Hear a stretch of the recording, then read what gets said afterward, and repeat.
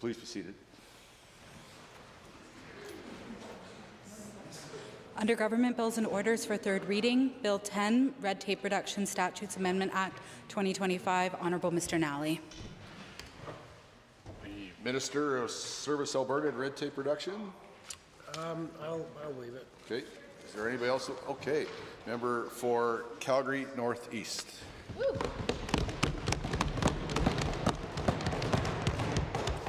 Mr. Speaker, this is a story about 4 people. Everybody, somebody, anybody, and nobody. Oh.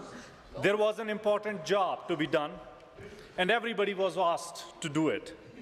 Everybody was sure somebody would do it. And anybody could have done it, but nobody did it.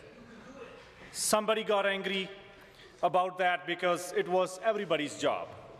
Everybody thought anybody could do it, and nobody realized everybody wouldn't do it. In the end, everybody blamed somebody when actually nobody asked anybody. The most important part of this anecdote is not everybody, somebody, anybody, or nobody. It is the job that was supposed to be done. The job to build more schools in our communities. The job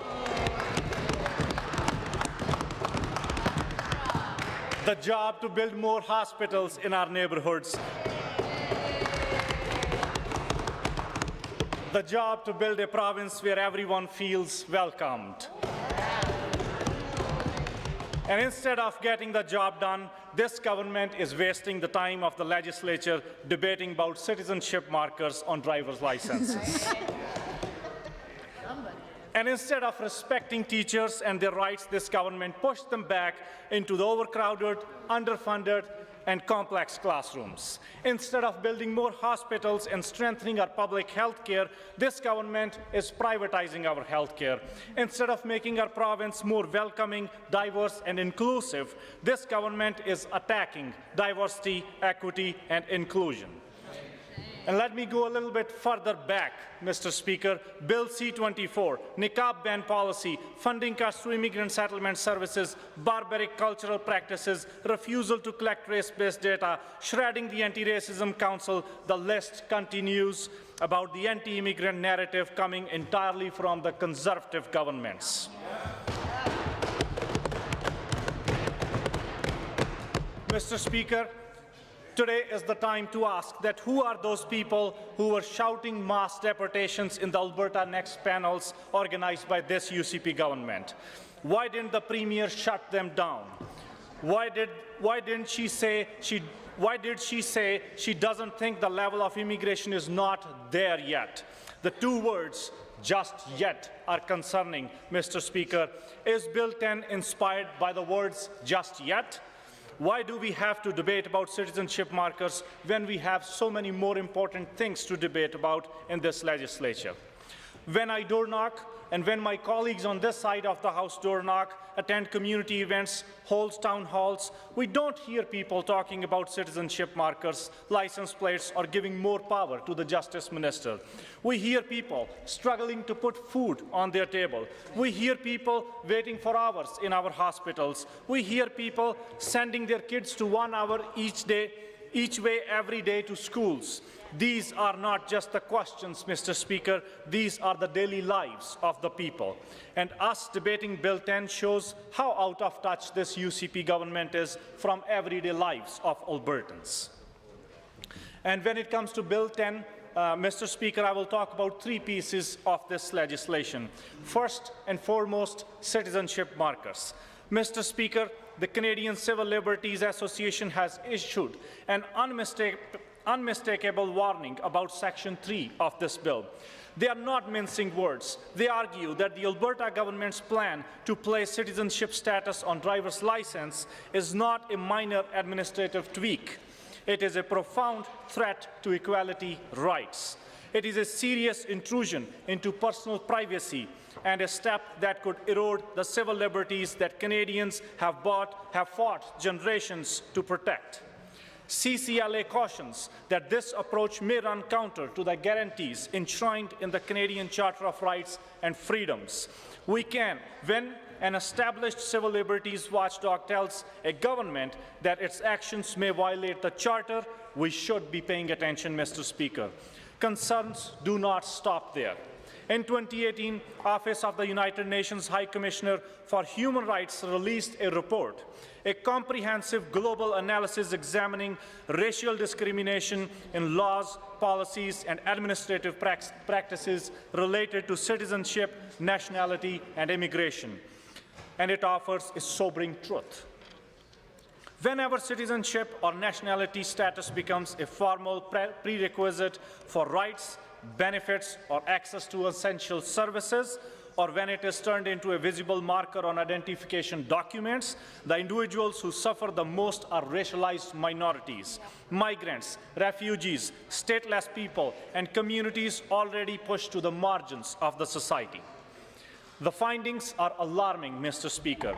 The reports show that turning nationality into a gatekeeping tool does not produce fairness or clarity. It widens inequality. It creates new barriers for people to access housing, social services, healthcare, employment, and education. It fosters an environment where people are treated differently, not because of their behavior or their contribution, but because what a government document says about their origin. This report is not just about bureaucracy, it's about dignity, Mr. Speaker. The UN warns that when governments put nationality or citizenship labels on ID documents, it sends a social signal. It tells certain people, especially people of color, religious minorities, newcomers, and refugees, that no matter how long they have lived in the country, no matter how much they have contributed, no matter what IDs they have in their wallets, they may still be viewed as others, as outsiders, as foreigners, as people whose belonging is conditional and not assured. And UN returned to the same issue in its 2020 and 2021 in its follow-up studies examining digital identification systems, immigration status verification tools, and other technology-driven methods that governments around the world use to monitor, check, or classify people based on their citizenship or immigration category. Conclusion is clear, disturbing, and troubling. These systems, especially when citizenship or nationality becomes a flag on a document, disproportionately harm migrants, refugees, stateless individuals, and long-term residents who are not citizens. These systems deepen existing inequalities, fuel xenophobia, and reinforce racist assumptions. The UN showed that as governments adopt new digital status-checking practices, the burden almost always falls hardest on those with the least power. Again, migrant workers, asylum seekers, refugees, racialized newcomers, and religious minorities. When institutions and employers see nationality printed boldly on an ID card, they often treat people differently. These practices amplify fear, suspicion, and the constant sense of being scrutinized. Academic research also backs this up. Social psychology studies show that when foreignness becomes visible, whether through a person's name, appearance, or government-issued ID card, immigrant communities face higher levels of prejudice. Research is clear, Mr. Speaker. When markers of difference becomes official, discrimination becomes easier. Built-in is a mask hiding prejudice behind policy. Everyday interactions become more unequal, from renting a home to dealing with police to asking for basic services. Sociologists have also documented how citizenship or nationality-based distinctions often overlap with race, ethnicity, religion, and language. That means permanent residents, refugees, long-term migrants, even internationally trained workers, people who already live here legally, pay taxes here, raise their children here, can end up facing the same kind of discrimination as undocumented people. When you create a visible label, society uses it. sometimes consciously, sometimes unconsciously, and sort people into categories of belonging and exclusion. Mr. Speaker, let me turn to the second issue of the bill, Section 6. And this is not a minor housekeeping clause. It directly impacts healthcare access in Alberta. Until now, Albertans have never had to pay simply to renew any document to access healthcare. Healthcare has always been understood as a universal right, something you receive because you are a human being in need, not because you have money in your pockets. But under Section 6, Albertans will have to pay to renew an ID card tied to access healthcare. This government has introduced a cost barrier to our healthcare system. This government has not removed red tape, they have added blue tape to something as fundamental as health services, and the blue tape grows thicker day by day, and Albertans are getting tangled in it. Healthcare in this province must never depend on your bank account, your citizenship label, or your ability to pay for a license renewal. Healthcare is a right, not a commodity. It is not for sale to private interests, not a playground for ideological experiments, and not something that should ever be restricted by bureaucratic barriers. Healthcare belongs to people of Alberta, not to UCP, not to Sam Mirish, and not to their corporate donors.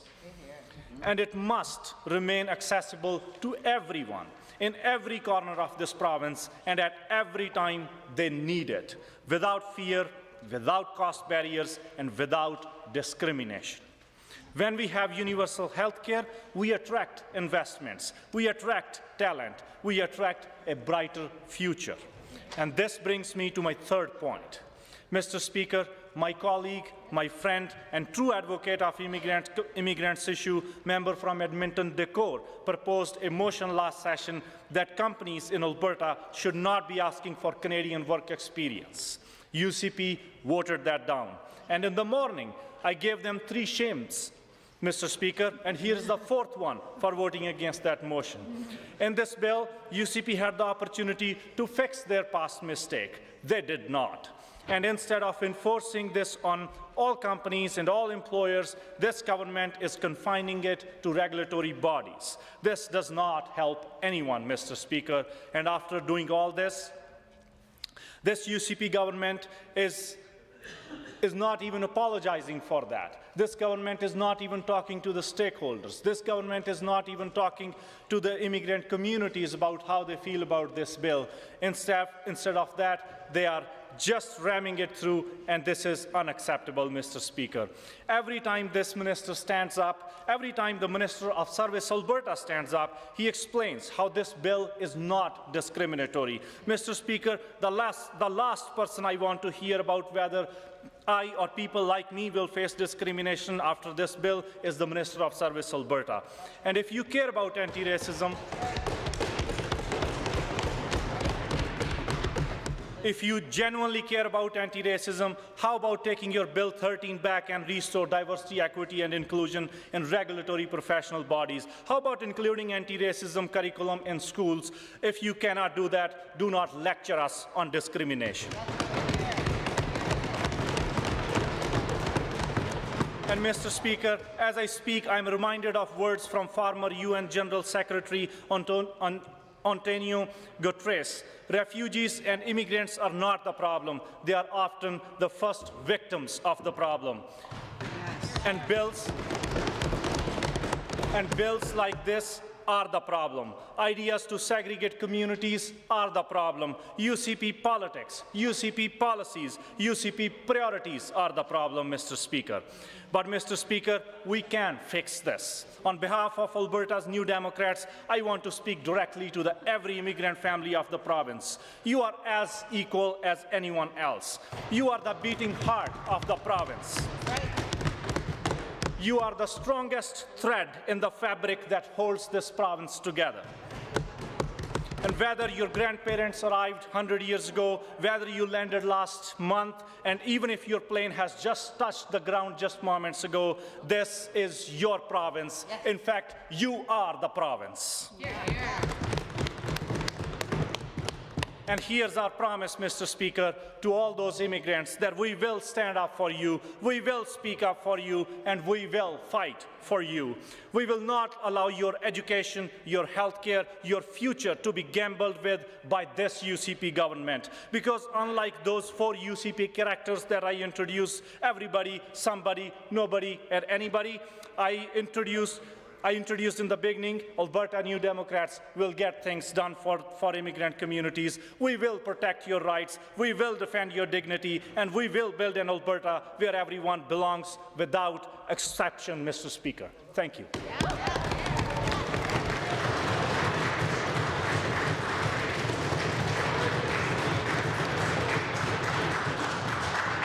The Honourable Minister of Service Alberta and Red Tape Reduction. Thank you, Mr. Speaker. I now move third reading of Bill 10, the Red Tape Reduction Statutes Amendment Act 2025, number 2, and I encourage all members to support this important legislation. Thank you.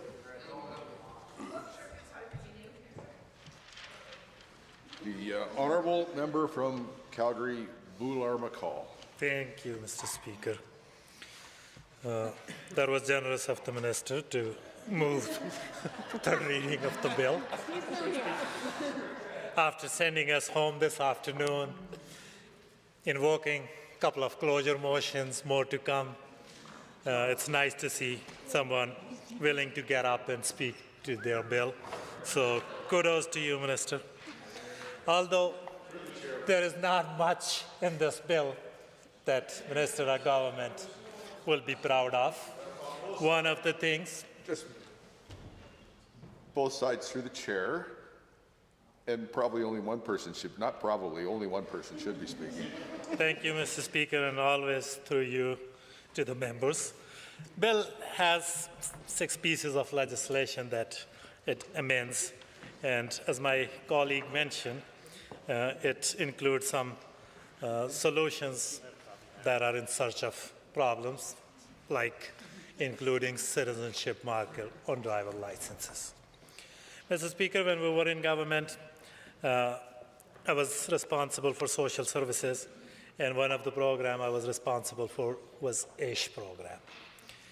And that AISH program application form was some 22, 23 pages long, and it was a 3-step program where you get the form about general eligibility, then you get a form about financial eligibility, and then you were given the form about your medical eligibility.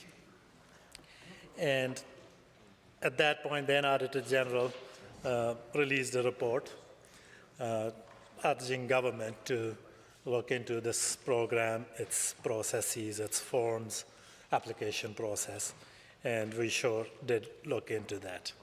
And one of the learning from that exercise was that when we sought input from the Office of Information and Privacy Commissioner, one of the things that the Commissioner mentioned was that this form is too long, and the principle, basic principle of government service delivery is that you don't collect more information than you need to deliver a program. That's right. That's the basic principle. So look at this form through that lens. What's the information that you strictly need to deliver this program? And we were able to combine all 3 applications into one and make it shorter a fair bit. And the principle and the lens we were looking at through was that government has no business of collecting more information than they need to deliver the service. And driver license is just there to confirm that people have gone through the training, people have gone through the test, and they're able to drive a vehicle in a safe manner and in accordance with the traffic safety rules. There can be no justification whatsoever that government need to put people's citizenship status on those licenses. It doesn't make this service, make this government program any better. Rather, there may be many unintended consequences of giving that information, putting that information on the driver license. And it's not just us saying, many people across this province have raised alarms over government's choice of including citizenship marker on driver license. And lately, and starting from their throne speech, government has turned up their anti-immigrant rhetoric as well. In question period, quite frankly, their answers kind of use the language that we need right kind of immigrants, those kind of things. And when that kind of rhetoric comes from people in possession of power, that has consequences. And just to distract people from their failures, just to distract from their record, government is just flooding the zone with anything and everything that will help them distract. And that's one of those things. And if government was serious about governing, if government was serious about listening to Albertans, they would listen to Albertans who are opposed to this, who are warning this government of serious consequences that could follow this inclusion of citizenship markers. And government claimed that this somehow may help them with administration of elections. Ridiculous. And that's quite ridiculous. You only are able to vote if your name is on that register, citizenship register, that's maintained by federal government. They usually have strict rules, who can vote, ID requirement, address requirement, all those things are there. And prior to this, they got rid of many things, vouching, and added provisions that I guess amount to vote suppression and whatnot. And now they're claiming that somehow this will make voting better. Nothing can be further from the truth.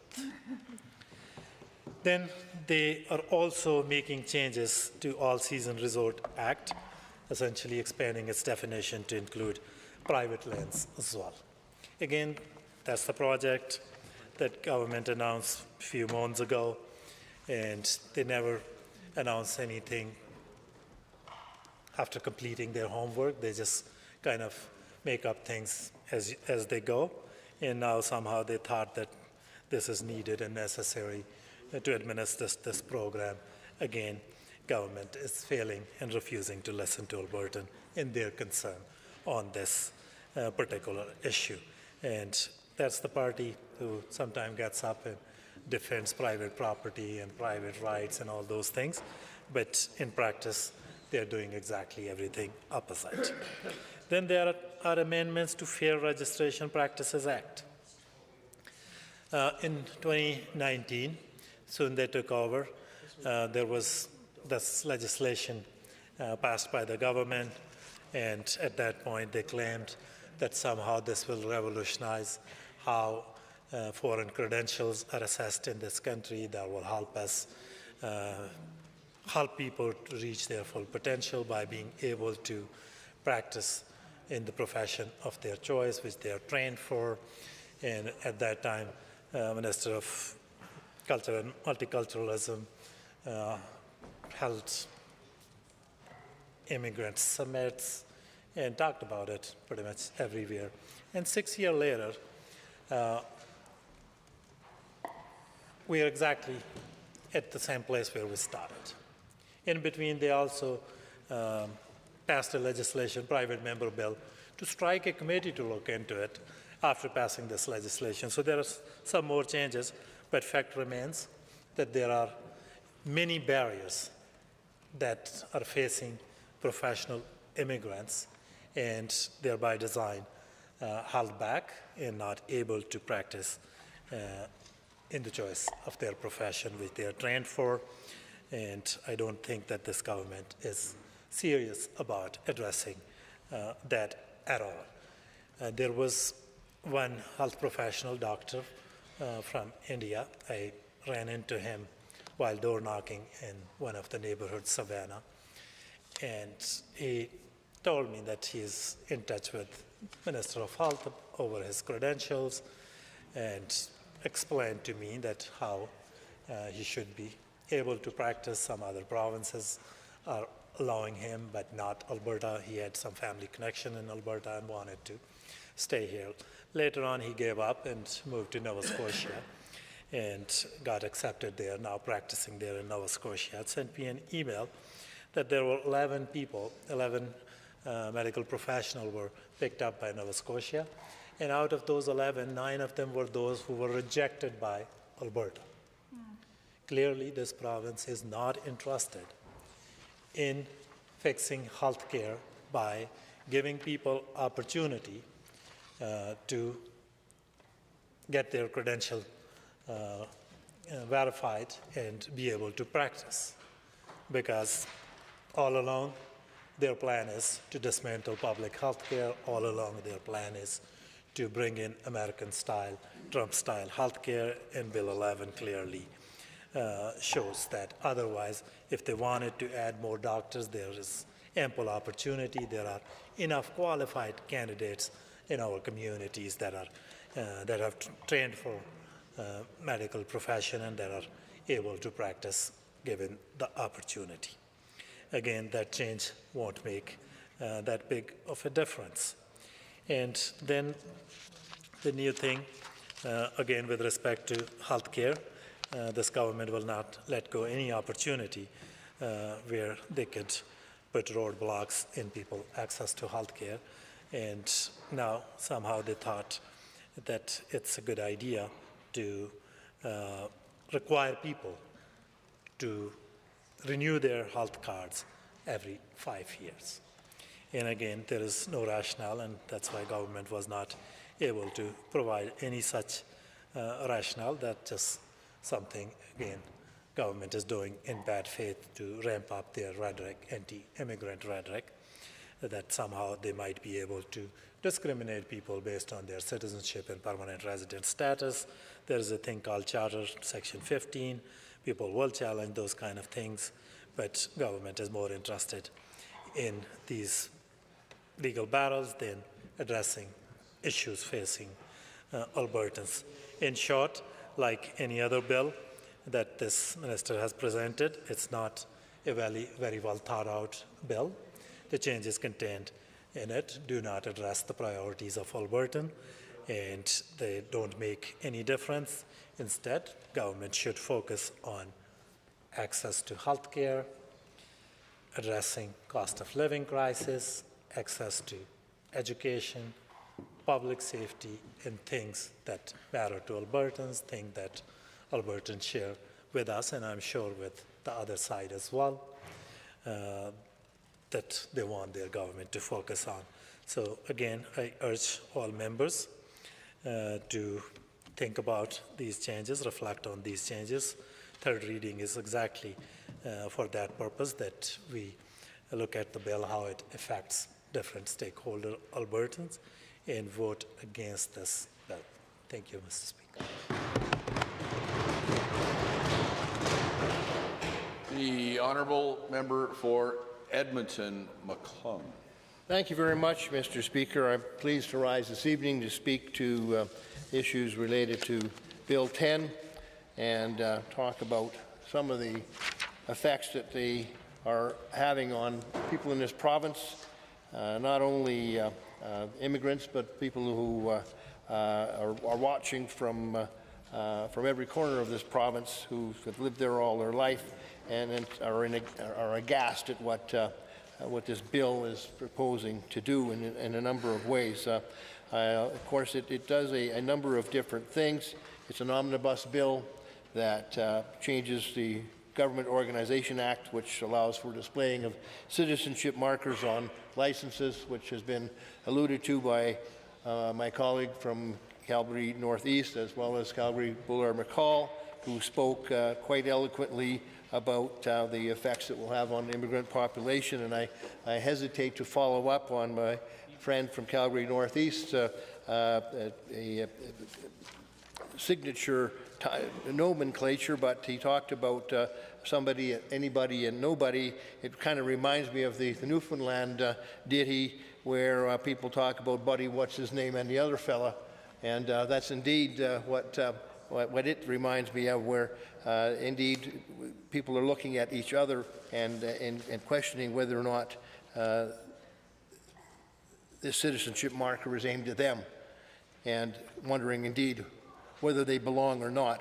Because if you really take a moment, Mr. Speaker, to imagine yourself in a lineup at your local grocery store or your hardware store, and a person needs to take out their identification to make a purchase, or if you're at a hotel and in a lineup, and there's a hesitation on the part of the person who's in front of you in line talking to the hotel registration clerk, because he knows that somebody in behind may be looking and just getting a glance at his driver's license to see perhaps if indeed he's actually a Canadian or not. And it's got CAN written on the driver's license. And that, if indeed you are a Canadian, but it's that type of daily occurrence that we're subjecting people to in this province in a blatant, clear-cut effort to create division amongst people in the province.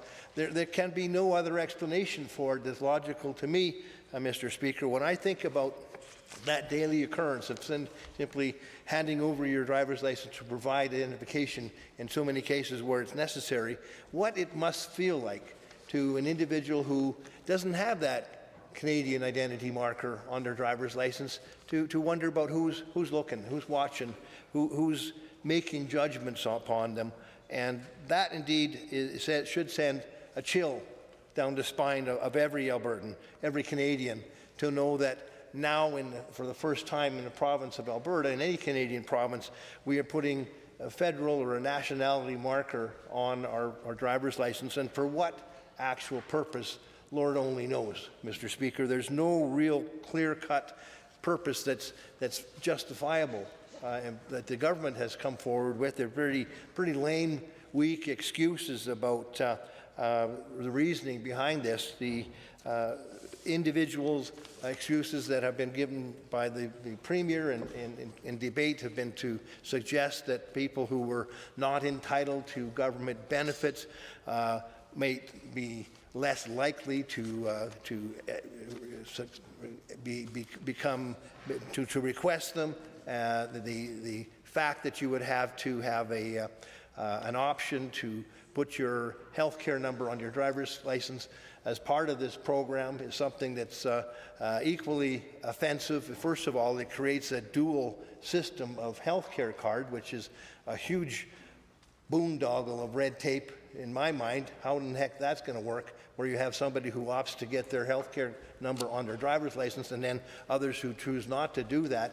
You have two separate health care cards, two separate columns of bureaucracy. That in and of itself begs some question as to who thought up that idea. But on top of that, Mr. Speaker, you're ending up having a security question about all these documents.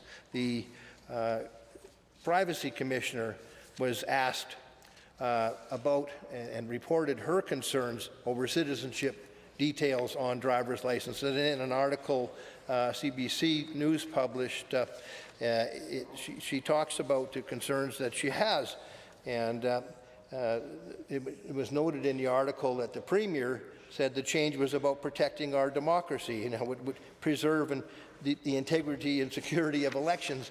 And it was later pointed out in the article there was a total of 3 cases of fraud, people who were not eligible to vote by way of citizenship. 3 cases total in the whole province in the last election. So that argument doesn't hold any water whatsoever. And another fact that is interesting to note is that Ontario, Quebec, Manitoba, and BC all once featured enhanced driver's licenses that listed citizenship, but have since discontinued issuing them. And the enhanced driver's license were optional and intended to expedite travel to the U.S.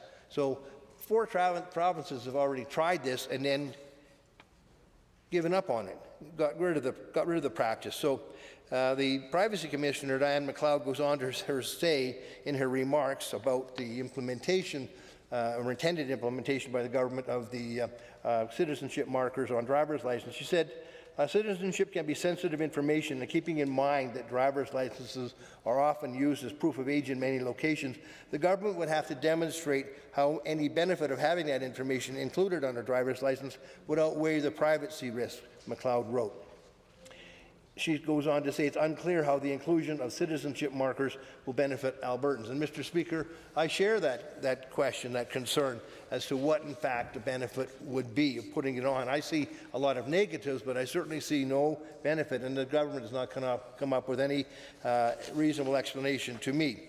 The Privacy Commissioner goes on to say, and this is important, she said it's not clear whether the provincial government as a public body is allowed to collect that type of personal information.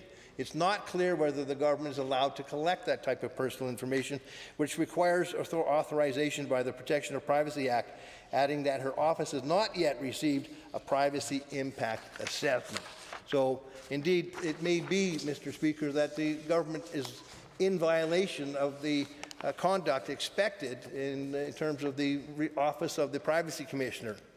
A privacy impact, the article goes on to say, a privacy impact assessment helps to identify and address possible privacy and security risks that could occur when personal or health information is processed, according to the information and the Privacy Commissioner's website.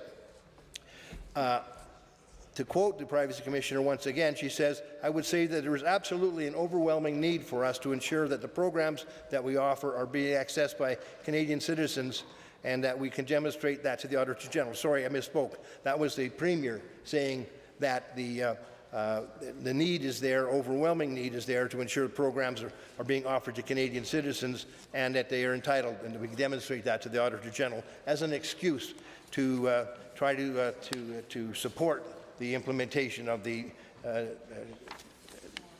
national markers on their driver's license. So the concerns that the Privacy Commissioner brings forward is something we should be taking very, very seriously. In another recent instance, Mr. Speaker, the same Privacy Commissioner talked about a situation where the Edmonton Police Service failed to obtain approval or wait for feedback from her office before launching a pilot program that uses facial recognition technology in police body cameras. The police dispute the need for that. However, in quoting on that issue, Mr. Speaker, the Privacy Commissioner in an article says she emphasized that any activity, Mr. Speaker, that involves the collection, use, or disclosure of personal information is subject to the law and requires a full privacy assessment process. So that was in relation to use by police of body cameras which had facial recognition capability in a very recent announcement. And it begs the question, Mr. Speaker, how indeed the Privacy Commissioner must feel about this implementation of the citizenship markers on driver's licenses, which she also claims was implemented or brought forward, announced without any discussion with her, without any prior consultation. And it shows a pattern, Mr. Speaker, of disrespect for our legislative officers that I think has really been demonstrated in recent committee meetings as well. Shocking displays of disregard for the professionalism that our legislative officers show year in and year out. And indeed, once again, we've seen it here with respect to the non-consultation with the Privacy Commissioner with respect to the citizenship markers on the driver's licenses. One would have expected, if nothing more than a simple courtesy, to run this by the Privacy Commissioner. Even in the off chance that it might be required, one would have thought that even if not legally required, that the prudent thing to do by the minister would have been to consult with the Privacy Commissioner on the efficacy of the program and on the wider effects that this might have on the population, and indeed what consequences there could be from a privacy standpoint and a security standpoint of the people involved who are either having the Canadian citizenship marker or or not, Mr. Speaker. And it may be, given the type of issues that some Canadians are having even crossing the American border right now, to have that marker on your driver's license may have some consequence in being involved in a traffic stop in an American state. That might cause you some difficulties. So there's unnecessary bureaucracy being created, and the explanations that the government is trying to foist upon Albertans is really a crock of sauerkraut. The Premier's recent debate, remarks in debate about Ukrainians being a supported immigrant population, Mr. Speaker, raised my ire and caused my blood to boil, because I know that in years past, Mr. Speaker, immigrant populations from the Ukraine and Eastern Europe were very much chastised, and I know that my relatives in the early 1900s suffered the indignity of discrimination, and they were often called the very derogative term of bohunks, stateless people. Stateless people is what they were called, Mr. Speaker, even though they were here on the invitation of the Canadian government, many of them to become Canadian citizens. But then I suppose the Premier would have described them as not the right kind of immigrants back then, but somehow the diaspora now, of course, is supporting the Ukrainians, and the Premier is saying they're the right kind of immigrants. So to have this distinction being made by the Premier, coupled with this implementation of the citizenship markers on their driver's license, really creates a fear in immigrants who are here now, wondering whether or not they're the right kind, whether or not they're welcome in Alberta, Mr. Speaker. And that is a gut-wrenching question to think that people have in their minds when they're simply trying to do their best to survive in this economy right now, having come from another country, doing what they can to go through the hoops to gain their permanent residence and ultimately citizenship, but to fear every time they have to go to a cash register or to a government registry or any place where their driver's license is required to be displayed. It makes me shudder to think about what people are feeling when they're having to dispose or expose their citizenship to a clerk or anybody who happens to be standing behind them, and wondering what indeed judgments are being made about their nationality as they stand in that lineup. And also, if indeed you're making an application for any type of employment, I mean, if you have to present your driver's license for that, are you put onto a second pile or maybe disregarded because you're not a Canadian citizen? It opens the door, Mr. Speaker, for unbridled discrimination against those who happen not to be Canadian citizens as displayed on their driver's license. It's a total unnecessary addition to the document that does damage to the respect that we should be showing our immigrant population. The honourable member for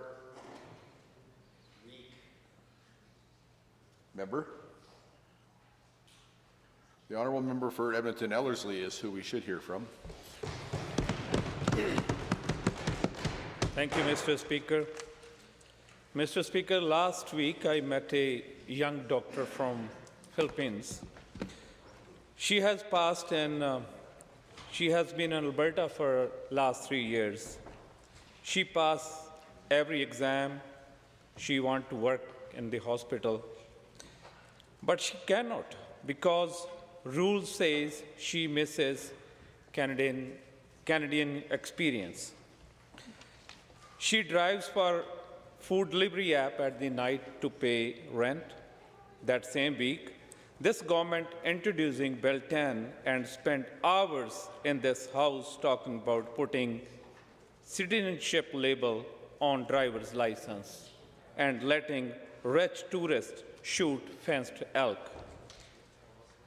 She asked me, Why are they fixing things that are not even broken and ignoring the things that are breaking us? And here we again, debating Bill 10 is a omnibus bill.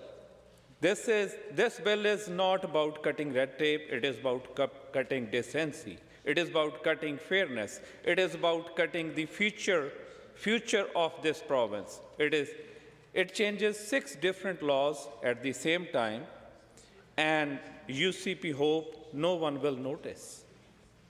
It is our job to make sure everyone notices what they are doing.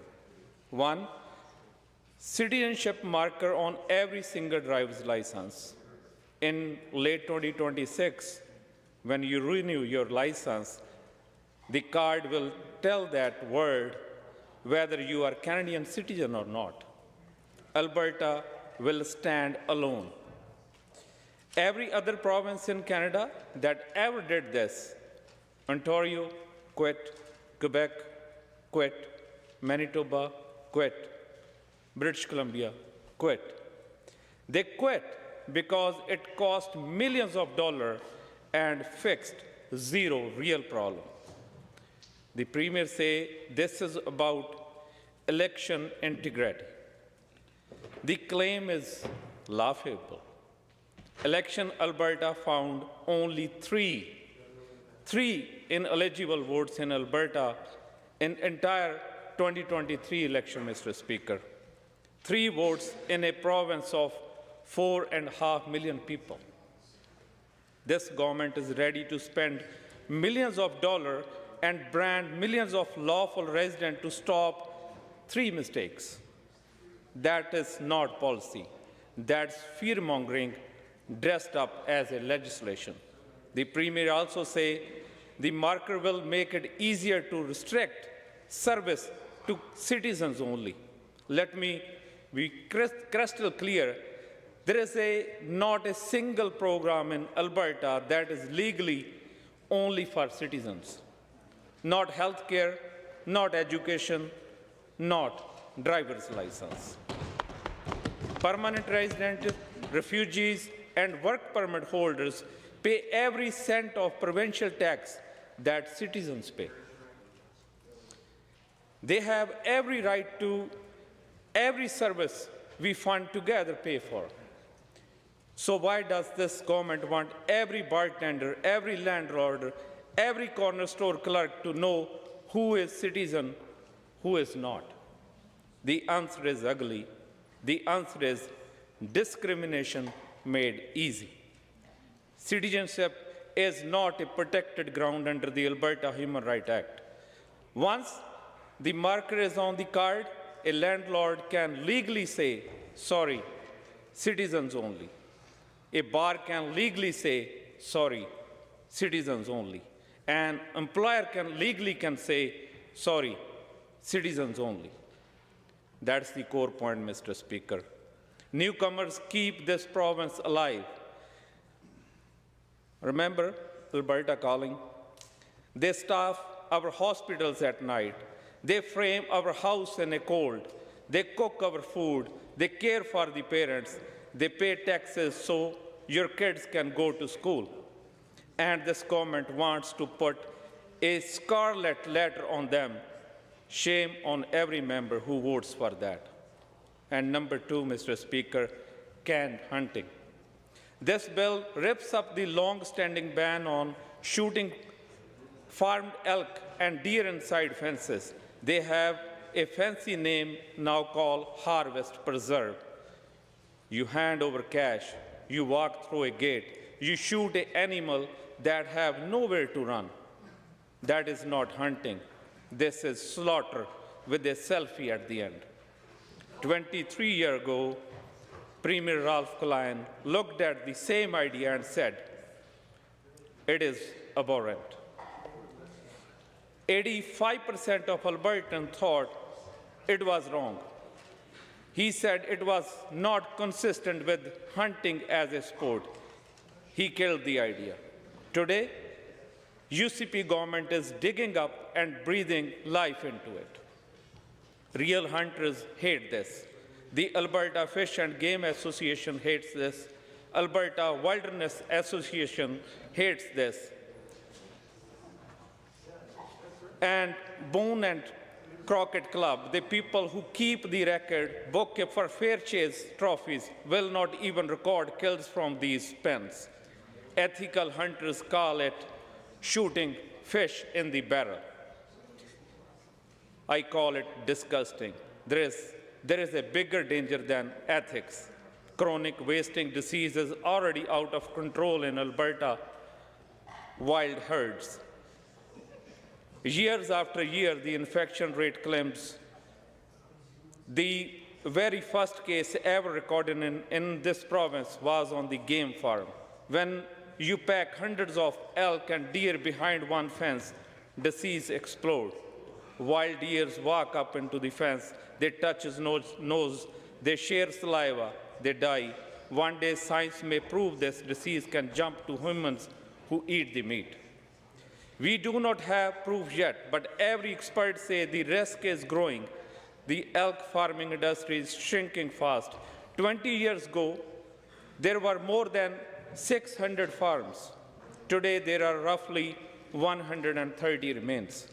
The market has spoken, Albertans have spoken. Now the UCP says, we don't care. We will risk the wild herd and to serve a dying industry that donate to our party. That's not leadership. Number two, a blank check for one minister.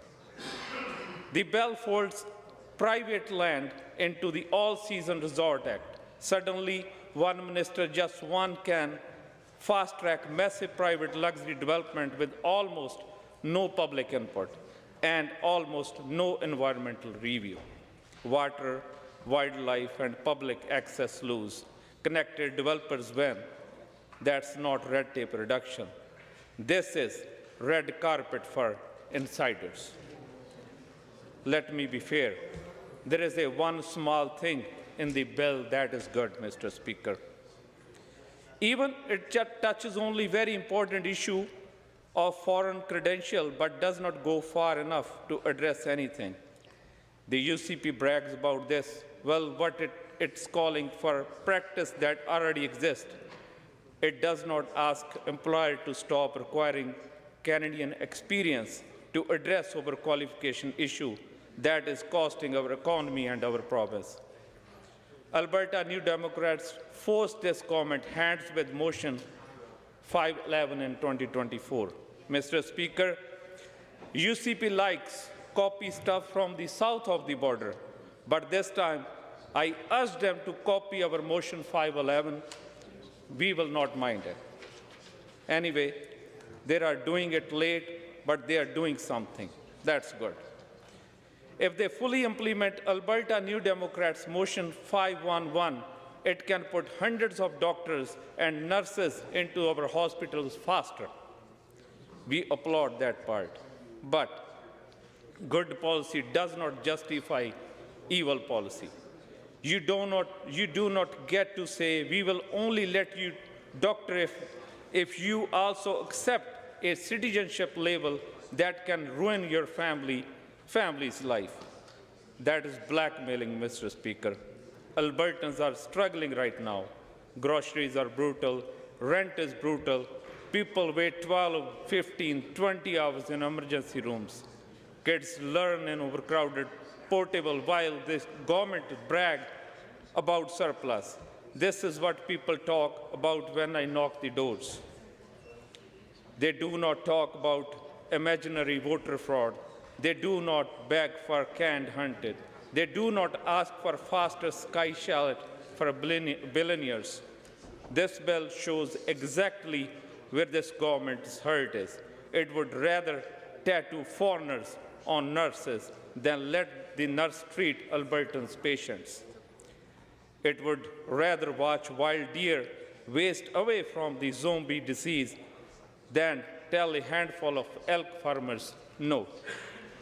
It would rather waste millions on plastic labels than hire one single new doctor for rural hospital. To every UCP backbenchers who still looks into the mirror in the morning, If you vote for this bill, your name goes on the label too. Every time a newcomer is refused an apartment because of that card, your name is on it. Every time a wild deer drops dead from the CWD because this government opened the door, your name is on it. Every time a minister rubber stamp a shady resort deal in the dark, your name is on it.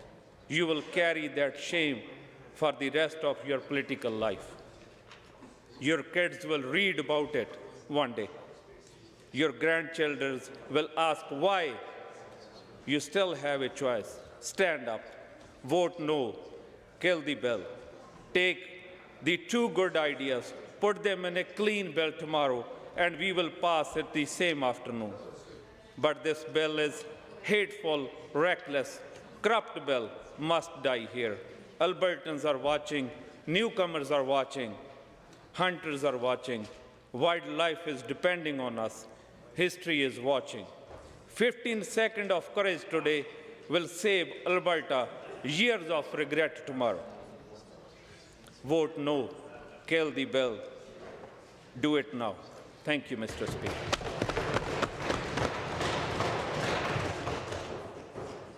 No speakers on the third reading of Bill 10. Would the mover like to close? Question? Pardon me? Who's questioned? Okay, on honourable members, on third reading for Bill 10, the Red Tape Reduction Statutes Amendment Act 2025, number 2.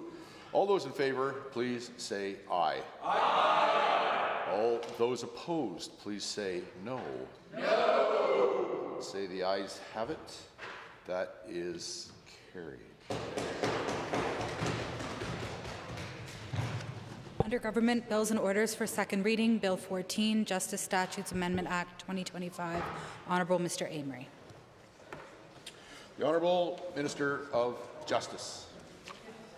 Well, thank you very much, Mr. Speaker. I'm pleased to rise and move second reading of Bill 14, the Justice Statutes Amendment Act 2025. Mr. Speaker, Albertans expect a democratic system that is open, strong, and trustworthy. And our government has always encouraged Albertans to engage directly in their democracy, whether through voting or participating in citizen initiative proposals. And that's why we brought forward Bill 14, to ensure our democratic processes are clear, fair, and to ensure that Albertans can participate when they want to. Mr. Speaker, we've recently seen concerning examples in Canada, ballots being overwhelmed with protest candidates, individuals who really have no intention of being actually elected and representing their community, but rather to disrupt the process. In one recent federal by-election, we saw over 200 people put their name on a ballot. Many had the same exact financial officer, and in many of the same group of electors signing the same nomination papers. This is not, Mr. Speaker, a partisan issue. Former Chief Electoral Officer Jean-Pierre Kingsley has gone so far as to call these types of practices, quote, an abusive process. Now, Bill 14 introduces measured and reasonable safeguards to help prevent similar abuses in Alberta. First, the bill increases the number of signatures required when it comes to signing nomination papers from 25 to 100. This ensures that candidates seeking to appear on a ballot have a meaningful level of support from their community. Second, it prohibits electors from signing nomination papers for more than one candidate in the same contest. Now, these two changes work hand in hand to ensure that nomination signatures genuinely reflect confidence in the candidate's legitimacy and intention to serve. Mr. Speaker, these reforms do not limit participation.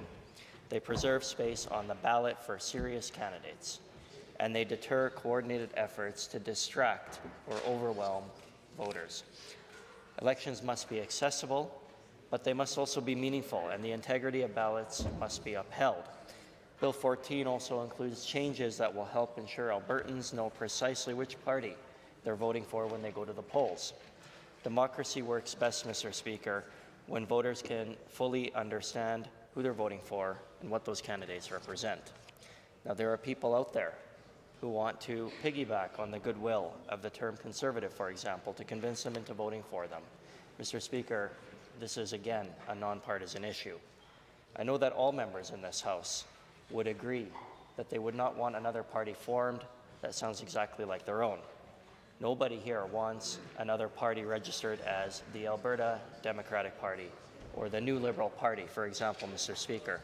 I think that we can all agree on that. This year we've seen multiple citizen initiative petitions brought forward by Albertans as well.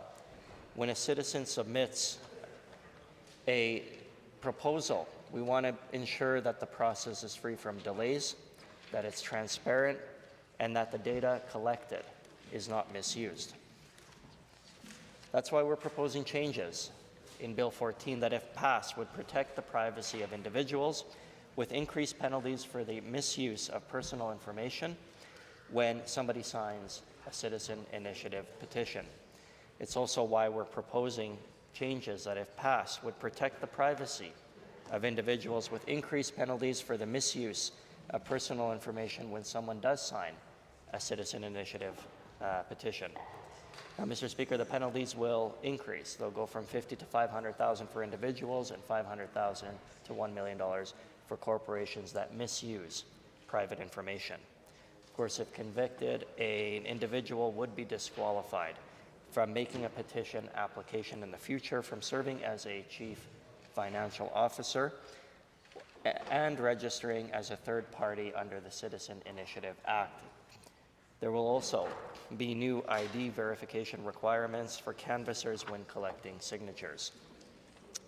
Now, Mr. Speaker, I will wrap up here shortly, but I want to touch on a few pieces of Bill 14 intended to promote collaboration and shared priorities with Alberta's legal community. This past summer, we entered into a brand new and monumental governance agreement with Legal Aid Alberta. Now, this agreement establishes clear terms for renewals, and it ensures that legal aid services remain sustainable and accessible for those who need them most. Bill 14 amends the Legal Professions Act to reference this updated governance agreement. Mr. Speaker, access to legal aid is a cornerstone of a fair and functioning justice system. It ensures that low-income Albertans are not left without representation or support. The amendments in Bill 14 reinforce our government's commitment to a strong and reliable legal aid system that helps Albertans wherever they need it.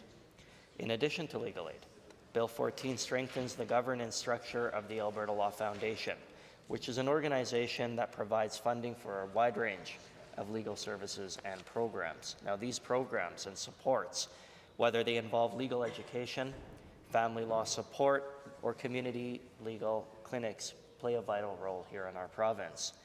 By improving the governance of the foundation, we will ensure that the funds continue to be used responsibly, transparently, and for the benefit of those who rely on affordable legal services.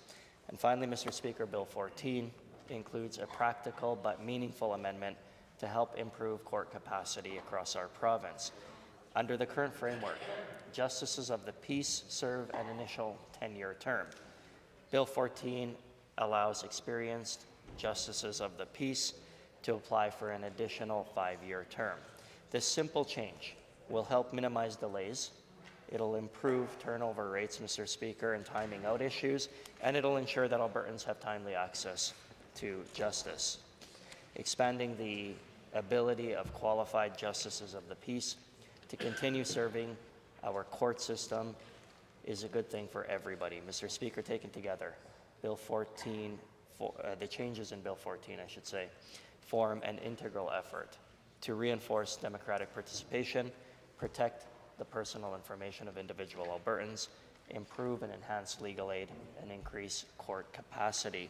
And that, Mr. Speaker, has an impact on every single Albertan's lives. It helps to ensure that the tools are available, of course, to Albertans to continue to reflect fairness, clarity, and integrity. I urge all members to support Bill 14. Again, I move second reading. Thank you, Mr. Speaker.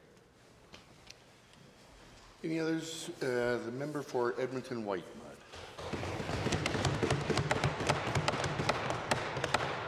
Thank you, Mr. Speaker. It's a pleasure to have an opportunity to be able to speak to Bill 14. It's becoming a bit of a luxury to be able to debate in this House on bills that are important to Albertans. So I'm privileged to have the opportunity. I will say I do believe the Minister of Justice really buried the lead on Bill 14 in his introduction of it in second reading. I think if we were to describe what this bill is really about, it is that this bill represents just how scared the UCP government is. They are scared of opposition. They are scared of competition. They are scared of their base. They are scared of the courts. They are scared of the rule of law. And they are scared of Albertans. They believe this province is essentially just, the laws of this province are just rules of a game that they get to control and they get to change and rewrite as many times as they want to suit their needs and to suppress that opposition and that competition in the voices of Albertans. It centralizes an almost absurd amount of authority with the Minister of Justice over the legal profession and democracy, while also giving himself personal immunity from being held to the standards of that very legal profession. So let's get started talking a little bit about the elements of this bill, Mr. Speaker. So let's begin with their changes to the Citizen Initiative Act, which is really, clearly, absolutely an indicator of how scared the Premier and the UCP government is of their base, because all the changes that we're seeing here made to the Citizen Initiative Act are done because there is a strong and very loud faction of the UCP party who is very upset that they don't get to get the separatist referendum that they want, or they may not. And so that's why the Premier and the government has acquiesced to this group of people to make sure that they get the petition and referendum that they want. Now let's be clear, what I find really interesting about the debate or the rationale limited to date that we've heard from government members and ministers, you know, they talk about how they don't want gatekeeping and they want citizens' initiative referendums to be as permissive as possible. The irony is, Mr. Speaker, is that the very rules that they're decrying right now, the ones that are apparently so unfair, are the rules that this government put in place. The Citizen Initiative Act was only passed 4 years ago in 2021 with full support of the UCP members and clearly outlined the very rules that now this government is claiming are so unfair.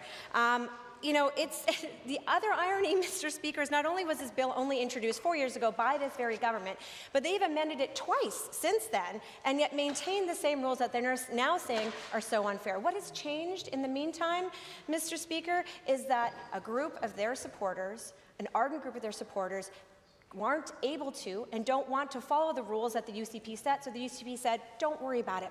We'll change the rules for you, oh, select member of our base who we want to keep happy. The laws of this province are ours to shape and change as we will, and we want to keep you happy, so we're happy to change the laws of this province to do that.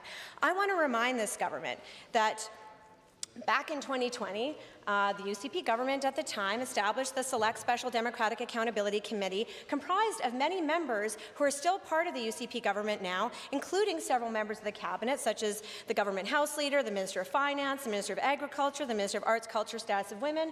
All of them were on this committee, which actually put forward recommendations around making sure, for example, that any citizen initiative petition must not contravene the Charter of Rights or treaty rights. That was actually a recommendation that came from that committee, from members dominated by members who are still part of this cabinet.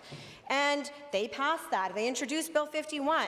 And I could list. Actually, you know what? Maybe I will, Mr. Speaker. I will list the number of UCP MLAs and ministers on that side who happily passed Bill 51, the Citizen Initiative Act, which contained all the rules that they're now saying are so unfair. Those ministers, Mr. Speaker, the Minister of Environment, the Minister of Justice, the Minister of Agriculture, the Minister of Service Alberta, the Minister of Transportation, the Minister of Affordability, Minister of Public Safety, Minister of Education, Minister of Arts, Culture and Status of Women, Minister of Assisted Living and Social Services, Minister of Finance, Minister of Child and Family Services, Minister of Hospitals, Minister of Municipal Affairs, and Minister of Infrastructure, plus 7 backbenchers. You might be shocked to find out, Mr. Speaker, that's still not all of the UCP cabinet, because there's so many cabinet ministers. I listed all of them. That's still not all of them, but a good chunk of them, as you can hear, actually supported the very rules that they're now stomping their feet about, saying that it is completely unfair. No, what's unfair, Mr. Speaker, is that they are willing to change the laws that they've established to help keep their base happy. And let's be clear, they're doing it because they actually wanted to end an active court action that is taking place right now.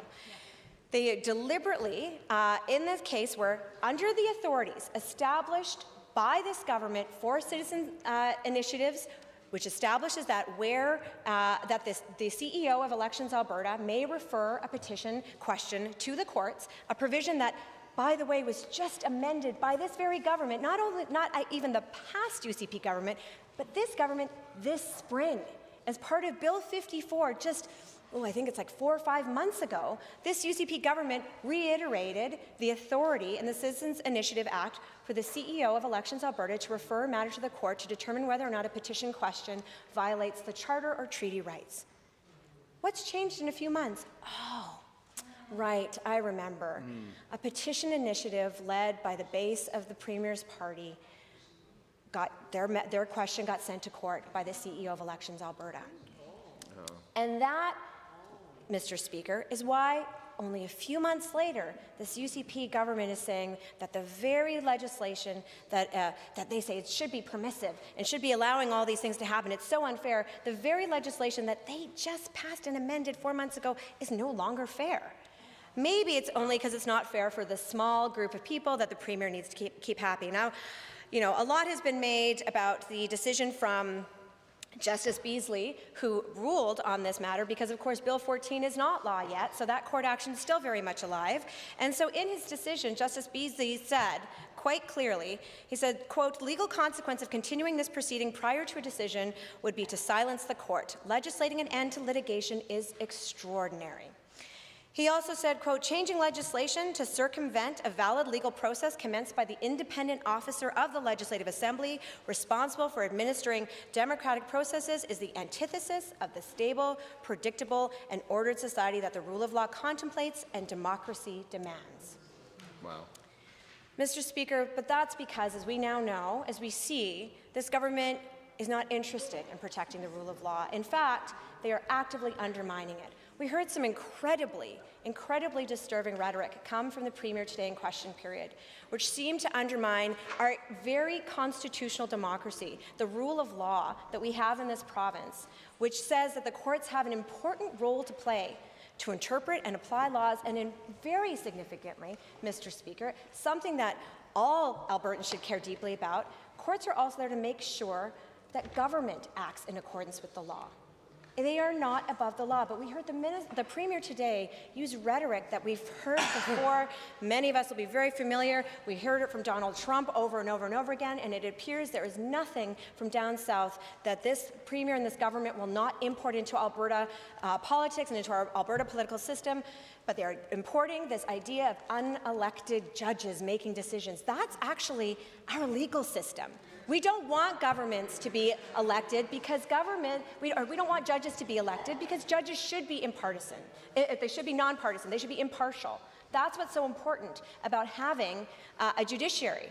And yes, they'll be appointed they get appointed by conservative governments, they get appointed by liberal governments, they get appointed by all governments. But judges play an important role as a check and balance on the majority faction of a democratic government. This is a system that goes back and forth. And the absolute arrogance with which this government believes they are entitled to make rules and laws because they have the majority number of seats in this House. But I remind you, Mr. Speaker, that this party, the governing party, only had 52.6% of the popular vote in this last election. But they're acting as if they have 100%. They're acting as if they have the authority above everybody else to make decisions over every Albertan's life and to overrule the rule of the courts. And, Mr. Speaker, that is why we have a court system. That's why all evolved democracies have a court system, to be that check and balance on the executive power and on majority governments. The government might not like that, but that is the understanding of our parliamentary system and of our constitutional democracy. It's the core of that. So I wanted to first also talk a little bit about political party names. Now, Mr. Speaker, this is where we see just how scared this government is of political competition. The fact of the matter is, Mr. Speaker, that this government can't keep the members of their own party happy. They have troubles fulfilling the obligations that go behind being a Conservative government. And so instead of actually doing the work to listen to Albertans, and let's be clear, there are many, many Albertans who believe themselves to traditionally be Conservatives. But I know, because I'm certain all of my colleagues have had this experience, I'm certain some of the members on the other side have had this experience, that when you go around and you talk to Albertans, they may say, yes, I traditionally believe myself to be a Conservative, but I don't see this government as Conservative at all. They say this over and over and over again. They say that the foundations of conservatism are not reflected at all in the way that this government acts. In fact, I've had conversations with certain members on the other side, the government side, who agree with that as well, who have indicated that the core principles of conservatism, whether it be respect for institutions, respect for the rule of law, respect for individual rights, respect for property rights, respect for the things that moving in an incremental fashion and not being dramatic, those are things that are tenets of the conservative values. But rather than respond to the fact that Albertans, and I'm certain some of the members of the government's party, but would like to see more of those values reflected in this government's decision, no, they don't do that, Mr. Speaker. Instead, what they do is they just say nobody else can call themselves Conservative. And the arrogance of a government saying that they have the sole exclusive proprietary right to a political ideology, to a value system as Conservative is so ironic. It's the antithesis, actually, of conservatism.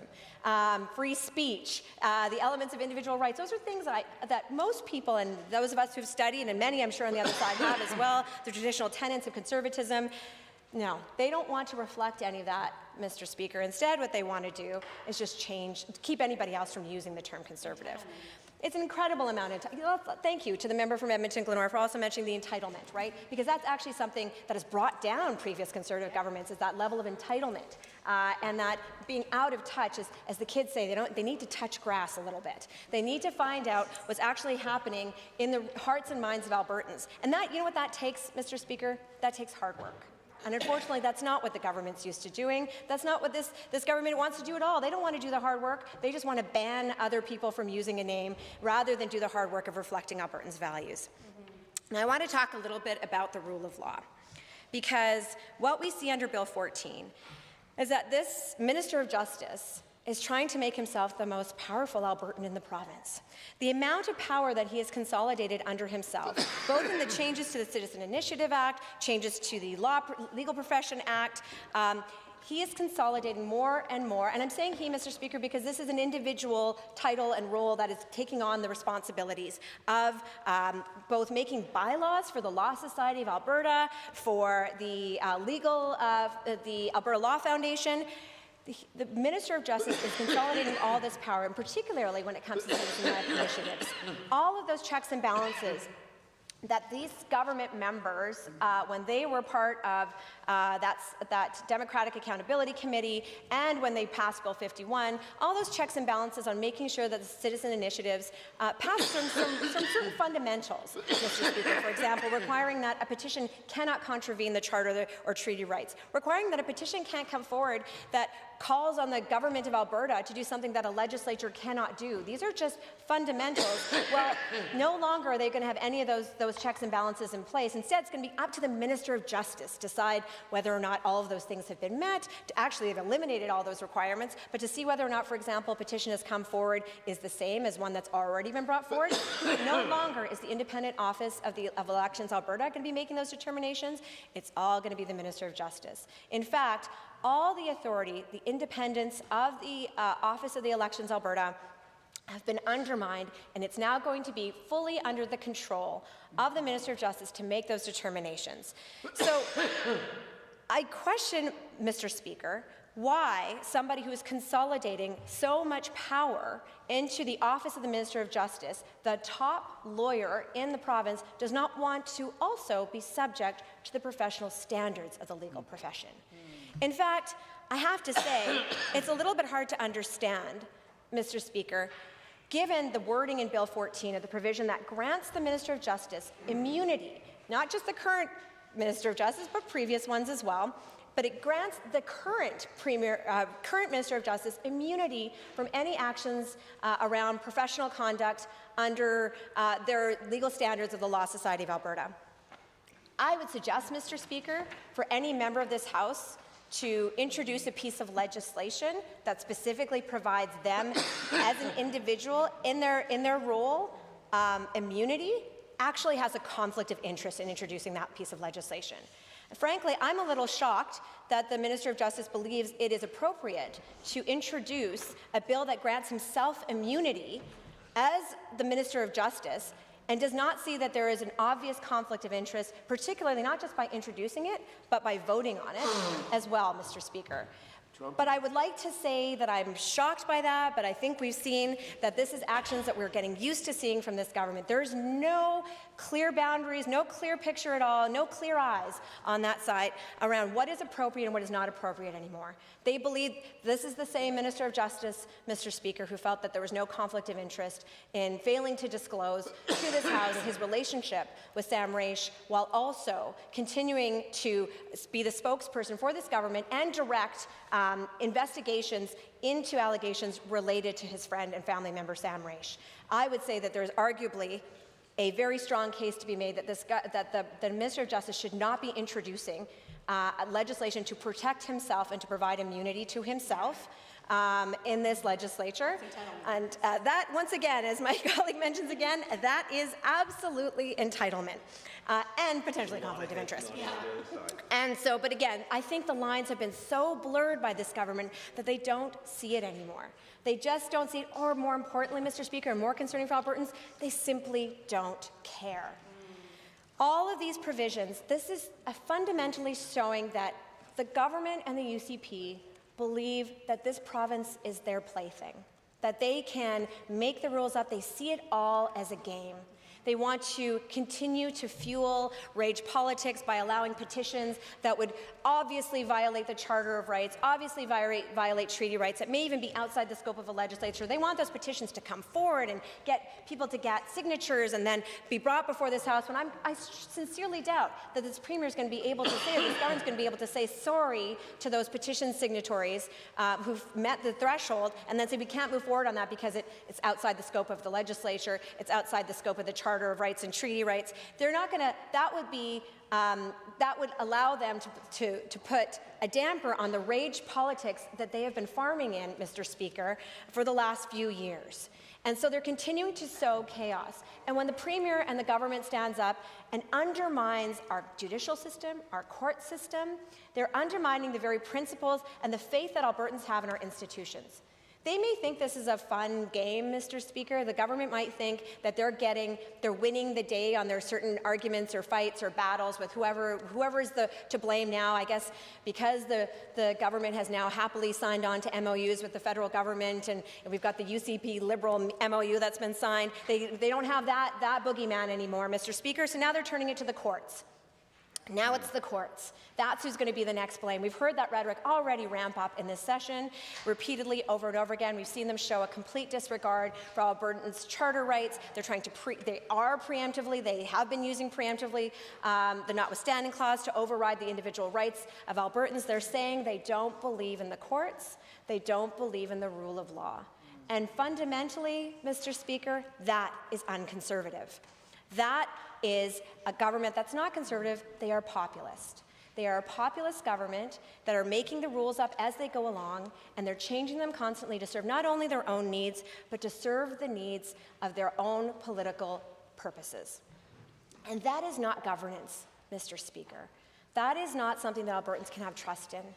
That is craven, power-hungry, drunk on power actions by a government that is out of touch with the priorities of Albertans. Mr. Speaker, at this point, there's not even any much point to talk about how little debate they're going to allow on this bill by introducing it just a few days before the legislative session is scheduled to end. They knew that there would not be much debate on this. Every action this government's taking is showing a complete disregard for Albertans.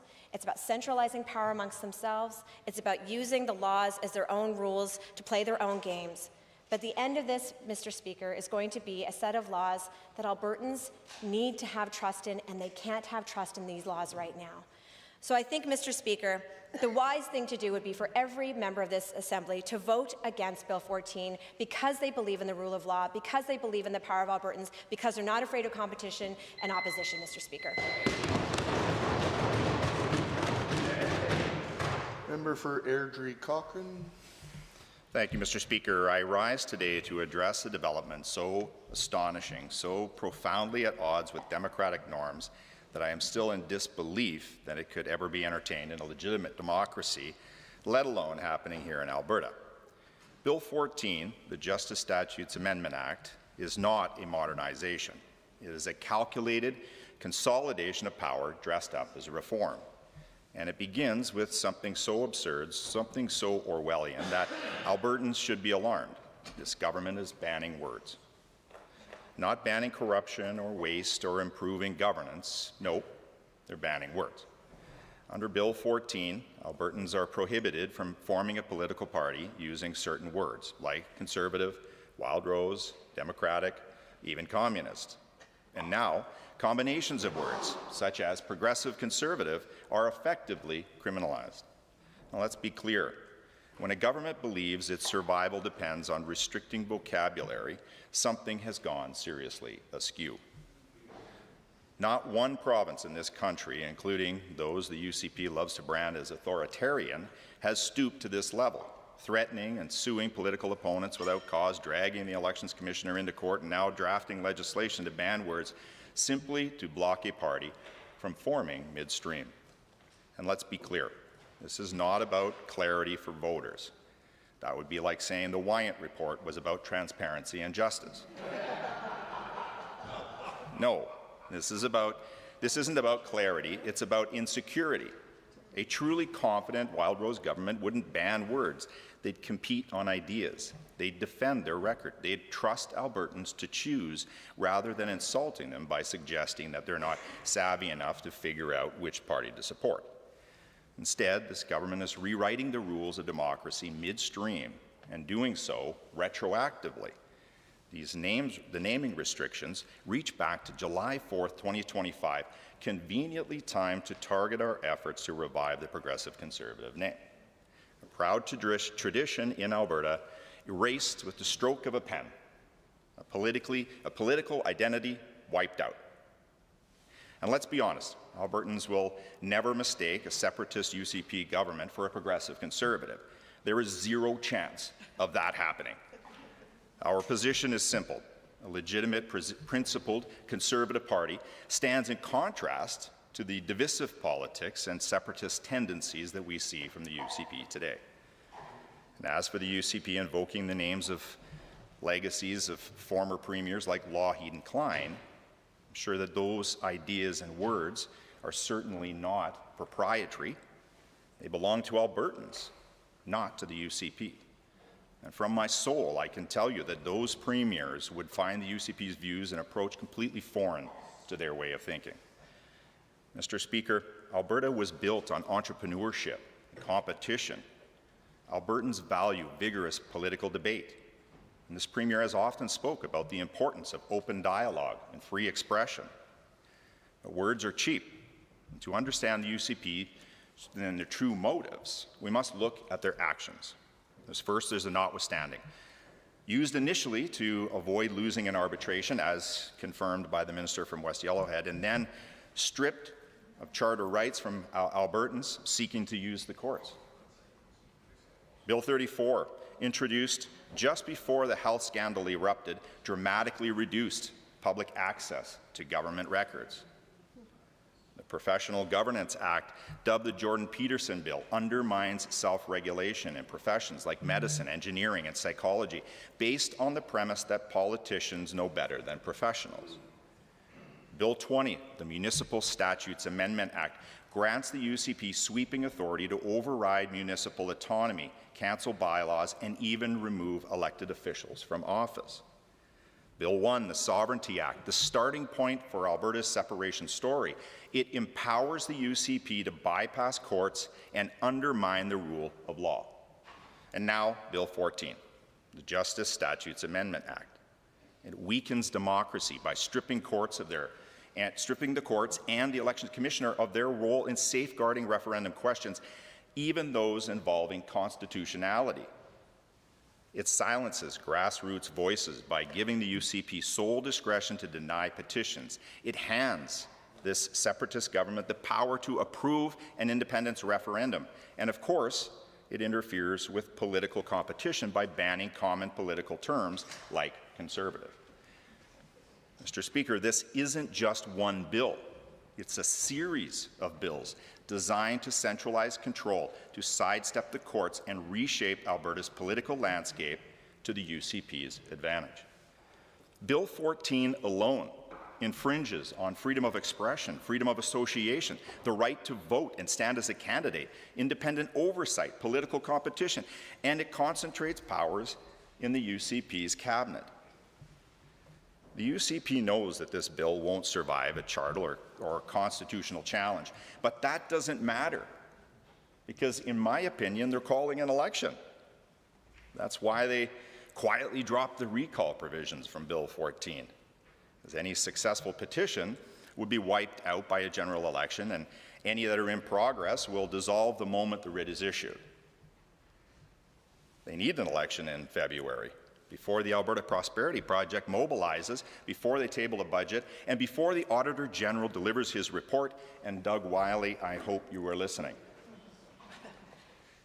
Mr. Speaker, there exists a significant and increasing segment of the population seeking a credible Conservative alternative. They are expressing clear discomfort with what they are perceiving as the UCP's adoption of polarizing positions that do not align with their values. Mr. Speaker, when a government feels compelled to restrict the very vocabulary of democracy to maintain its grip on power, something has gone terribly wrong. And as we've seen since the introduction of the Sovereignty Act, this isn't the beginning, it's the continuation of a deliberate plan to consolidate power. Bill 14 dismantles independence where it matters most. It strips the electoral officer of authority and hands referendum oversight to the Justice Minister. It halts ongoing court cases on constitutional questions. It removes the requirement that citizen-driven referenda comply with the Constitution before moving forward. And it gives the Minister of Justice sweeping discretion not only to decide which questions proceed, but even to rewrite them. This is not democratic governance. This is an Orwellian bureaucracy masquerading as a legitimate government. But it doesn't stop there.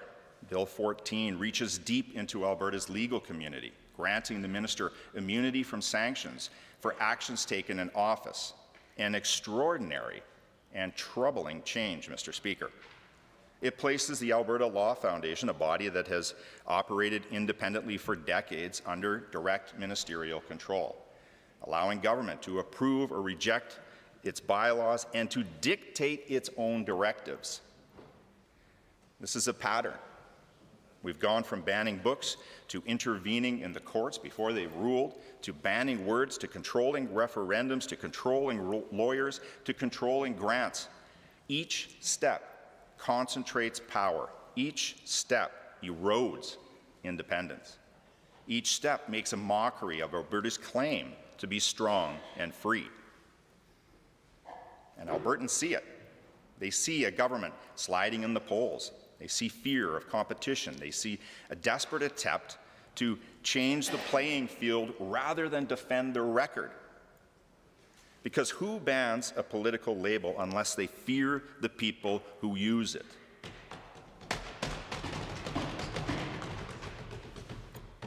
The government claims this is about preventing confusion. Well, I'm confused, Mr. Speaker, because Albertans run businesses.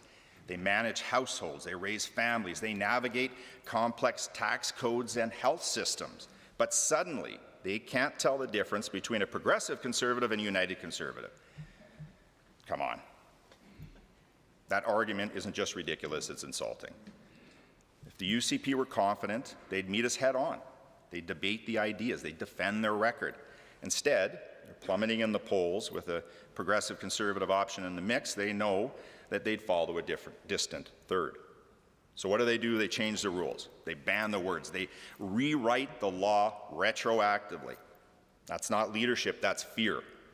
And fear is corrosive to democracy.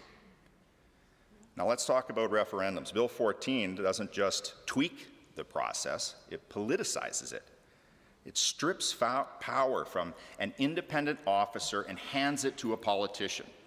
It removes constitutional compliance checks. It allows questions that violate the Constitution to proceed, and it gives the Minister of Justice authority to alter those questions before they even reach voters. That's not a permissive environment for democracy. That's a controlled environment for the UCP government. And while the minister insists that this isn't about separation, separatists are celebrating. They call this bill a massive win. They say it clears the path for an independence referendum, and they're all gearing up their campaigns. Mr. Speaker, when legislation sold as streamlining democracy becomes a gift to separatists, once again, something is deeply wrong. Now let's turn to the legal community. Bill 14 limits the Law Society's authority, grants the Justice Minister immunity, moves appeals away from independent bodies, and hands the minister control over the Alberta Law Foundation. Once again, this isn't modernization, this is centralization. One office reaching into every corner of our justice system. And Albertans should be asking why. Why does the UCP need this much power? The answer is simple: fear. I heard it earlier. Fear of competition, fear of accountability, fear of losing control, and fear of being found out. Mr. Speaker, democracy does not require comfort, it does not require agreement, but it absolutely requires freedom. Freedom of choice, freedom of association, and yes, freedom of words. Attempts to narrow those freedoms will only strengthen the resolve of those committed to fight for them. And Albertans in every corner of this province are watching. To my former colleagues, I hope that you see the signs. I feel the shift in sentiment. This is not going to end the way that you think. The UCP will be out of government. You'll have to go home and you'll have to explain why you supported an overtly controlling separatist agenda. So let's get back to normal in this legislature. Let's restore checks and balances. Let's reject laws that silence competition and strip away oversight. Vote for democracy, vote against Bill 14, because strong and free shouldn't never mean only if you agree with the UCP. Thank you, Mr. Speaker.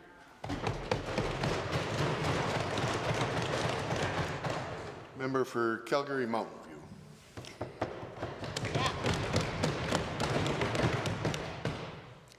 First, kill all the lawyers. I'm quoting William Shakespeare. But what Shakespeare was actually talking about was how to get a tyrant into power. Because when you remove those who guard the rule of law, you open up a path for rhetorical abuse. For an autocracy, a dictatorship, there's a lot of words for this centralized control. There are a lot of different systems of rule and governance, Mr. Speaker, but ultimately, one of two things is true. The law is supreme, and everyone must live by the rules, or a person or group of people are supreme. Either a set of rules for all of us, regardless of station, or a person, fallible, capricious, and corruptible. Well, Bill 14 is absolutely a step in this direction. It aims directly at the rule of law. It allows a separatist referendum that the courts have ruled is unconstitutional, essentially allowing friends of the government to circumvent the rules that apply to all of the rest of us. It gives the Minister of Justice an exemption from the ethical and competence requirements that bind every other lawyer. It gives the minister power over the regulator that is absolutely problematic in every way. The bill also takes over portions of the Alberta Law Foundation in sections 622 to 24. Now, steps along this path have been taken before, and I've said a lot about it. But to the Minister of Justice, Mr. Speaker, sir, this is not your money. This is interest on lawyers' trust accounts, because a lawyer can't benefit from holding money. They can't earn interest on what is sometimes significant amounts of money. And so it goes into the Alberta Law Foundation. And historically, there has been a deal.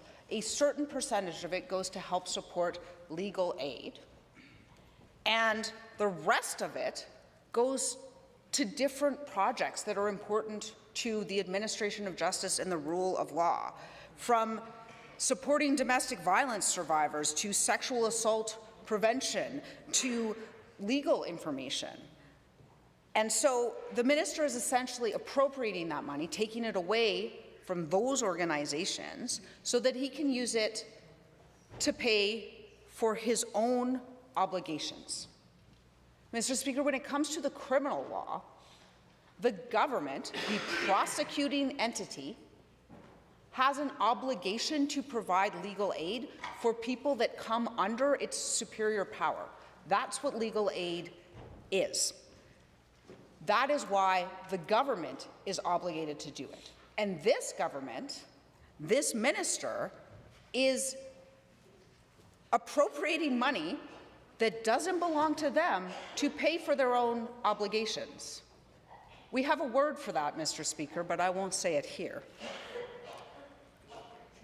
In addition, it outlaws the use of the term conservative by any other Conservative party. They include a few other words in the hopes that folks won't notice, but it's pretty clear what it's about. It's about a government that is embarrassed to run on their record, and well, they should be. But, Mr. Speaker, I would say for my purposes, the worst part of this bill is definitely what it does to the rule of law. The rule of law is a concept that, I don't know, the public doesn't talk about a lot, but it actually impacts every piece of our everyday life. Basically, it means that the law is supreme, that everyone is subject to it. It's the opposite of a tyrannical regime. At the end of the day, something reigns supreme, and either it's a person, often claiming the right of God, or it's the law. Those are the options.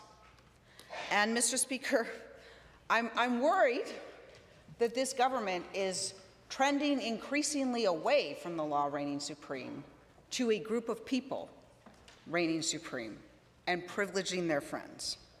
So the Canadian Bar Association, who I'm quoting from here, talks about the rule of law and some of the principles that are involved. So no one is above the law. In Canada, the law applies equally to everyone, individuals, businesses, and governments alike. A strong legal system prevents sudden changes and arbitrary decisions, creating a secure environment for families, communities, and businesses. And, Mr. Speaker, if the members opposite think that undercutting the rule of law is something that just advances their political purposes, they are sadly mistaken. In jurisdictions where the rule of law is undercut, it has massive economic impacts because no one wants to invest in a jurisdiction where the rules change at the whim of the leader. Returning to quoting the Canadian Bar Association, the rule of law holds governments accountable. The rule of law keeps government's power in check. It ensures that leaders serve the people and not themselves. Those in power must follow the same rules as everyone else and be held accountable for their actions. The misuse of legislative power, and I'm still quoting here, can lead to laws that infringe the rights and freedoms of individuals. I think we're seeing that. Legislative power should protect the rights and interests of all citizens, not just those with influence. So that is essentially the reasons that the rule of law is important. It's important because it protects the economy. It protects people's willingness to invest. It protects the individual rights of the people who live here. And it means that your rights as a person walking around here are based on laws, not on the whim of whoever the governing party is. So, what does this bill do that undercuts the rule of law? Well, to begin with, it takes away the jurisdiction of the courts.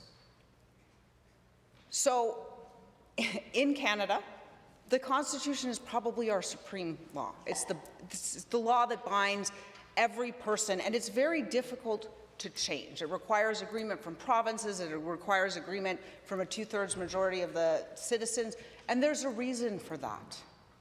It is meant to guard against what is called the tyranny of the majority. So that's an instance in which the majority feels that their rights are somehow advanced by persecuting an innocent minority group. And we've seen this throughout history, Mr. Speaker. We have seen this happen over and over in tyrannical regimes because unchecked power corrupts very quickly. And this is a movement towards exactly that sort of unchecked power. So this allows a separatist referendum, one brought forward by friends of the UCP, to override the Constitution.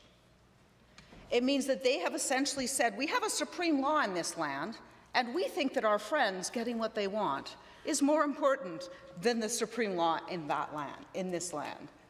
That's a huge problem. It's a problem for everyone in this country. Section 6.4 also allows the minister to set rules for education and training requirements of the Law Society. So essentially what is happening here, the Law Society bans, or the Law Society creates its own rules. And the benchers of the Law Society, that's the governing board, they aren't unelected. They are elected by members of the profession. That's what makes it a self-regulating profession. And those members, Mr. Speaker, voted overwhelmingly in favor of supporting the benchers and supporting the education, it was called the PATH, the education that was brought forward to educate all lawyers in accordance with the Truth and Reconciliation Commission. So this is the Law Society's response to the Truth and Reconciliation Commission. And when some members who don't feel, I guess, that they should have to know about the history of this land went against it, members of the society overwhelmingly voted to support it. But the government doesn't like it. So it doesn't matter what the majority thinks. It only matters what the government thinks. And so they will override it. It's a massive overreach into the Law Society. The Law Society is meant to hold the Attorney General accountable. And, Mr. Speaker, in our system in Alberta, the Minister of Justice and the Attorney General are the same person, and there actually is a certain amount of conflict. So the Minister of Justice sort of has jurisdiction over the court systems, and that is a member of cabinet that sort of sits with the political whims of the government. The Attorney General is arguably the person providing legal advice to the government, and in some systems, not here in Alberta, not in Canada, but in other parliamentary systems, the Attorney General is actually required to sit outside of cabinet because they are meant to provide legal advice on the government's legal obligations that is not influenced by politics. Boy, is that the opposite of what we have going on here, Mr. Speaker.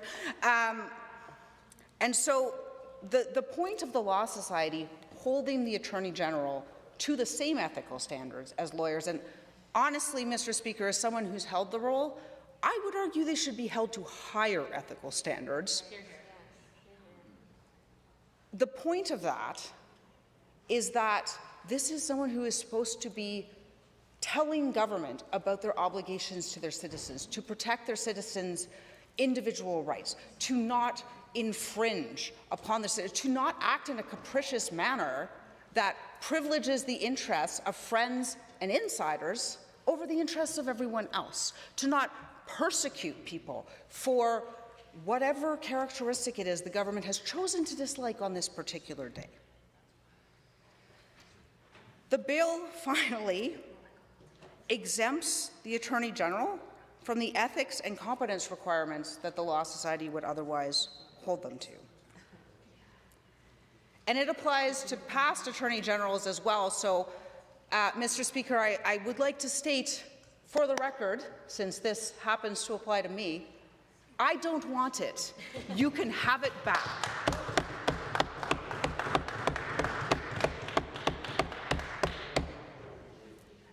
This provision is incredibly problematic.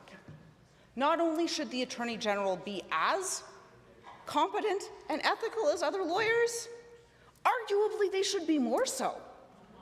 This is the opposite of what should happen. Having more power should mean you have more responsibility to go with it, not less. But this government is willing, apparently, to grant that exemption, and that really makes one wonder, Mr. Speaker, what the problem is they're trying to solve with this particular provision. I guess we'll never know.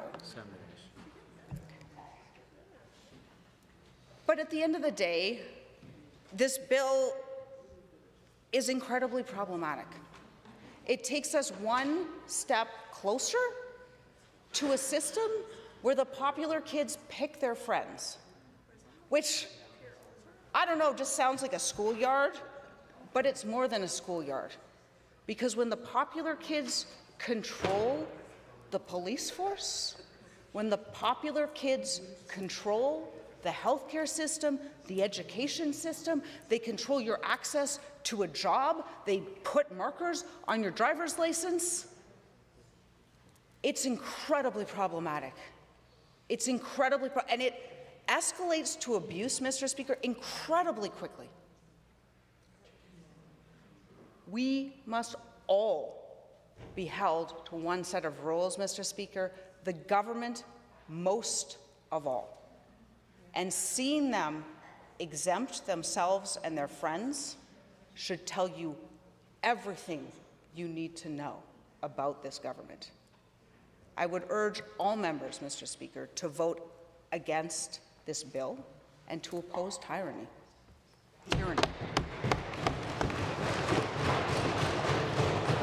Member for Calgary Foothills. Thank you, Mr. Speaker. To pick up where my colleague from Calgary Mountain View left off, this bill is indeed troubling and problematic. There's a lot going on in this bill, and I'm gonna focus in on just a couple of things. I want to talk a little bit about the changes to the Election Finances and Contributions Disclosure Act. And I'll lift directly from the fact sheet that was put out by the government on this bill. The Chief Electoral Officer would have to refuse to register a party or adjust the register to reflect a party's name if that party's name has the potential to be confused with the name of another party. So my question, Mr. Speaker, when I read this is, does the government have any respect at all for the intelligence of Albertans and their ability to distinguish between one party and another? Mr. Speaker, recently with Bill 11, we've heard this government suddenly becoming a fan of social democracies in Europe.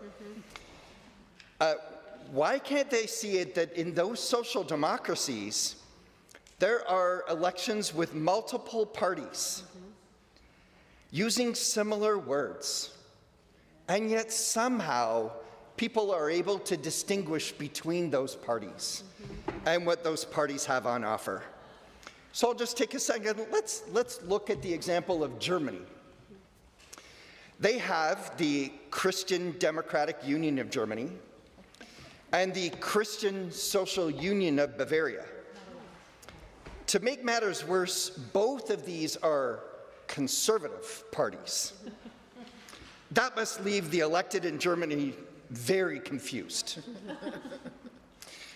It must be easier for them to tell the difference between the Christian Social Union in Bavaria and the Social Democratic Party of Germany, with only one being conservative and the other being socialist.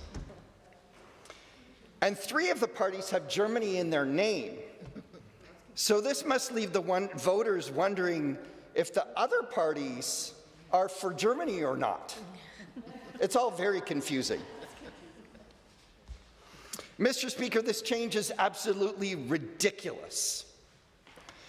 Let the name conservative be used. Yes. Let the name progressive conservative come back. Then run on your record in the next election and let the people decide. Hear, hear. This is right up there with the speed limit on the QE2 and the new license plates. These are not priorities for Albertans. Albertans want the government to fix education. They want the government to fix healthcare, which I think they're now about 1,145 days overdue on their promise to do so. Yeah. But this government needs distractions, since they are failing completely on addressing the needs of Albertans, Mr. Speaker. Now, I also want to take a moment to talk about the amendments to the Conflict of Interest Act. And now I'm trying to just do a quick comparison across the country, but I feel confident that this UCP government has made more changes to the Conflict of Interest Act than probably anywhere in Canada and maybe anywhere in the history. In just 2 years, wow, they have made multiple changes to the Conflict of Interest Act. And all of those changes are to suit the needs of the UCP and their friends. Want to accept gifts to skybox tickets at playoff hockey games? No problem. We have a conflict of interest amendment for that. Want to accept more valuable gifts and not bother disclosing those gifts? The UCP can amend that too. Do you find the opinion of the Ethics Commissioner a barrier when you're wanting to introduce legislation that is in line with your family business? No problem. We'll just amend the Conflict of Interest Act. The UCP can even take care of those pesky problems where members in leadership positions interfere with the justice system. So the public only has one question with respect to the Conflict of Interest amendments here. What are you trying to hide? What does the UCP not want the public to know that you require these changes? Mr. Speaker, only a year ago, there was a committee struck to review the Conflict of Interest Act. These items weren't brought forward then. Why now? Yes.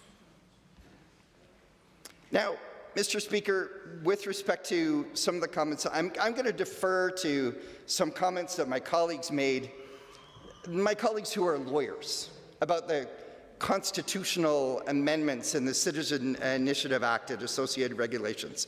But I do want to try and talk this through for a second. So the UCP is removing the previous requirement that a proposal cannot contravene the Constitution. But to be clear, the UCP is totally okay if it does contravene the Constitution, because the Chief Electoral Officer can no longer refer those questions to the court. Only the Minister of Justice can refer items to the court, and then, of course, ignore their decision. But then the Minister of Justice will decide if the question needs to be changed before it's actually put to a referendum. So a citizens' initiative could proceed with all the effort into gathering over 300,000 signatures from Albertans.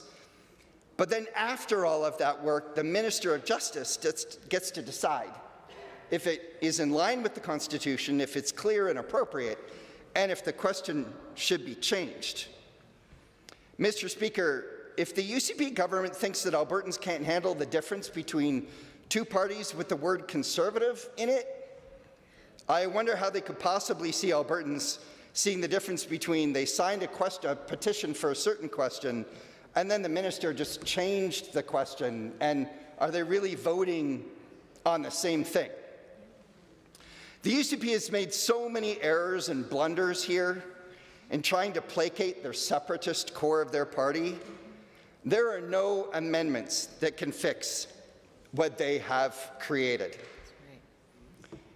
I think it's clear here, Mr. Speaker, that anybody that values democracy in this House should be voting no on Bill 14. Thank you.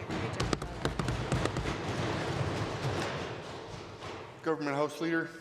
Thank you, Mr. Speaker. So much to unpack from what I just heard, but for another time, I will move to adjourn debate on this bill. Having heard the motion to adjourn debate by Government House Leader, all those in favour, please say aye. Aye. Any opposed, please say no. That is carried. Committee of the Whole.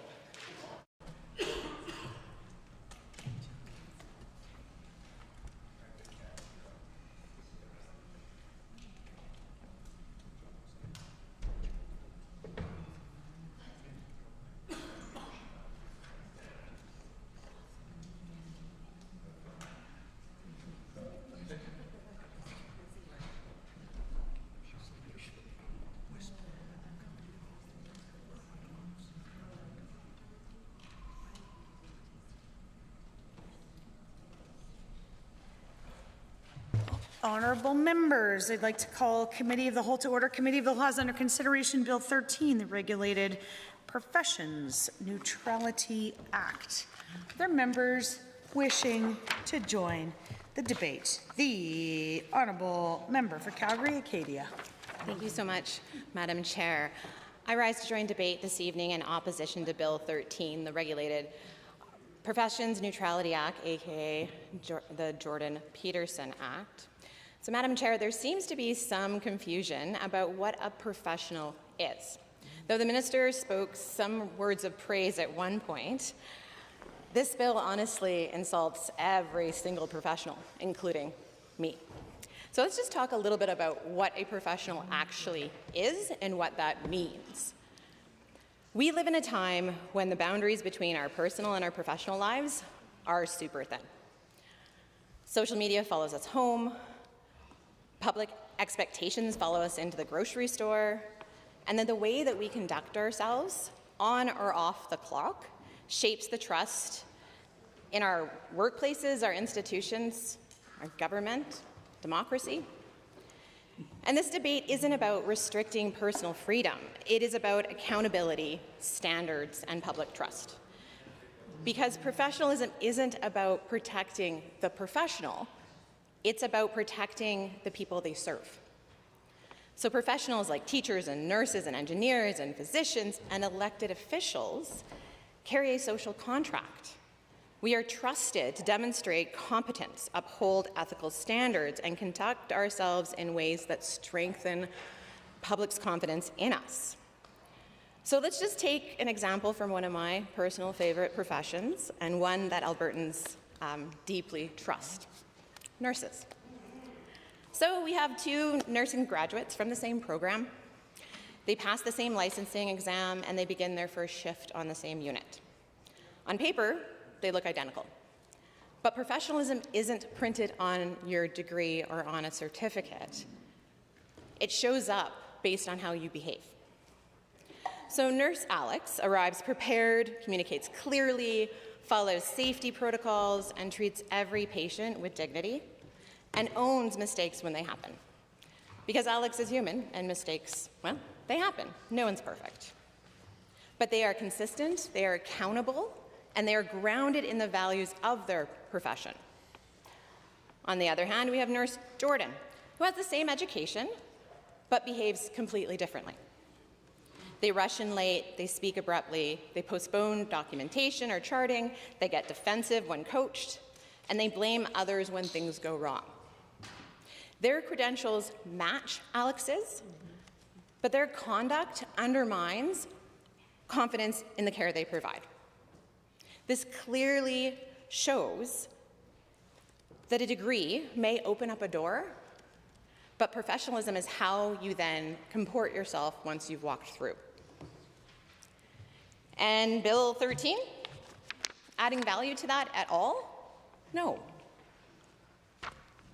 So now let's consider an elected official, an MLA, spending their day in the legislature, ideally advocating, using evidence-based policy, meeting with their stakeholders, and reassuring constituents that they're advocating for them and that they are here representing them. In the chamber, they emphasize responsibility and accuracy. But later that evening, off-duty, the MLA shares a misleading article on social media. Maybe they were frustrated. Maybe they assumed it didn't matter because they were off the clock. But it does matter, Madam Chair, because overnight that post spreads. Constituents are confused. Some believe this information. Others are upset that their representatives circulated it at all. Advocacy groups demand clarification. Media reaches out. A career of credibility suddenly becomes overshadowed by one careless moment. Because when an MLA spreads misinformation, intentionally or not, it undermines the confidence in their judgment, the trust in the institution, the credibility of their work, and the reliability of the information they provide. The public doesn't see two versions of us, work MLA versus after-hours MLA. They see one person, one voice. Like it or not, it is part of what being a professional is. It's part of the responsibility of being a professional. Let's take another example. Physicians, family doctor. So someone, again, that Albertans trust with their health and often with their most vulnerable moments. In the clinic, they follow evidence and they uphold the highest standards. But off-duty, the same physician shares a debunked medical claim online. It's not malicious. Me, inattentive, potentially, unprofessional, as I'm trying to demonstrate here. And maybe it was out of frustration or fear. But regardless, this post went up without the physician verifying its accuracy. Now again, the public does not separate the doctor inside the clinic and the doctor as a private citizen. They see a single voice, a single authority. So again, overnight, panics see it, patients see it, they panic. Some cancel their treatments, others accuse the system of deception. Public health officials have to respond. And from that single post, it creates a world of fear and confusion. Because the truth is simple. Public trust is not something professionals turn on and then off at the end of their shift. And we've heard arguments in this space, things like, oh, professionals deserve complete privacy. What they do off the clock shouldn't matter.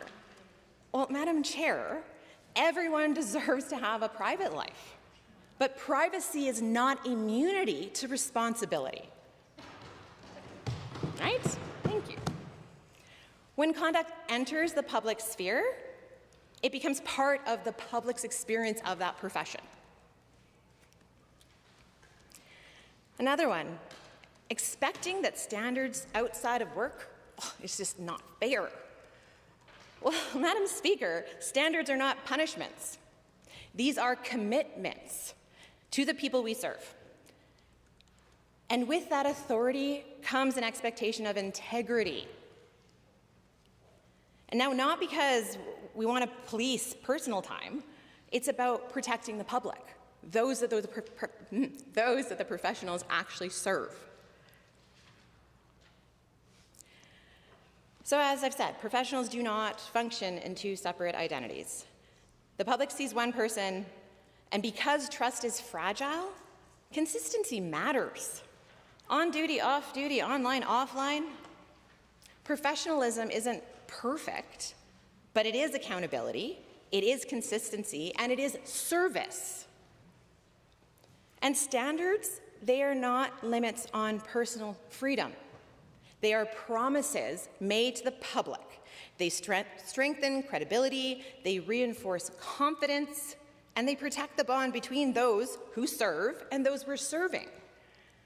Once that bond is broken, it is far harder to repair than had you maybe taken care of it and been professional the whole darn time.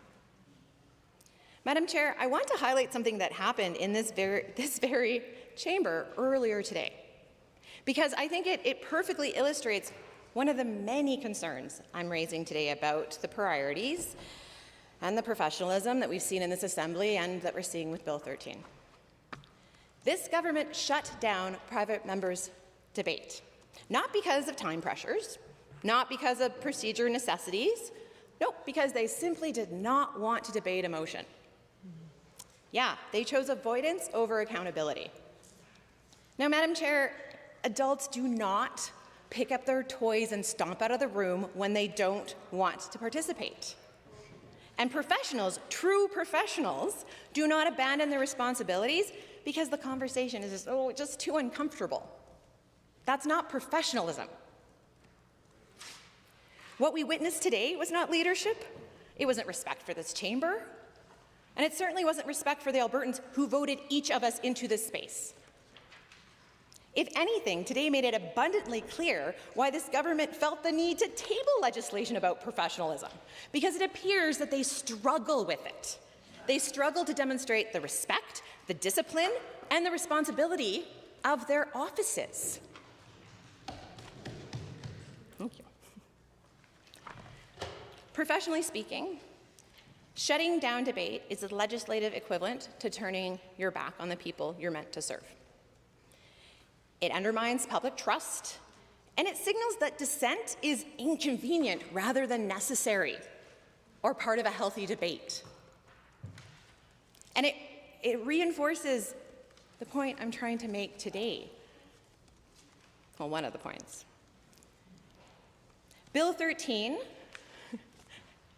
is not what Albertans have asked for. It's not what Albertans want. It's not what the professional bodies want. One can only assume that this is what this government wants, because I'm certainly not hearing it from my constituents, any of them. The government focusing on the wrong things means that they are failing to uphold basic professional standards that public service demands. Madam Chair, while this government spends time chasing distractions and legislating solutions to problems of their own creation, Albertans are facing crises that demand urgent, competent leadership. These are day-to-day realities affecting Albertans across the province. Affordability has reached a breaking point. Albertans are doing everything right. They are working full-time, 1 job, 2 job, 3. They're budgeting carefully, they're cutting back where they can, and they're still falling behind. Groceries cost more, utilities cost more, insurance continues to cost more. Rent and mortgages have surged to levels where people are being pushed out of their homes. What they actually need is not Bill 13. What they need is a government willing to actually practice responsibly. We have workers in Alberta who are proud of what they contribute to this province. They want the dignity of work that fair pay brings. They want stability, and they want to be able to support their families. A government that likes to boast about how the economy is booming? Well, if people can't afford to live, who cares about the boom? Madam Chair, the wrong priorities. Emergency rooms are closing, ambulances are waiting to offload patients. People are waiting months, sometimes years, for surgeries, diagnostic, and mental health care. Families are searching desperately for family doctors. Healthcare workers are exhausted and they are burning out. And instead of addressing these systemic crises, this government continues to interfere, disrupt, and destabilize the entire system. Alberta doesn't need more ideological restructuring. It needs a government that respects the expertise of the actual professionals. It needs a government that actually understands what that means and that acts accordingly. But instead, we're being offered things like, oh, I don't know, for-profit, two-tiered health care. Cool, you can have all the health care you need as long as you have a credit card with a high limit. Not what Albertans are asking for. Alberta's classrooms are busting at the seams. Our teachers are struggling to support their students, whether they have complex needs or not. Parents are fundraising for basic supplies in classrooms. I hesitate to understand the relevancy of the debate at this point. We're not having a debate, to be very clear for everyone in this House tonight, about what isn't in the legislation. We're going to discuss what is in the legislation. You were doing a very good job with that earlier in your remarks, and I am certain you were getting just to your point. Please continue. Thank you, Madam Chair. Bill 13 tries to, well, it doesn't try. I guess it actively, again, the government cannot stay in their lane. They do not have the space, they do not have the expertise, they do not have, well, until they force this through, the ability to influence professional bodies the way that apparently they'd like to. And again, Madam Chair, that's not what Albertans have asked for. Now, professionalism, which is what this bill is about, or at least part of this bill is about, it is about prioritizing what matters most. It is about actually serving the people that you've been elected to serve. How does this bill serve the people that are serving others or serve Albertans at all? It doesn't. What it does is it opens up opportunity for hate speech. And there was an opportunity inside this space, I've lost track of days, I want to say it was last week, where an amendment was put forward so that we could eliminate that loophole. And this government voted completely against it. So, I mean, the message there is kind of, well, Albertans are smart. If you vote against legislation that is trying to stop hate speech,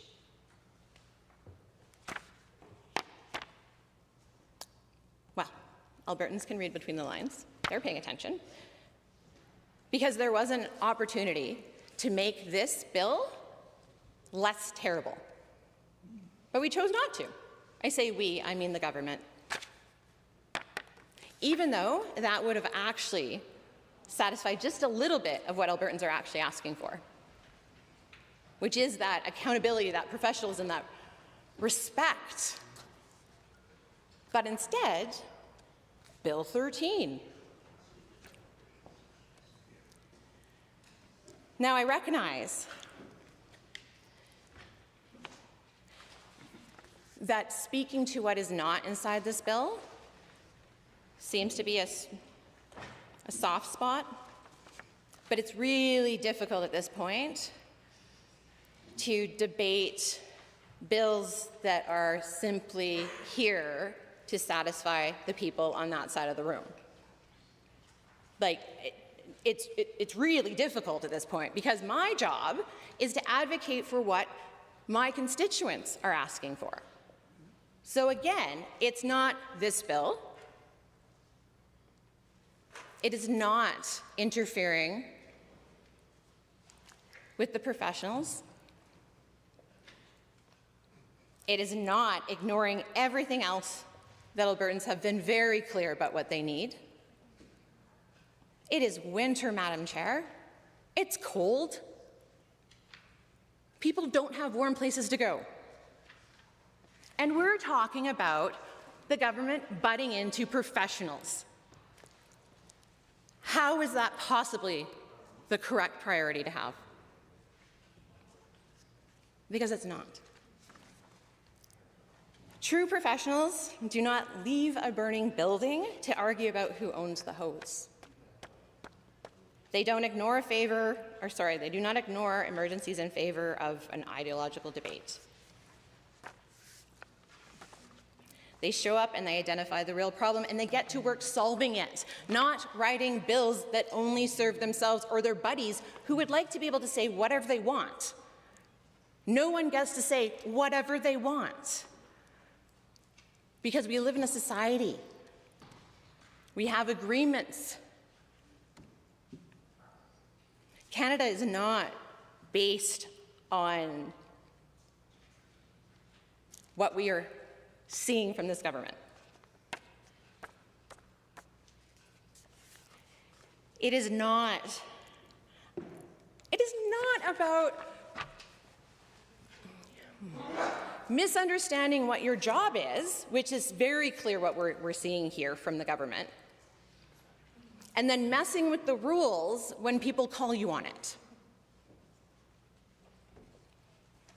What their actual job would be is, I don't know, take care of some of the other things I've already mentioned, because Bill 13 doesn't talk about health care. Bill 13 doesn't talk about affordability, cost of living, groceries. I would love if anyone would tell me, have you received any correspondence from your constituents saying, gee, I think we should interfere with the professionals? Anybody? Funny that, not one. And we're perfectly aware of the hundreds, if not thousands, of emails at this point, honestly, Madam Chair, that have come in to all of our offices sharing very clearly what the priorities of Albertans are. And again, this is not it.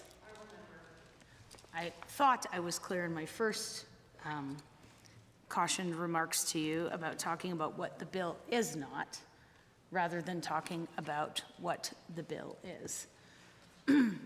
I would urge you once again to talk about the bill as opposed to what the bill is not. You have 41 seconds remaining. Thank you, Madam Chair. Well, just casually opening it up here, Section 7.1, restrictions on mandatory education or training. Wow. That certainly fits in well with what I was saying earlier about how the priorities are not what they should be. That removing things like DEI training, for instance, that is not an appropriate move for a professional body to do or for a professional to think was okay.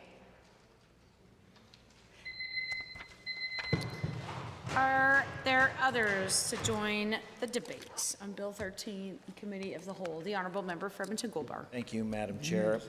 I'm pleased to rise and offer some thoughts on the Regulated Professions Neutrality Act, Bill 13, which is being considered in Committee of the Whole right now.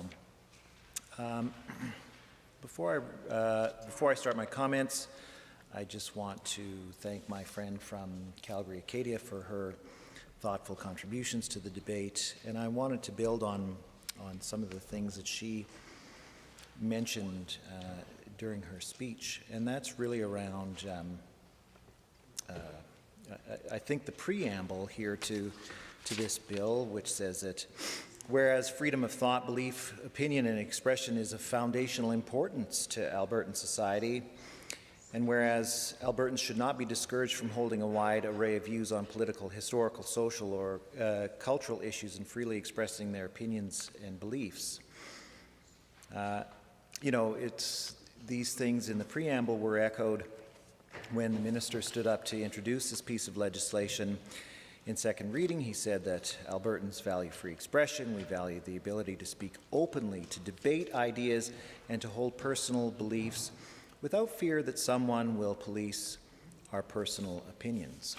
Well, Madam Speaker, as the member for Edmonton Goldbar, I certainly have a long history of what this government actually believes when it comes to dealing with freedom of expression, when the expression goes contrary to the things that they want to hear. I could rehash just what happened to me in question period earlier this afternoon, Madam Speaker, because of some comments that I had made. I expressed my opinion on the job that the Minister of Education had done in handling his file. And rather than allowing me to engage in the free debate and the free expression of opinions as this bill seeks to support, the government members stood up and refused to answer any questions that I would pose, no matter what the topic. So, but this government, just in this session, has shown exactly what they think about freedom of expression when it comes to expression that they don't like. We've seen them 4 times use the notwithstanding clause to make sure that teachers don't have the freedom of expression when it comes to their dissatisfaction with the government's contracts and their negotiations on a new labor deal. We've seen the government use the notwithstanding clause to prohibit the freedom of gender expression in 3 separate pieces of legislation that makes up Bill 9. So when somebody wants to freely express the gender that they identify with, they're not allowed to. And any time members of this chamber seek to broach topics that make the government uncomfortable, go contrary to the things that the government believes or wants to talk about, the government uses every tool in its book to shut down discussion. My friend from Calgary, Acadia, mentioned earlier today the government's willingness to debate a written question about AHS severance that the member from Airdrie Cochrane put on the order paper. Seems like a fair question. Yes. The government doesn't even have to get up and speak. They don't have to provide the answers, but they were so afraid of what other people might say during that debate, they shut it down. And that's what we've seen repeatedly from this government this session, even before session started. On Public Accounts Committee. Almost 5 minutes into your remarks here, in which I hesitate to understand any of them having to do with Bill 13, but everything, don't argue with me, I'm speaking, every remark having nothing to do with Bill 13, but any other piece of legislation or comment or thought in your head, I can appreciate that. We're in committee of the whole. But we are on Bill 13. We have some time here, and I can appreciate that you will continue with your remarks in regards to Bill 13.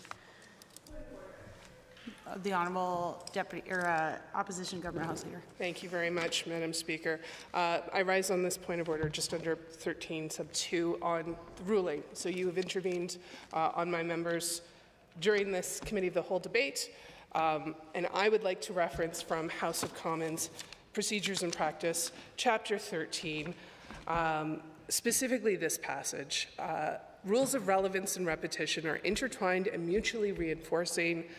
The requirement that speeches remain relevant to the question before the House flows from the latter's right to reach decisions without undue obstruction and to exclude from debate any discussion not conducive to that end.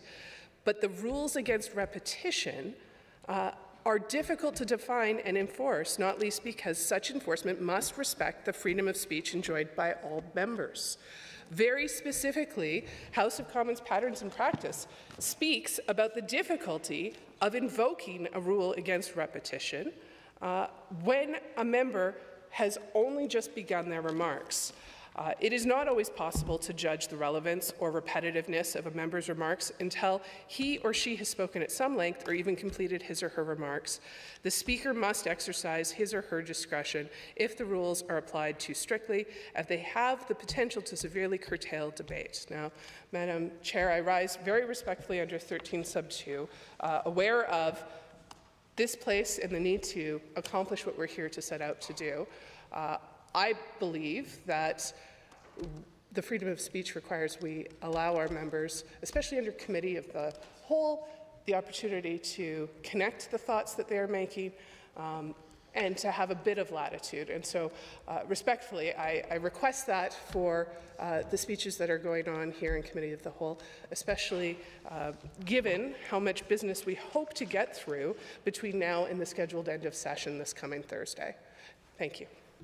Thank you, Honourable Member. Thank you for your remarks. I can appreciate what you're saying. I'm not ruling on matters of repetition, but matters of relevance, given that we're as stated, almost 5 minutes into the member's remarks, and we have yet to actually reference the legislation. I am speaking, Honourable Member from Edmonton-Whitemud, thank you.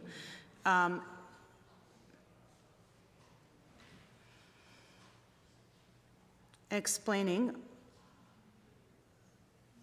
my ruling, which perhaps I'll repeat again, because we have so much time here. Given that we are almost 5 minutes into the members' debate, I'm not talking about repetition, I'm talking about relevancy. And we're talking about any other piece of legislation except the legislation at hand. I question, and caution was being given to the member in terms of getting back on track. That's simply where we're at. This is turning into a bigger deal than it was ever meant to be. I was simply providing caution, in which I will continue to do.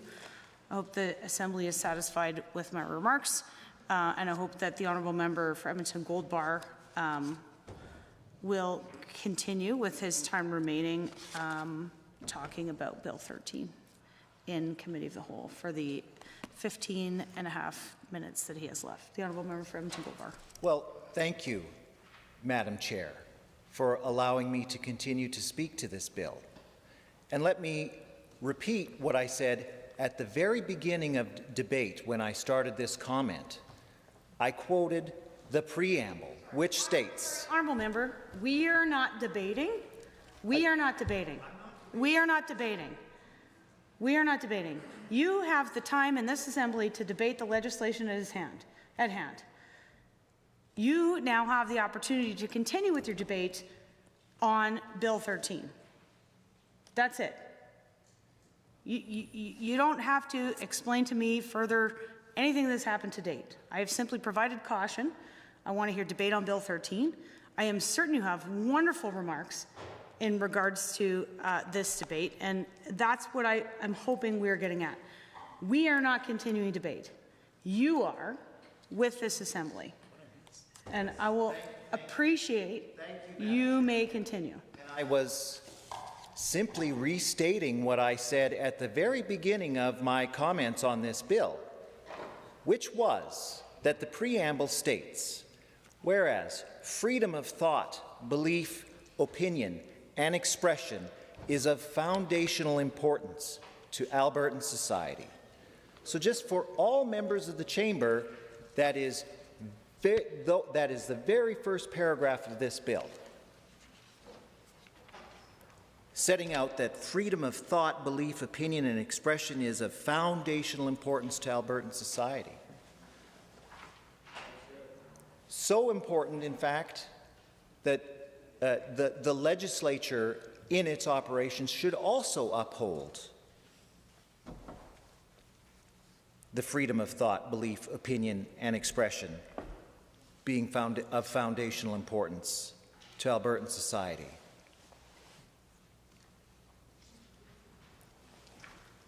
And as I've made my remarks, I have questioned the government's sincerity in its commitment to upholding the freedom of thought, belief, opinion, and expression in Alberta by providing examples of how this government has acted to shut down the freedom of thought, belief, opinion, and expression right here in this legislature.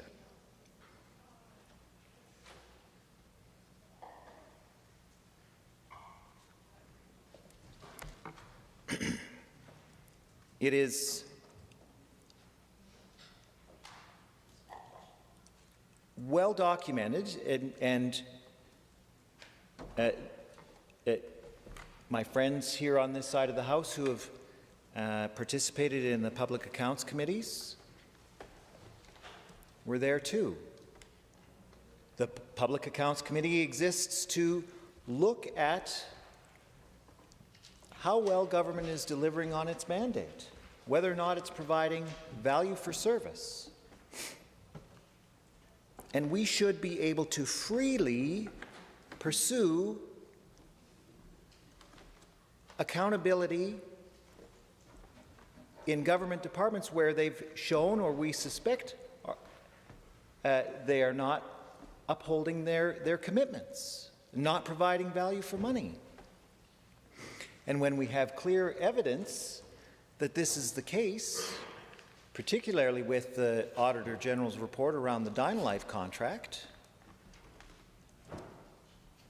even though we gave the government members on the Public Accounts Committee 2 opportunities to vote to have a meeting to examine those reports, the government voted to not hold the meeting. And not only that, Madam Chair, they won't even hold future meetings focused on Auditor General reports. We are now fully talking about a PAC committee, not a Regulated Professions Neutrality Act. I had great respect for the stretch of your argument for quite some time, gave you quite a bit of leadway, but here we are again, not talking about the bill. I'll give you another opportunity to talk about the bill, not to argue with me again, but to talk about the bill.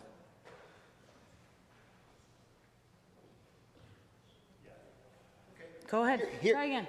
Here, members of the Assembly, here is apparently what I'm allowed to say about this bill.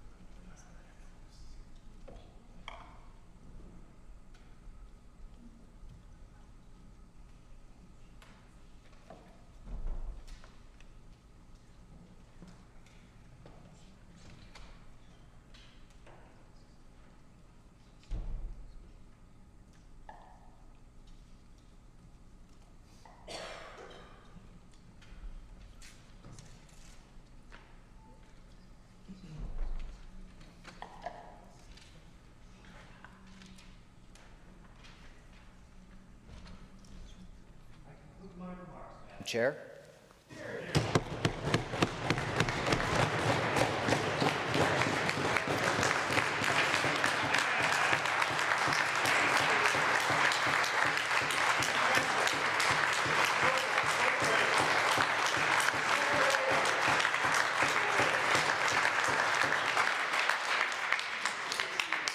Are there others that wish to join the debate on Bill 13 in Committee of the Whole on the Regulated Professions Neutrality Act? I see the Honourable Member for Calgary-Klein.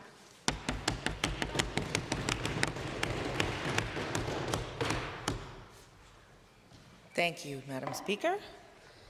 Never a dull day in this House, and especially fitting that we are talking about Bill 13, the Regulated Professionals Neutrality Act, or as the UCP government has lovingly named it, the Jordan Peterson Bill. After what we just witnessed, I am going to read the preamble. Whereas the freedom of thought, belief, opinion, and expression is of foundational importance to Albertan society, whereas Albertans should not be discouraged from holding a wide array of views on political, historical, social, or cultural issues, and freely expressing their opinions and beliefs. Critical parts, I guess, of what the government was aiming for in this bill.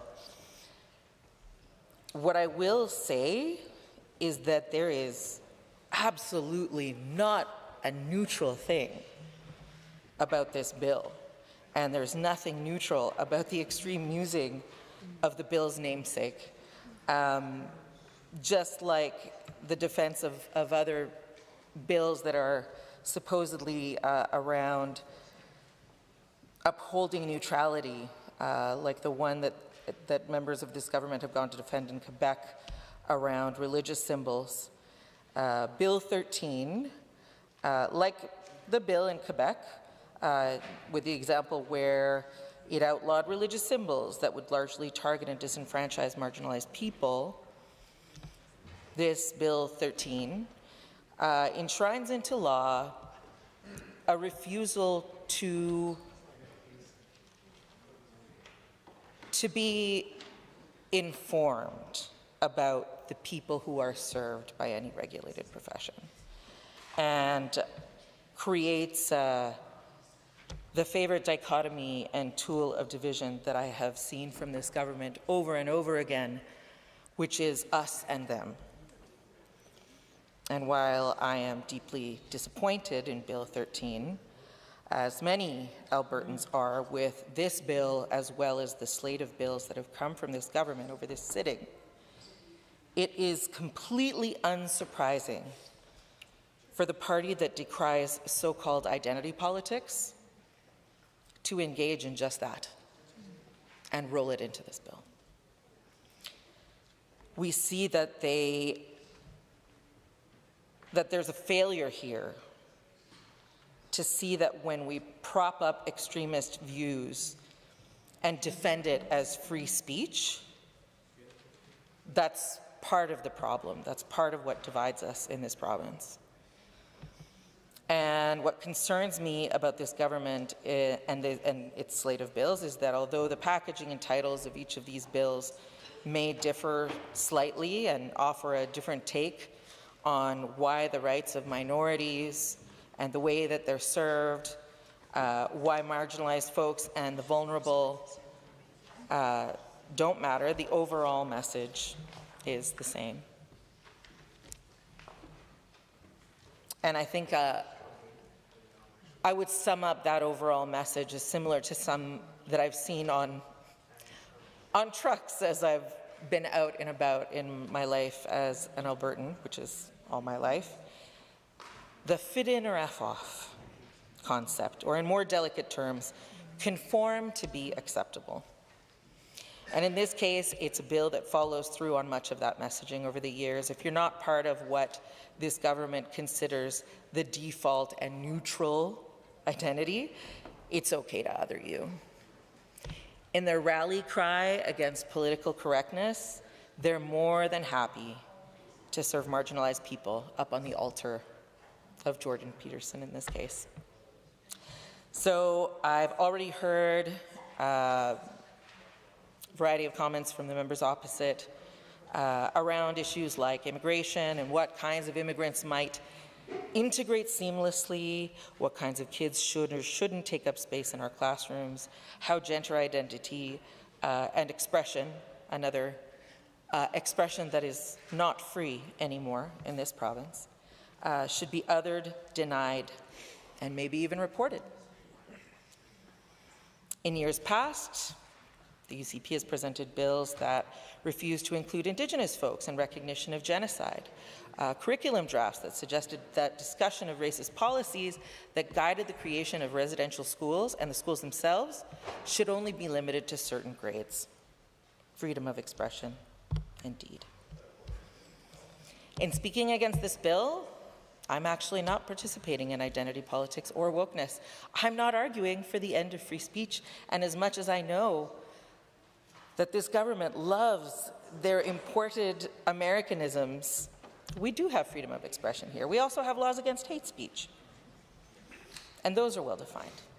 But we live in a complex world where the in real life and online often overlap, and we know, even in our roles as legislative assembly members, that we don't suddenly shroud ourselves by personal time when we make comments in public. We know that our actions impact our reputation, and they do for all professions.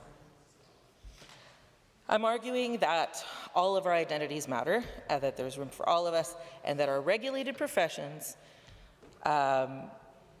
need to determine how they serve the people they serve, who they advocate for, and determine competency for the members of their own professions, and that they need to determine what the nuances are of the society that they work in and the people that they'll be working with. After hearing some of the comments on citizenship markers earlier, the trampling of human rights, the right to bargain, and who should or shouldn't receive health care, I'd say we could do a fair bit to build those competencies, any of us who serve as members in this chamber. So in one bill of many, the UCP, who will loudly decry jurisdictional turf wars, will now overstep their authority and reach their long arms into regulatory bodies and tell them what they can and can't discipline members for. And so the bill purports to protect free speech outside of work hours. As I mentioned, we're not shrouded by personal time in the work that we do here. And they will defend this as protecting freedom of speech, but what it does is it allows professionals to make irresponsible claims and comments and free them from all accountability. But I know one thing, I know that the public will look at those professionals and not feel safe. And I think any member here would agree with me that if you're being served by a regulated professional of any sort, you should be able to be safe in who you are as you are being served. Although the regulatory bodies know well who they serve and determine that deeper contextual training is necessary to do their jobs, to build fairness in their practice, the UCP is now proposing to block them from acquiring that competency from their members. Now, one of the areas where this really concerns me is injustice, where Indigenous people are overrepresented in the justice system.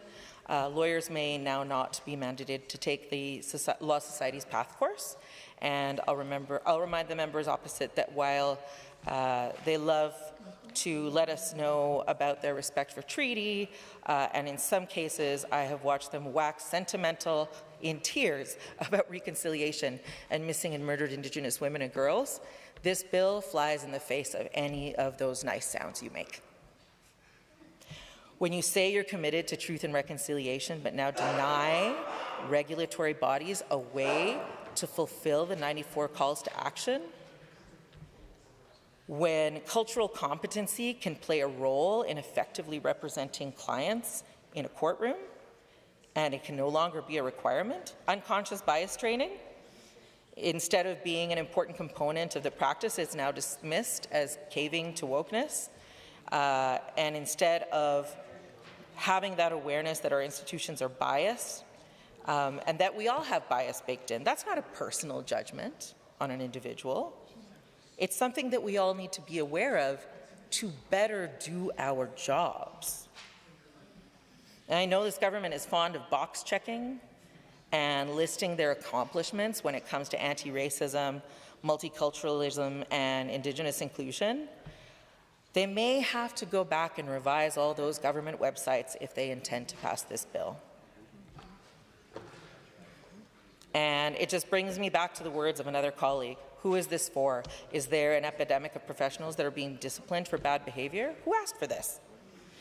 It's unfortunate that we have a government that has the power to do right by Albertans and to allow regulatory bodies to determine how they best serve those same Albertans.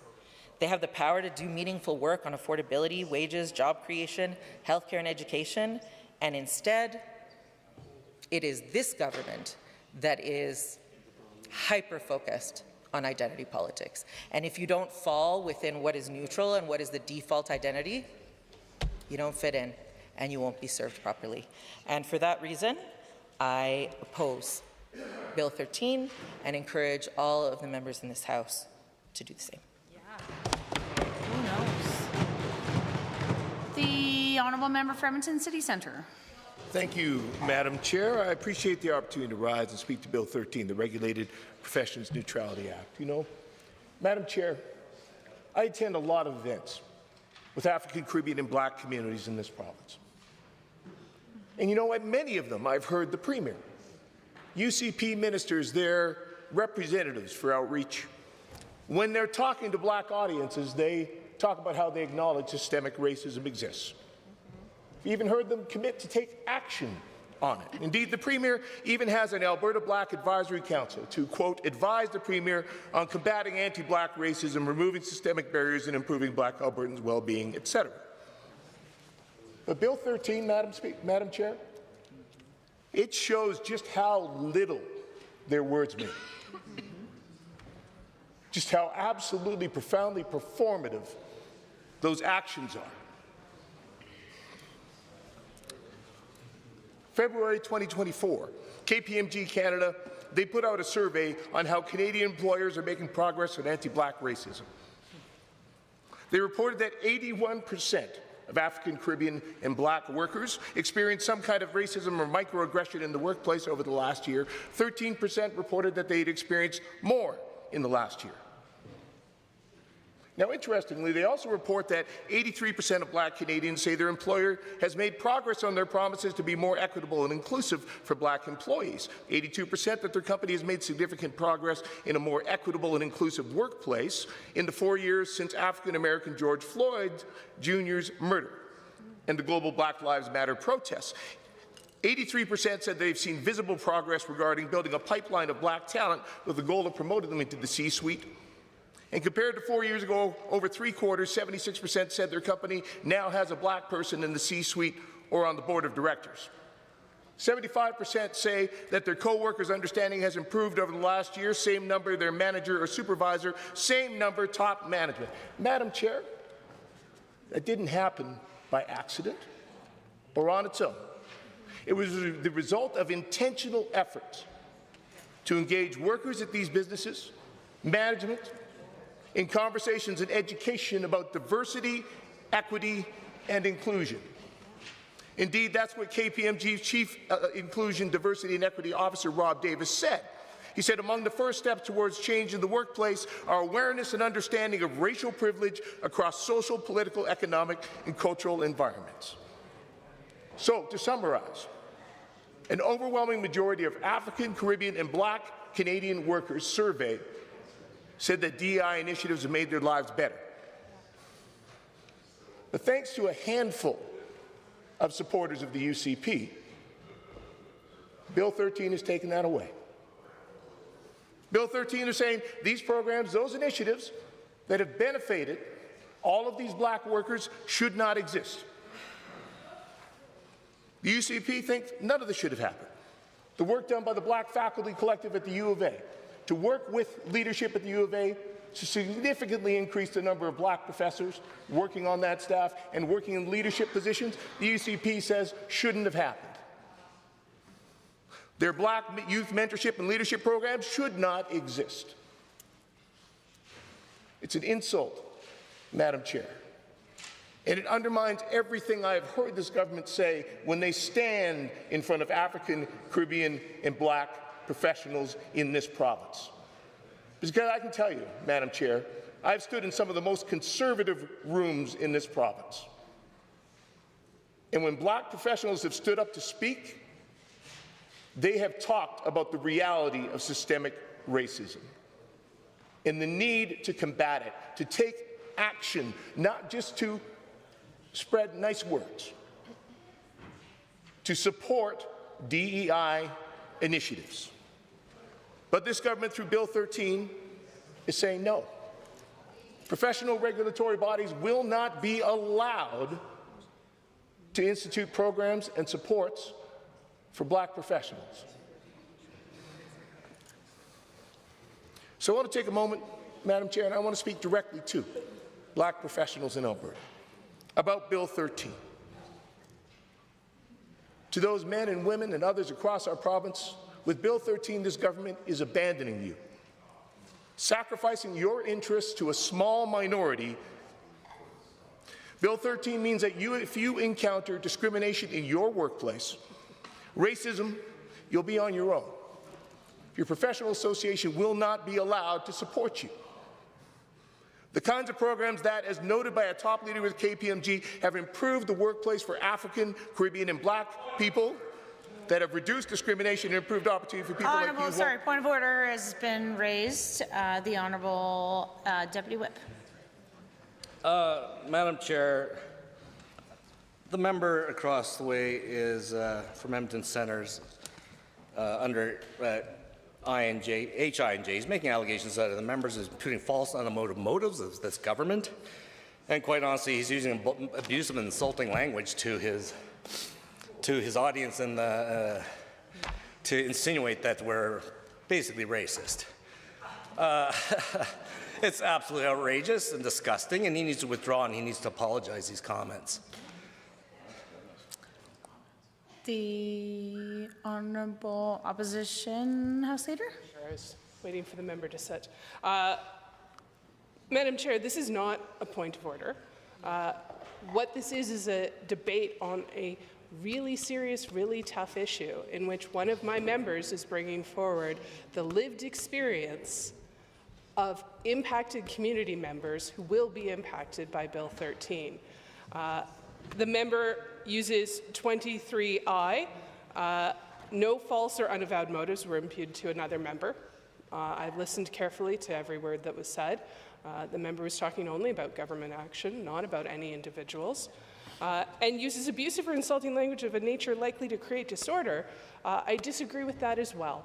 I think being able to describe accurately what is happening with a piece of legislation and the impact it will have on constituents and on Albertans across this province is an important part of the debate.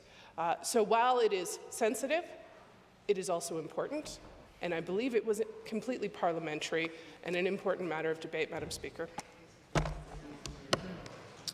Thank you, honourable members, for your remarks. I do agree this is a sensitive debate. Certainly, particularly a sensitive topic in which the member was speaking to. I think it's important that there is no insinuation that anyone, even the government, particularly the government in this case, is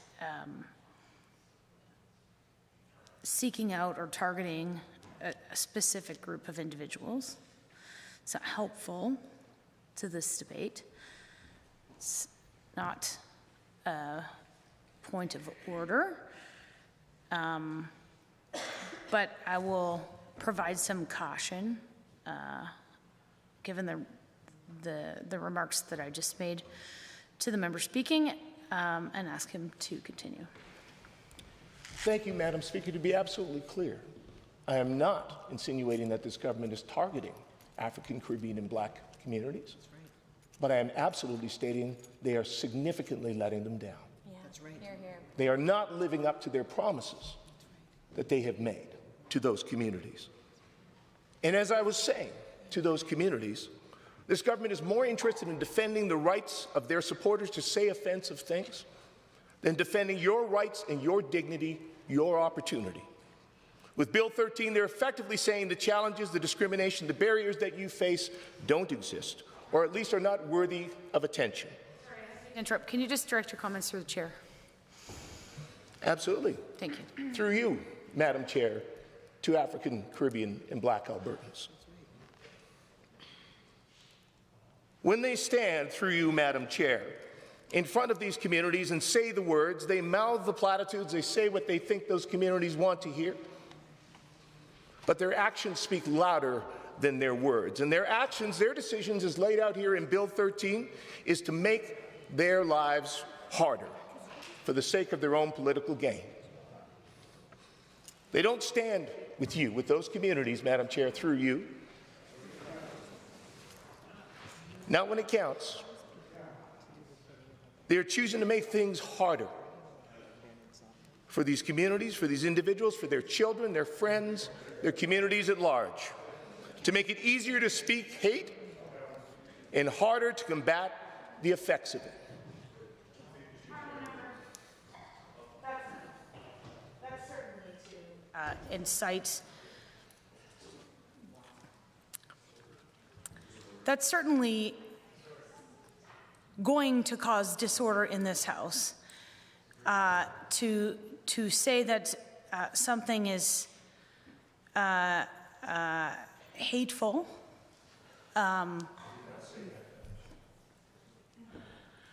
we are very close to the line, I suppose, is why I'm stepping in. And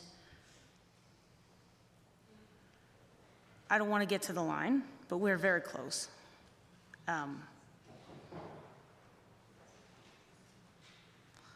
So I intervene at this point, and I know you know, and you're a very skilled debater, and I have faith in your arguments moving forward. Thank you, Madam Chair. I will simply note that Bill 13 is about the government's insistence that professionals must be allowed to say things that others may find offensive. But these government members do not want me, as a professional in this place, as a representative of many communities, to say things they find offensive, despite the fact they are true. That's right. That strikes me, Madam Chair, as the ultimate hypocrisy. Yes, hear, Thank hear. you.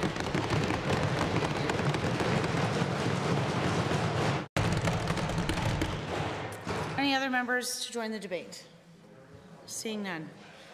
I will call the, my apologies, the Honourable Leader of the Official Opposition. Thank you, Madam Chair. I will be uncharacteristically brief, Madam Chair, but I wanted to underline the words that the member for Edmonton City Centre said at the end of his discourse. It's remarkable to me that we have heard from the UCP side on this bill, as recently as today in question period, that this bill is about the right to offend. Yet, the government benches have stood up repeatedly, have interrupted repeatedly, have tried to shut up a black member of this House speaking about his own lived experience. And Madam Speaker, The Honourable Minister of Justice and a point of order. Madam Chair, you cautioned the member for Edmonton City Centre 3 times for making false insinuations about this government and this government caucus. I would ask that you caution the Leader of the Opposition in the same manner. It is shameful for him to insinuate any of these types of comments or impute those on any member of this government, Madam Chair, and I would implore you to stop that line of comment from continuing.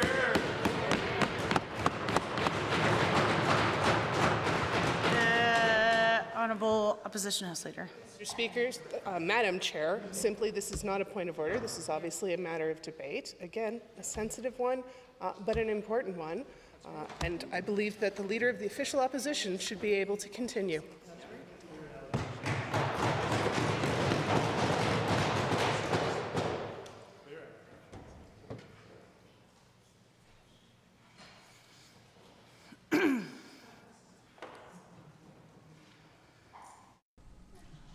Propose a reset. Right now in Committee of the Whole, I can appreciate that we might be getting close to wrapping this up. There's some final remarks that need to be made. We need to be careful. We're not insinuating motives of others in this House. And I will provide those cautions at this time and allow the Leader of the Official Opposition to continue. Thanks, Madam Speaker. I'll wrap up very quickly. My point is simply this, that if we truly believe that the purpose of this legislation is that people have the right to offend, then we have to act that way as well on the government side. If we truly believe in freedom of expression, that means members of this House need to have freedom of expression. It means people can say things that may offend the government. But what is clear to me is that's not what this bill is about. It's not about the right for anyone to speak. It's about the right for supporters of the government's side to speak. That's right. And that, to me, is the fundamental problem with this legislation. It strips away rights rather than gives them back, and I urge this chamber to oppose. Hear, hear.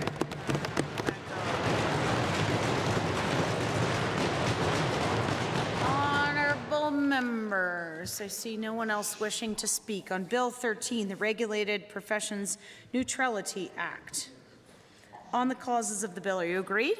Agreed. Any opposed? No. Carried. On title and preamble, are you agreed? Agreed. Any opposed? No. Carried. Shall the bill be reported? Are you agreed? Agreed. Any opposed? That is carried. The Honourable Minister of Justice. Madam Chair, I move that the committee rise and report on Bill 13. Heard that motion. All those in favour, please say aye. Aye. Any opposed, please say no. So carried.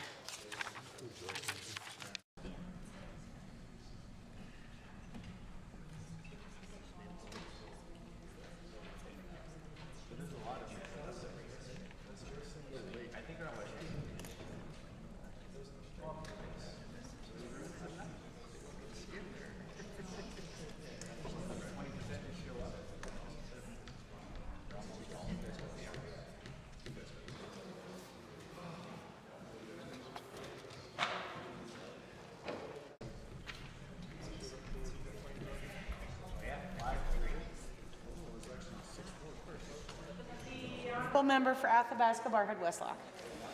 Madam Speaker, the Committee of the Whole has had under consideration certain bills. The committee reports the following bill, Bill 13. Does the Assembly concur in the report? All those in favour, please say aye. Aye. Any opposed, please say no. So carried. Under Government Bills and Orders for second reading, Bill 11, Health Statutes Amendment Act 2025, number 2. Adjourned debate. Member Miyashiro. The Honourable Minister of Justice. Thank you, Madam Speaker. I rise to request the unanimous consent of the Assembly to move to 1-minute bells for the remainder of the evening sitting.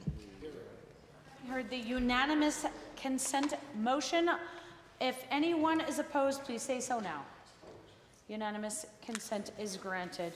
Are there members wishing to speak to Bill 11 in second reading? The Honourable Member for Calgary Curry. Well, okay. Thank you, Madam Speaker. I'm pleased to be able to stand and speak to Bill 11. I think a bill that is of absolute tantamount importance for Albertans, and unfortunately, as a result of time allocation, we're bound to just an hour to talk about a bill that is fundamental to our very Canadianness. It has to do with universal public health care. It has to do with that one thing that makes us deeply unique from the United States, from other places around the world, and it's one that I remain deeply, deeply proud and very protective of. And I reckon that's going to be the tenor of the conversation this evening about the Health Statutes Amendment Act. It is a bill, Mr. Speaker, that addresses food safety, healthcare cards, electronic health records, and more.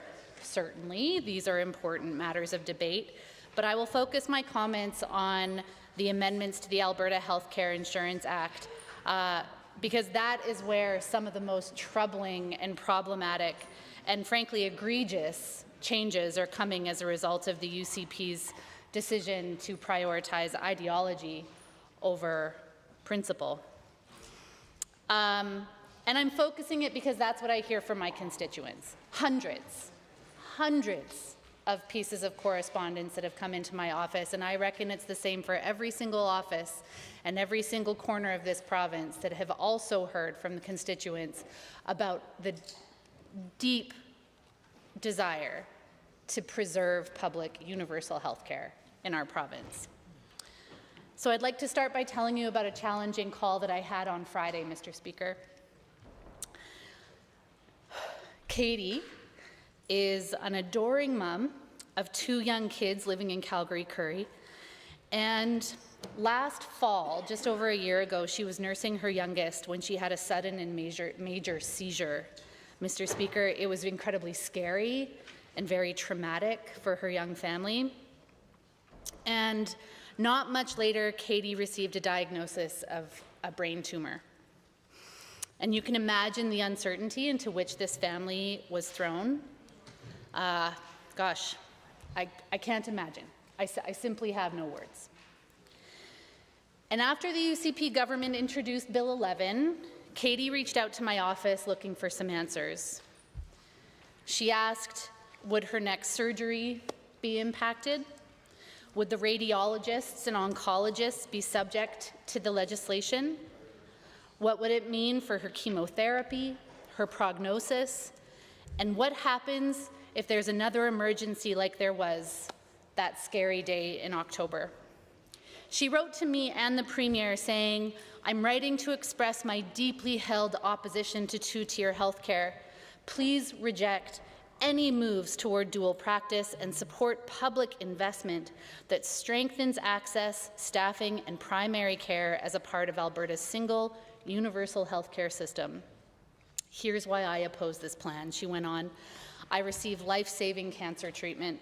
I am strongly opposed to this two-tier system because at the age of 36, I have a brain tumor. I need the public doctors to stay in the public system so that my cancer care does not become impacted. So I had a call with Katie, and I said, I'll do a bit of research, which I did promptly. And I pulled up the news conference for Bill 11 and where the minister said cancer care would not be impacted. I was deeply relieved on behalf of a fellow mother that I could come back to Katie and say, here's what the minister said in a news conference. It was all I had, because there's nothing in the legislation. There's nothing in the legislation that actually says which sectors of our healthcare system they can guarantee will not be impacted. But Katie doesn't need political spin. She needs reassurance. She needs a promise from this government that they will not implement changes that will impact her course of care. She needs certainty, not spin. So I'm glad that I could give her a little peace of mind, and the minister had better follow through. For Katie and for the thousands of other Albertans who need a little shred of hope under a bill that represents a tremendous degree of threat and uncertainty and stress and fear for Albertans, because that is what is happening here. None of us are immune from having a sick family member and wondering what is going to happen as a result of this relentless push to privatize from the UCP government. And here's the thing, Mr. Speaker, Katie is also a healthcare provider. She's a team member with the Primary Care Network, and she loves her job. She cares deeply about delivering the service her patients need. So she's received a little bit of reassurance, but what assurances can she give her colleagues and her patients? It doesn't ever just stop at one person, ever. Certainly, she'd like it for herself and her family, her colleagues and her neighbors, but she also wants it for people she doesn't even know. And that's who we should be making policy for. It's for the people that we may never meet, that we may not ever have the privilege to get to know, but we can rest assured that the policies that we have implemented have in fact made their lives better. And I don't believe that this government can confidently say that about Bill 11. And so no matter who, no matter the procedure, no matter the test or the specialist, she doesn't want anyone waiting longer than absolutely necessary, and neither do we, Mr. Speaker. Bill 11 absolutely introduces American-style health care, but it also deepens Alberta-style health care, Mr. Speaker, a pursuit reinforced by this government that is absolutely creating and deepening two-tier health care. Indeed, we have some of that here in Alberta. Just earlier today, hours ago, over our break, I spoke with Patricia. She and her husband are on a fixed income, as millions of Albertans are, and she wanted me to share her immense disappointment with the UCP government that she had to pay $100 for her COVID shot. It was a cost she could absorb, but she recognizes that there are many, many who cannot do the same. Two-tier. American-style two-tier healthcare. I also want to raise mental health and addiction services in Alberta, because in fact, mental health services have been privatized for a very, very long time.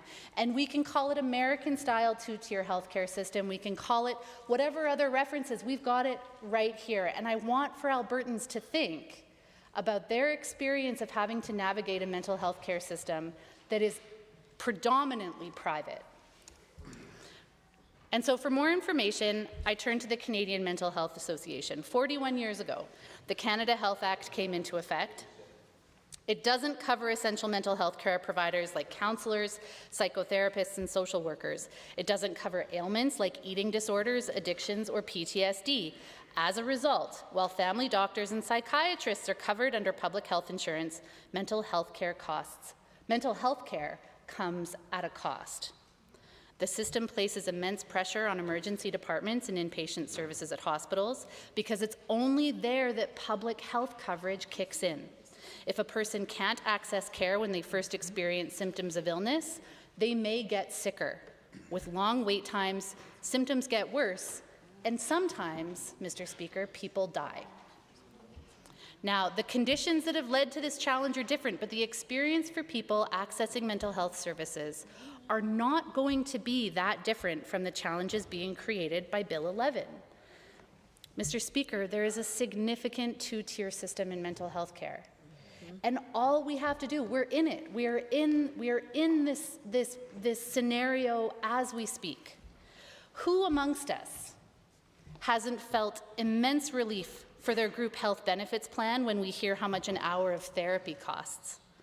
An hour with a counselor or a psychologist can run over $200. It's a highly privatized system and not something to be sought after, but for some reason the UCP government is chasing after it. We just have to purely look at mental health services, and it is healthcare. Mental health services are undoubtedly healthcare. And these folks across the way, the UCP government, see no problem with the incredible inequalities and inequities in that system, where if you can afford the care, if you have the health benefits plan, then you can access critical, sometimes life-saving services, and if you don't, you have to wait until you are at such a point of crisis that the only place for you to turn is the emergency department. This is what privatization creates.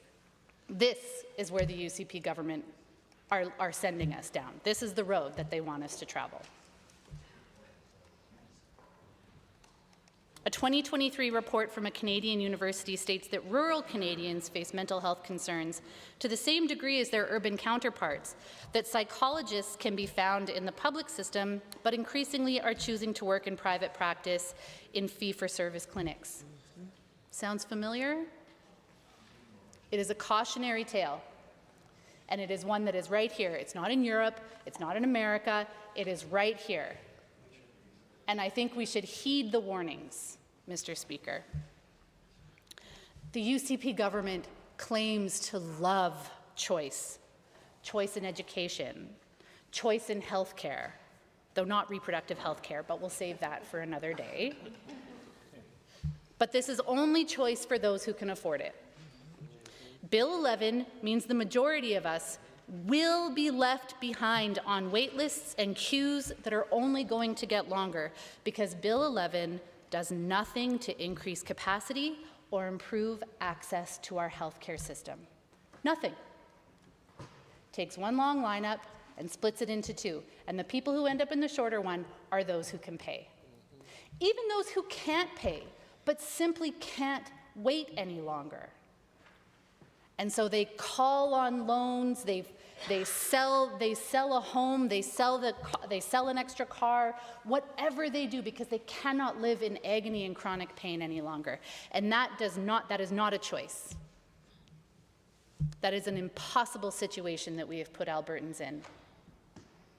And so from another constituent, Mr. Speaker, I'm writing to point out some flaws, this is to the government, in your proposal for two-tier health care. The most obvious is that while those who can afford to pay will probably benefit, admittedly at a cost, and I wonder who's going to be making a profit from that cost, those who can't will face even longer wait times. The only way to improve wait times is to hire more healthcare providers, not to expect that existing providers will want to work longer hours.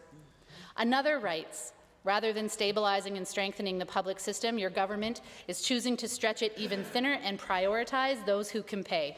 A two-tier model will leave many Albertans behind and worsen the crisis your own policies have contributed to. I'd say it's unconstitutional, but that's not something that government seems to be particularly concerned about at the moment.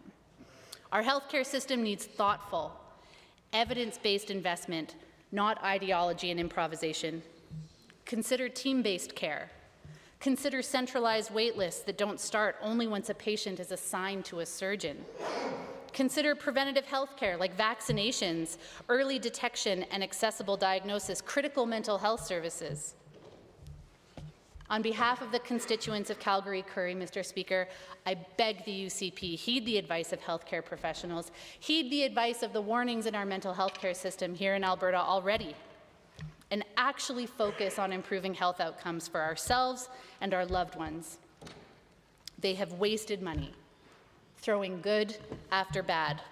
$125 million for Dynalife, down the tubes. Nothing to show for it. I can't even say lesson learned at minimum, because we've only seen a repeat of all of that. $80 million for Turkish Tylenol that we cannot use, hundreds of million dollars for chartered surgical facilities, $70 million in recovery treatment services to an apparently predetermined service provider with zero record of operating in Alberta. And there is nothing to show for it.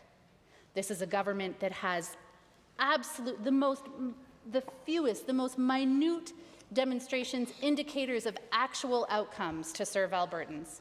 That when we're talking about value for dollars served, healthcare is by far the largest budget item in this entire government's cabinet. Even larger given the administration of running 4 ministries where once there was one. And so it's time that Albertans see through this and demand the outcomes, demand the measurement, and demand the respect of the expertise that is actually going to fix the healthcare system, because privatize is not going to do it. Are there others who would like to speak to Bill 11? The member from Edmonton, West Henry. Go ahead. Thank you, Mr. Speaker. I rise today in absolute opposition to Bill 11 that will do absolutely nothing for Alberta's except break down our public health care system. Perhaps in committee we can revisit the title, because I do think it would be better titled as American-Style Two-Tiered Healthcare in Alberta Act. Yep. Something I think my friends on both sides of the aisle may want to be fully forthcoming to Albertans by making that change.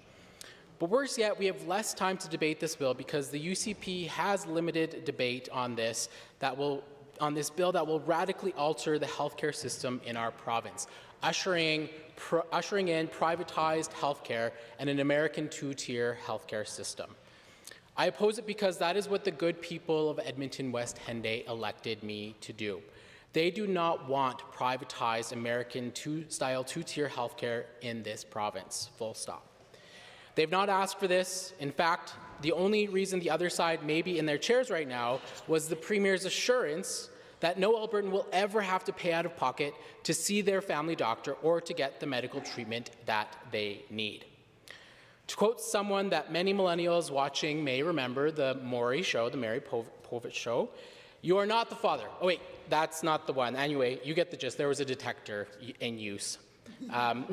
But don't take it from me. Listen to my constituent Kim, who wrote me and said, quote, "Our marginalized populations will get the bottom of the barrel, and that is not fair. They're the ones that need it the most. Instead of moving to for-profit just to gain more money off of everything else, we should be focusing more on health promotion and keeping people out of the hospital," end quote.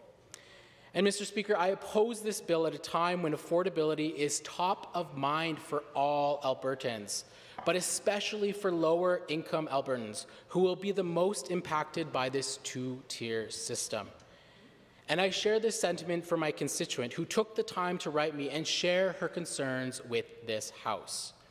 And as my wonderful friend, the member from Edmonton-Glenora, warned us about the increase in seniors' costs in this province, where this government is jacking up the premiums on seniors who have to pay for their maximum copay on prescriptions. And worse yet, they are now going to be the payer of last resort, forcing these Albertan seniors to get costly private insurance plans that deprive even more of their fixed incomes of these wonderful seniors during a time where they are barely making ends meet because of this government's ineptitude.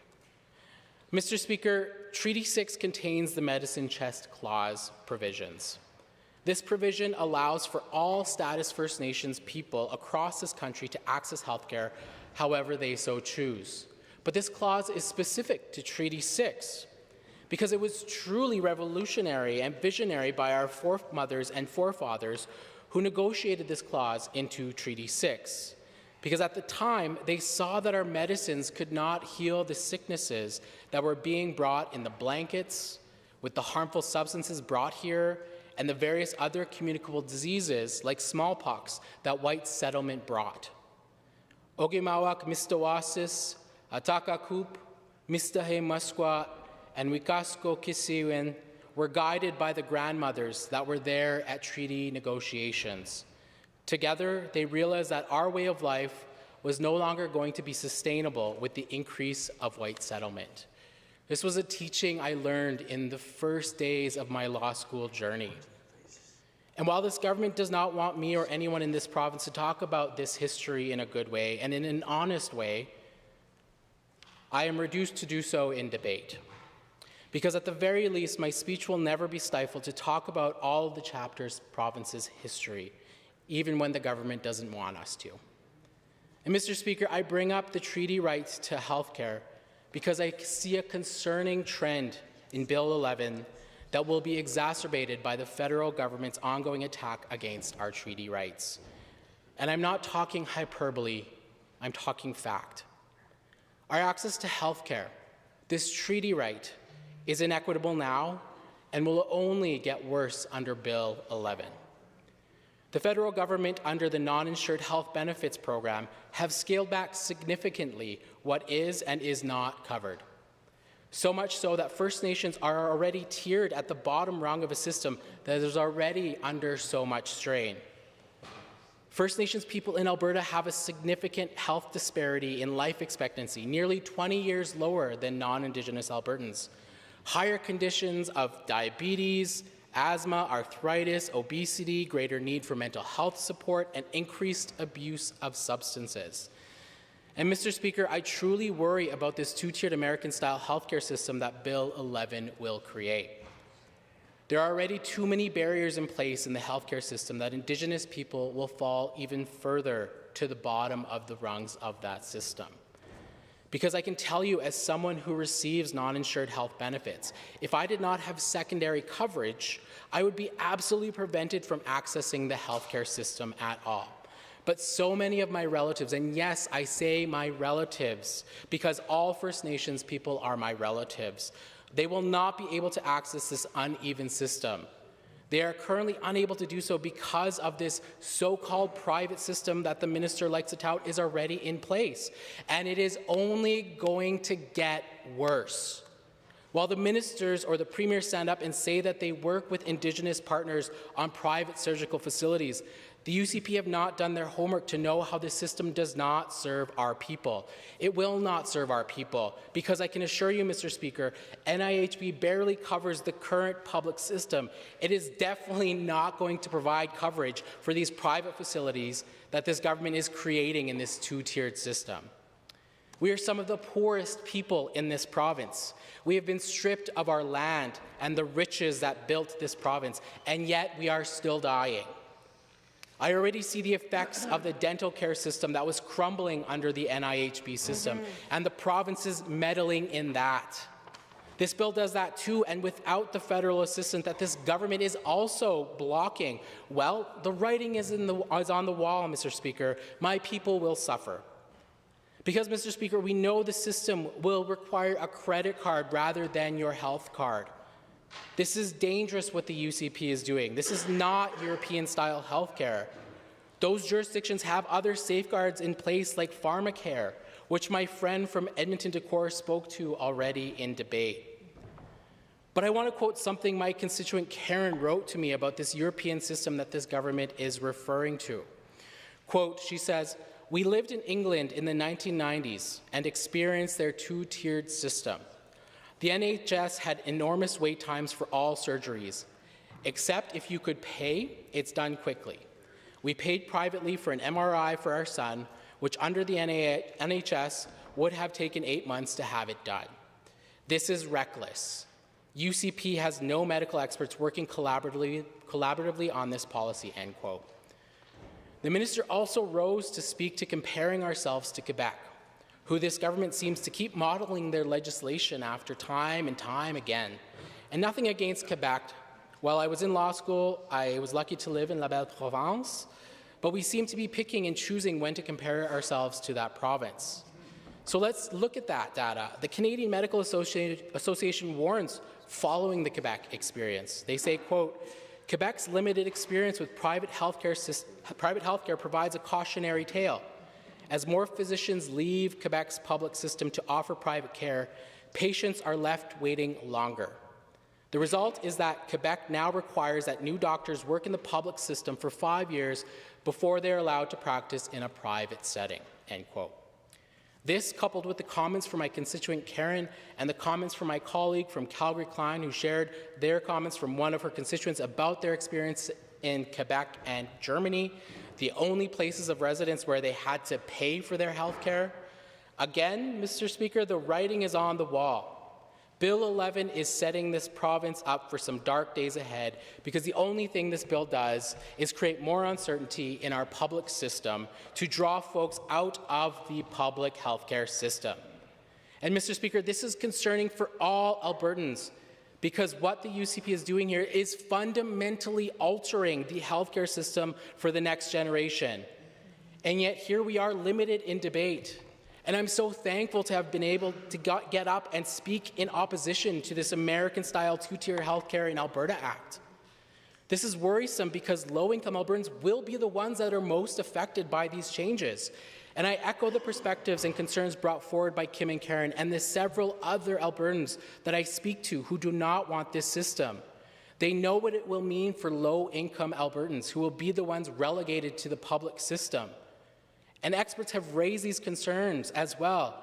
The Canadian Medical Association, for example, said in that press release on November 18, 2025, they stated, "The evidence from around the world is clear. Where a parallel private health system operates, Both health outcomes and access to care are worse, end quote. Mr. Speaker, it is shameful that we are here again focusing on the wrong priorities, the ones that Albertans did not elect any of us to focus on. And Mr. Speaker, when I reference all Albertans, I mean it. What is sneaky in this bill is the intentional use of the definition of resident. Let's look at Section 1 of Sub 3I and Sub 46 of this bill, which inserts into the Alberta Healthcare Insurance Act to define a resident as, quote, a person who is, in accordance with the regulations, lawfully entitled to be or remain in Canada and makes the person's home and is ordinarily present in Alberta or deemed by the regulations to be a resident. Now, Mr. Speaker, while this may be innocent in the before times, presently, this coupled with the UCP's attack on diversity, residency markers on ID cards, and the rhetoric that has been spewed by the UCP as of late, this is not innocent. In fact, I worry about new Albertans and new Canadians who will undoubtedly be affected by this othering. And Mr. Speaker, while we are restricted from alleging anything in this House, Albertans are not misled.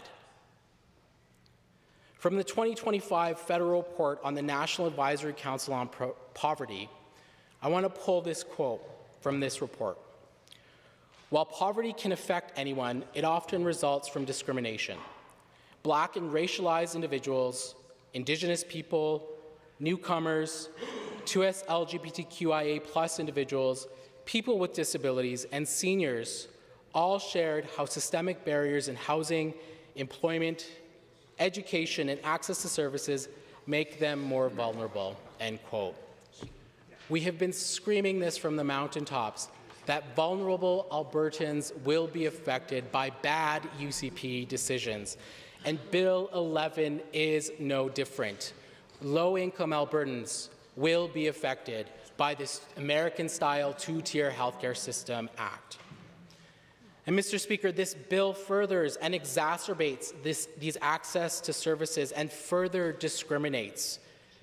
This is not the member from Edmonton West Henday that is saying this. It is the National Advisory Council on Poverty.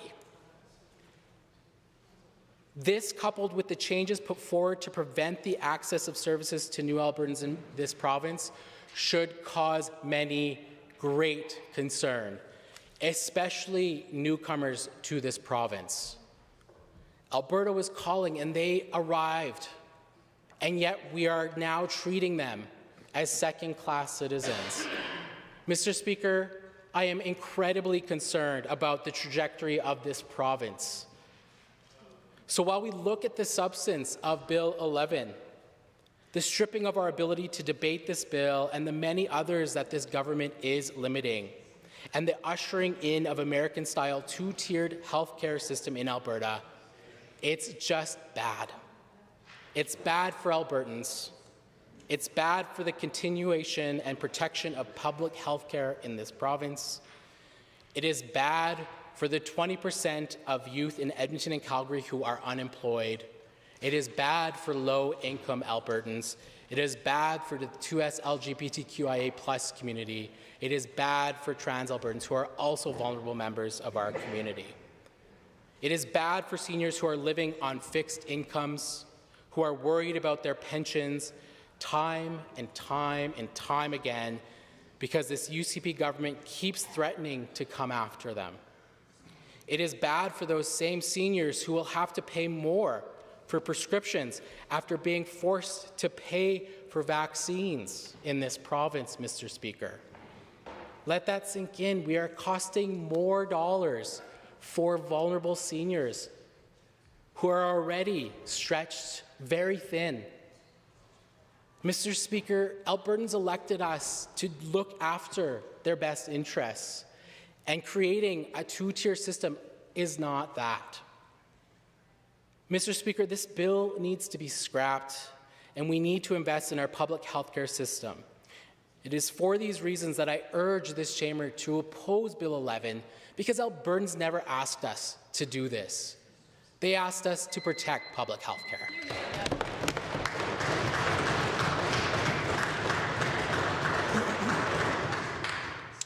honourable member for Edmonton, Beverly Clairview.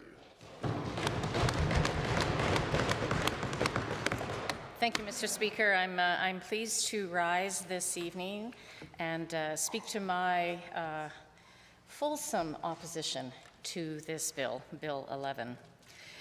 In Canada, our identity as Canadians is very much wrapped up in Medicare. A bit of an old-fashioned term, perhaps, but nonetheless it is there, our universal health care program. In 2002, there was a report published by the Commission on the Future of Healthcare in Canada, and its commissioner, Roy Romano, at the time wrote that Canadians embrace Medicare as a public good, a national symbol and defining aspect of their citizenship. A national poll taken a full decade later, Mr. Speaker, found that 94% of Canadians consider the country's healthcare system an important source of collective pride. That means, Mr. Speaker, that in Canada, healthcare is a right, not a privilege. And this bill would have healthcare be a privilege, but only for those that can afford it. Core components of the right to health, Mr. Speaker, include availability. That means that there needs to be sufficient quantity of functioning health facilities, goods, and services for all. Right now, Mr. Speaker, the UCP has made it that is just not so. A core component of the right to health means that it needs to be accessible. That means that there is a requirement for health facilities, goods, and services to indeed be accessible to everyone. And accessibility has 4 dimensions: non-discrimination, physical accessibility, economic accessibility, which of course implies affordability, and information accessibility. Again, we're having some challenges on that front already. It needs to be acceptable, and that refers to the respect for medical ethics, making sure it is culturally appropriate with some sensitivity to gender. Acceptability requires that health facilities, goods, services, and programs be people-centered, patient-centered, not profit-centered. They need to cater to the specific needs of diverse population groups and in accordance with international standards of medical ethics for confidentiality and informed consent. And Mr. Speaker, this bill will make it much more difficult for all of us in Alberta to make sure that we indeed have an acceptable quality of health care. Quality is a key component of universal health care universal health care coverage, rather. They need to be safe, people-centered, timely, equitable, integrated, and I would argue that what we have now is so far from integrated that it is indeed unsafe for Albertans at the moment.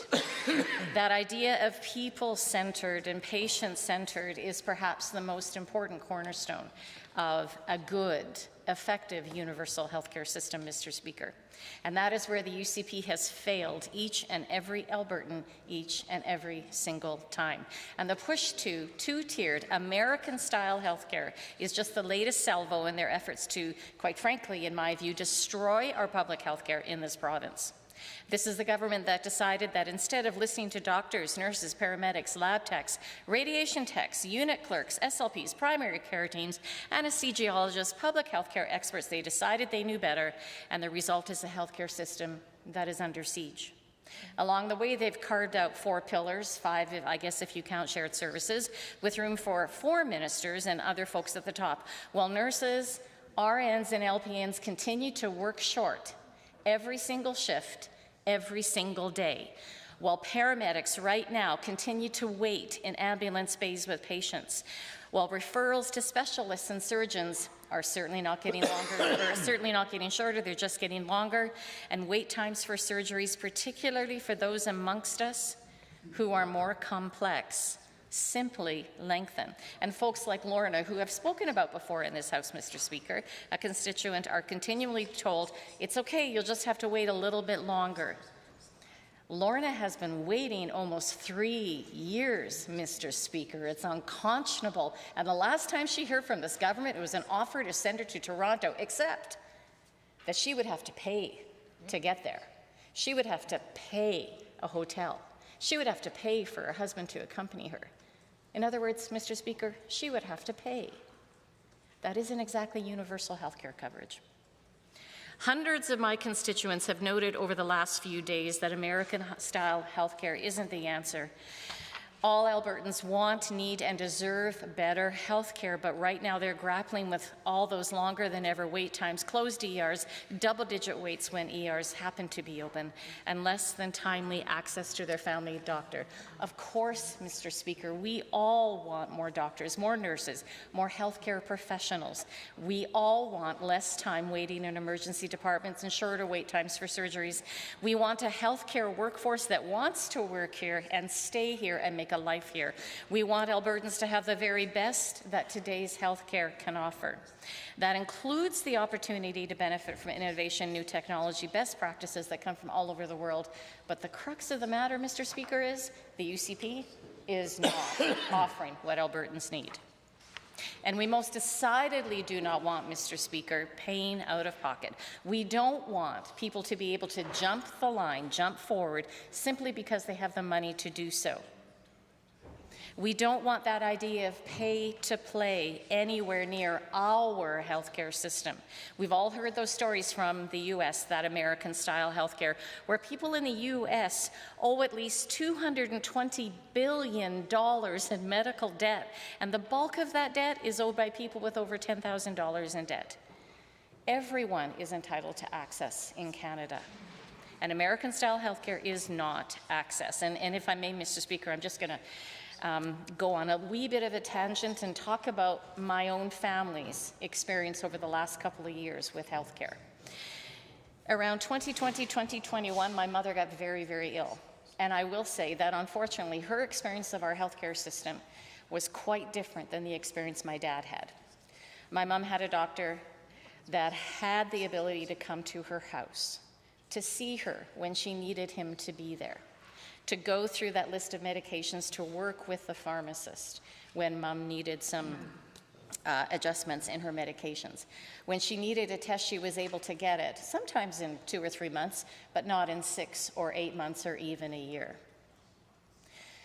When she got a diagnosis that meant that for her she was terminal, she was immediately linked into not just a palliative care team, and it was a team that involved her family doctor, Mr. Speaker, but she was also linked into social workers, linked into mental health specialists who specialized in older folks, in people who were seniors, Mr. Speaker.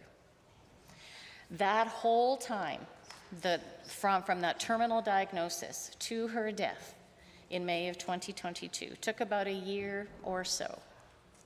But the last 6 months of her life were spent with health care, and it wasn't perfect by any stretch of the imagination, but she did have nurses who were able to attend to her. They were there. She did have healthcare aides who were able to attend to her. They were there. As I said, she was able to have her doctor come and visit her. She was able to have the pharmacist talk to my dad, talk to the doctor to make sure that everything was going well. And at the very end of her life, Mr. Speaker, she was able to enter palliative care with planning and forethought. We knew that palliative care was coming a good 6 weeks before, so it was all set up, Mr. Speaker. Unfortunately, for my father, that wasn't the case. When my mother was sent off to hospital at the Sherwood Park Hospital a couple of times, she was seen within an hour or two. When my dad was moved over to the Sherwood Park Hospital, and I was with him most of those times, Mr. Speaker, it wasn't just an hour or two wait, it was 4, 5, 6 hours, because there were so many people already at that time waiting in the waiting room. And this was a mere year and a half later, a year and a half of this government deciding to implode the system. When my dad got really, really sick, and he ended up needing additional care, all of a sudden the nurses weren't there to come in and see him. Instead of having a doctor at the ready, it was a really, really lovely system that they originally had, but unfortunately, many of the doctors who were part of that team had already left, Mr. Speaker. They weren't available. His doctor was fabulous, but now his doctor had many more patients than he ever thought he would have. And finally, Mr. Speaker, when my father unfortunately fell and broke his hip, it meant waiting in an ambulance bay with EMS workers who were absolutely fabulous, but nonetheless waiting there for almost an entire day. What it meant for my dad, Mr. Speaker, at the very end of his life, was waiting in a hallway in a hospital in this city about a year and a half ago, waiting in a hospital hallway with stretcher after stretcher after stretcher of other folks waiting in the exact same hallway, Mr. Speaker, because they couldn't even make it into the emergency department. They couldn't even get there. They were admitted, and where they were admitted to was a hospital hallway. No privacy, none. So when the doctor came and you had a conversation with the doctor, Mr. Speaker, it was in full view of everyone else. Unconscionable. And when we were able to get him into that emergency room, he was there for over 2 days. He was 87 years old at the time, Mr. Speaker. And at the very end of his life, it wasn't spent in a quiet place. It was spent in an emergency room with all of those lights and bells and noise, because it has to be noisy, because you're taking care of people in crisis. And the reason he was there for that 2-day period was because there weren't any beds available, Mr. Speaker. And when he finally did get that bed, and again, cannot fault the healthcare teams that took care of my dad. Cannot. They were stellar. But they were run off their feet, Mr. Speaker. When he finally got that bed, it was too late. He ended up with comfort care instead of palliative care, Mr. Speaker. He should have been able to have palliative care, but it wasn't there. He should have been able to be in a quiet room at the end of his life, not just a few hours before the end of his life. I would want that for everyone, Mr. Speaker. This was a man who had given his life to this province. He had paid his taxes, he had done all the right things, and this is the way this government treats him at the end of his life. And the sad fact of the matter is, it's not just my dad and it's not just my mums, it's lots of dads and lots of mums and lots of grandparents and lots of kids and lots of aunts and lots of uncles and lots of friends. And this bill, Bill 11, won't fix it. This bill simply continues the destruction of healthcare, and this two-tiered healthcare that this government keeps on talking about will not help. The only thing that it will do is hasten the inequity in our healthcare system. The only thing it will do, it will mean that when my turn comes, I'm going to need to have a lot of thousands of dollars to get that MRI that my doctor wants me to have. Or when my turn comes, I'm going to make sure I've got $22,000 so I can fly to wherever it is I have to fly to get the operation to repair my hip. Or when my grandchildren's time comes, will there even be that, Mr. Speaker? Or will it all be about how much money you have in your bank account, how much money you have on your credit card, how much debt you are willing to go into in order to simply access this right, the right to health care? One of the challenges, of course, that we have, Mr. Speaker, is that many of us don't think about health care until we actually need it. And then our child breaks their arm, or something happens and we're just not feeling our usual self, or there's some sort of complication after a routine test. or there's some sort of unwelcome news. And it's at those times when we as legislators, Mr. Speaker, are supposed to ensure that healthcare, that promise made to all Albertans, is there, and that it will be delivered in such a way so that all of our children and our children's children and all of our aunts and uncles and all of our cousins and all of our relatives all over Alberta get the health care they deserve.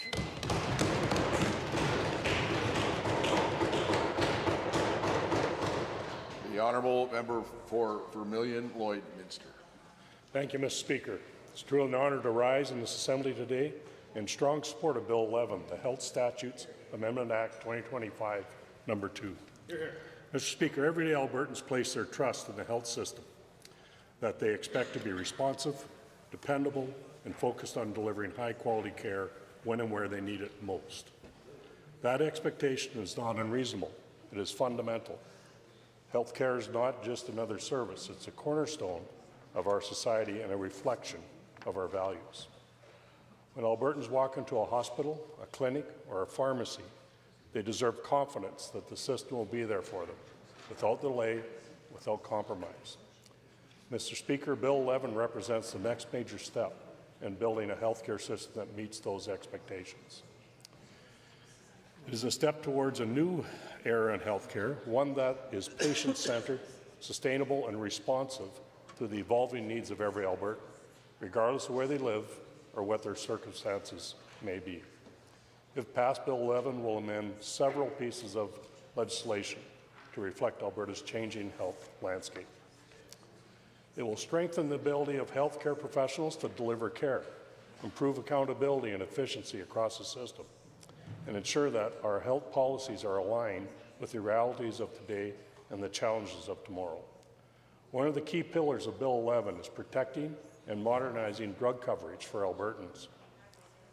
Mr. Speaker, prescription medications are often the first line of defense against illness and chronic conditions. They keep people healthy, prevent hospitalizations, and improve quality of life. But the way we manage drug coverage must evolve and remain fair and sustainable. The proposed amendments will ensure better coordination between public and private drug plans. By making private plans the first payer for those who have them, Bill 11 safeguards the long-term sustainability of taxpayer-funded programs while keeping them available for those who need them most, those without private coverage or those in vulnerable situations. Mr. Speaker, this is not just about dollars and cents, it's about fairness and stability. It ensures that public resources are directed where they are most needed, while still respecting the benefits Albertans have earned through their employment. Just as important, these changes protect older Albertans. Under Bill 11, employers will be prohibited from reducing or eliminating health benefits for employees aged 65 and older who choose to remain in the workforce. Mr. Speaker, this is a matter of principle. Albertans who continue contributing to our economy should not be penalized for doing so. They deserve the security of knowing that their health benefits will remain intact. Bill 11 also introduces enhancements to the way physicians can practice in Alberta. For the first time in our province, this legislation will establish a modern dual practice model, allowing surgeons and supporting surgical professionals to perform procedures in both public and private settings. This is not an experiment, it is a proven framework that exists successfully in some of the world's highest performing health systems, including Denmark, the Netherlands, France, Germany, and Spain. These jurisdictions have demonstrated that dual practice can coexist with strong public health care, provided the safeguards are in place.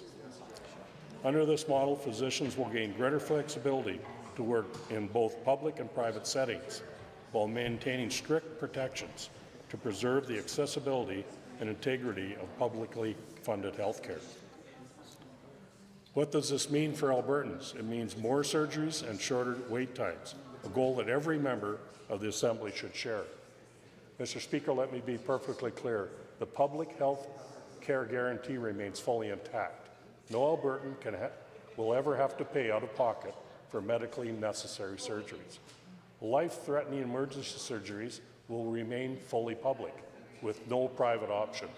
Cancer surgeries will also remain entirely public system.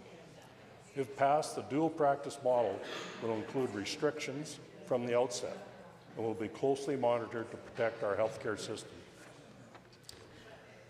Physicians engaged in dual practice will be required to maintain separate records for public and private services, ensuring that no public funding subsidizes private care.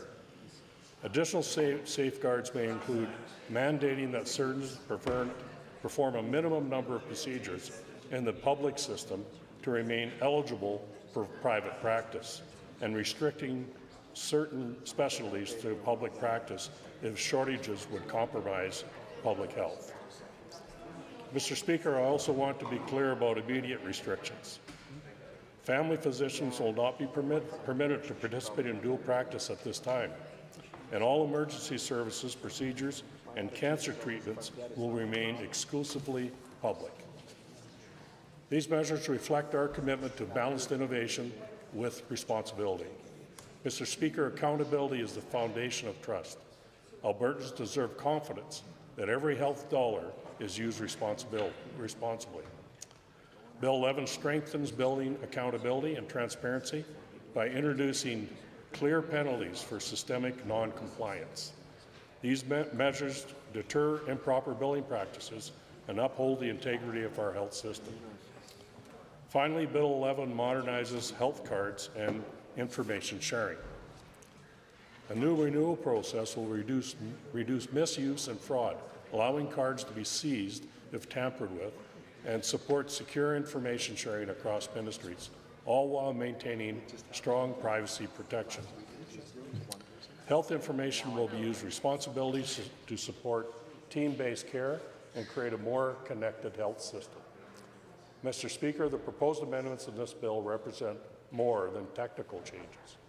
They represent a vision of a health system that is equipped for today, prepared for tomorrow, and worthy of the trust Albertans place in it. We know the challenges, an aging population, rising costs, and increased demand for services. But, Mr. Speaker, we also know opportunities available through innovation, collaboration, and renewed focus on patient-centered care. Bill 11 is about seizing those opportunities and ensuring that Alberta's healthcare system remains strong, sustainable, and responsive for generations to come. This bill reflects our commitment to implement a free-focused healthcare system, one that recognizes the province's evolving needs, empowering healthcare professionals, and supports improved health outcomes for patients. It's about building a system that works for Albertans, not just today, but into the future. Mr. Speaker, I'm proud to support this legislation. I believe it represents a balanced, thoughtful approach to modernizing healthcare in Alberta. I encourage all members in this Assembly to support Bill 11 and join us in building a better health system and delivery as promised to every Albertan. Thank you, Mr. Speaker.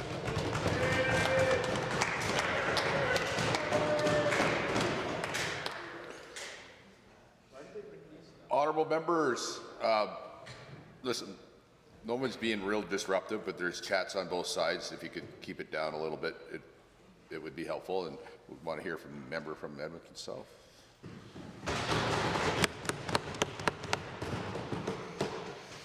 Thank you, Mr. Speaker. And I rise and stand here to speak to Bill 11 in complete opposition. And as far as I'm concerned, this is another notch in the UCP government's never-ending list of broken promises, and another glaring example of this government being grossly out of touch with what matters most to Albertans. Because Bill 11 introduces the UCP's American-style, two-tiered healthcare system that undermines access, pulls resources out of Alberta's public healthcare system, and leads to longer wait times and poorer health outcomes. This has been heavily researched, and there's hard evidence around the world. I have lived in 2 countries in this world that has this very system. And the evidence and data is clear. And one of them is a European country, some of the countries that they talk about and spew about. I have family that lives there. I can tell you what it is like in that system every single day. I have family that's been born there and lives through that. And it's clear. And this type of system reveals that budgetary adjustments for private health care are more than just a temporary measure. These economic pressures of a two-tiered American-style system in European countries, similar system, force individuals to have to save for private health care, but at the same time reduces their disposable income and impacting their overall quality of life. As a result, consumers cut back on other essentials and cut back on their spending in the economy and their participation in the economy. And also it affects the well-being of these citizens.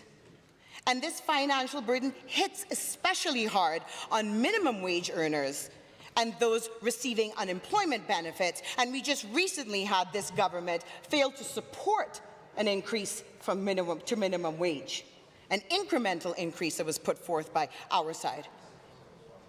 And these are the type of folks who already struggle to meet the basic needs of everyday life, like affordability, for utilities, for food, for these types of items.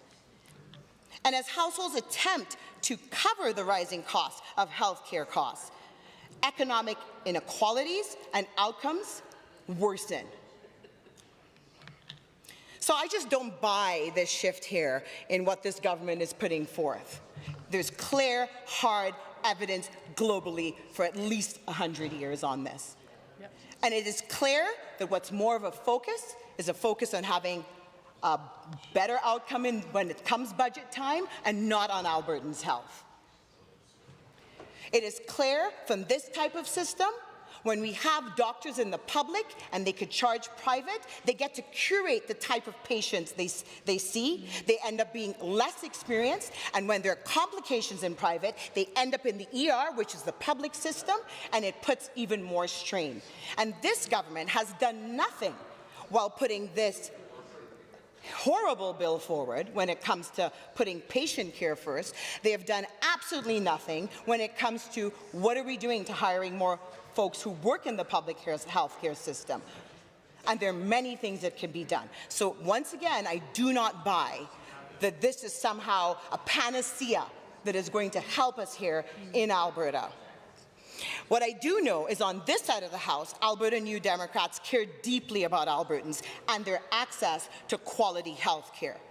And we know that the priorities should be on doing whatever is possible to make sure that the people can be taken care of, take care of themselves and their families. Albertans work way too hard and pay too much in taxes already, as this government says, to be getting this type of poor quality service in health care, bottom line. 100%. And we don't break our promises here on this side of the House to support universal public health care, invest in doctors, health care providers, in hospitals to ensure every Albertan has the health care they need. This UCP's government track record on health care is abysmal at best, and Bill 11 proves this. It does nothing to address this. And we will see in the long run, in this province, the repercussions of Bill 11. And this government seems to be keen to show Albertans that they aren't interested in protecting their health care. After years of dismantling AHS, awarding questionable contracts and wasting millions of dollars on privatization schemes, this government has shown that it absolutely cannot be trusted with the future of Alberta health and the health care of Albertans. Currently, many Albertans are suffering daily in extreme pain waiting for surgeries, and some are even dying while waiting for surgery, diagnostics, and treatment. We've seen heartbreaking stories of Albertans getting cancer diagnoses and dying before they've even seen an oncologist. Member, I hesitate, but it is 11:38, and pursuant to Government Motion 19, agreed to on December 4th, 1 hour of debate has now been completed. and I am required to put to the Assembly all necessary questions to dispose of Bill 11 Health Statutes Amendment 2025 number 2 at second reading. Thank you. So, on that note, would all of the members of the Assembly in favor of second reading of Bill 11, the Health Statutes Amendment Act 2025 number 2, please say aye. Aye. And all those opposed, please say no. No. Say the ayes have it, but a division is called. Ring the bells.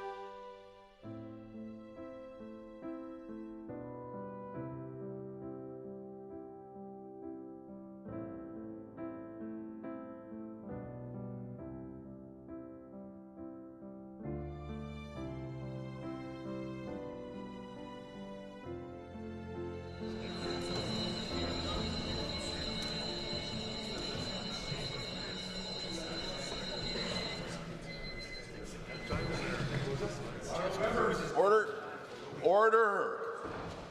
On second reading of Bill 11, all those in favor, please now stand.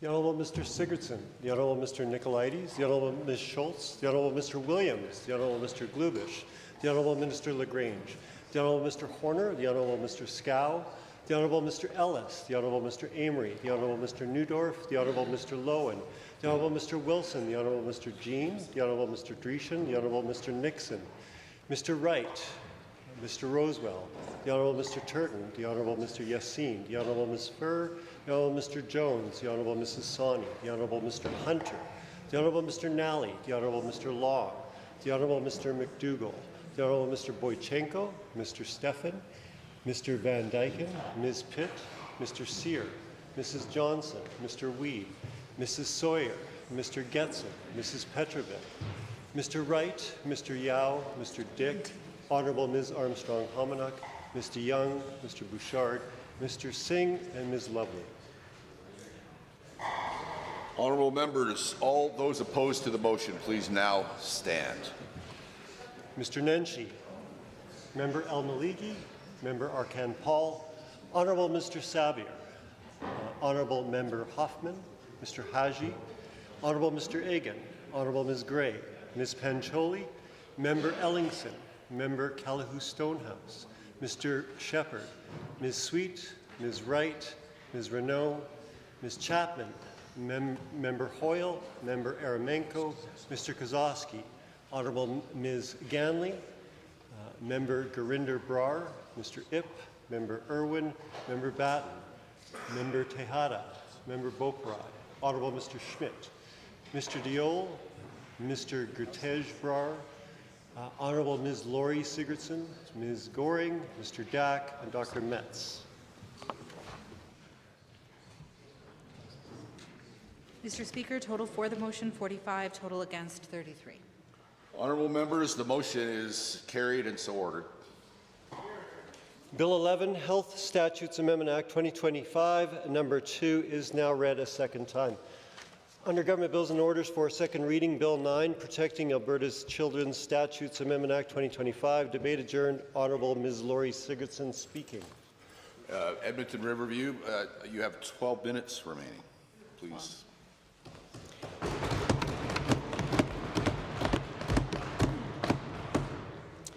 Thank you, Mr. Speaker, and I'm grateful to have the opportunity to once again speak on Bill 9.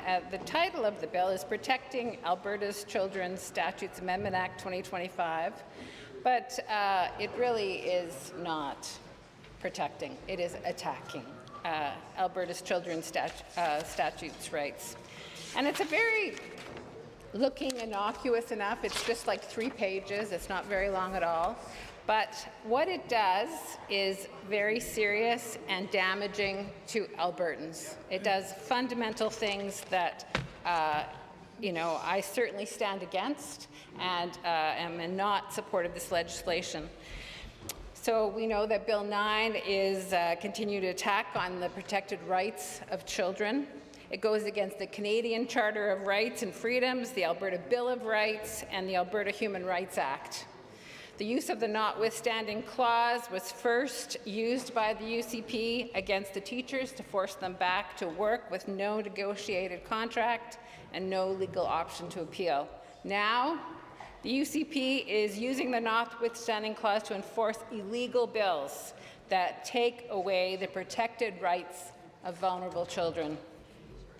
Alberta's New Democrats condemn this legislation. This is not democratic governing. This is authoritarian governing.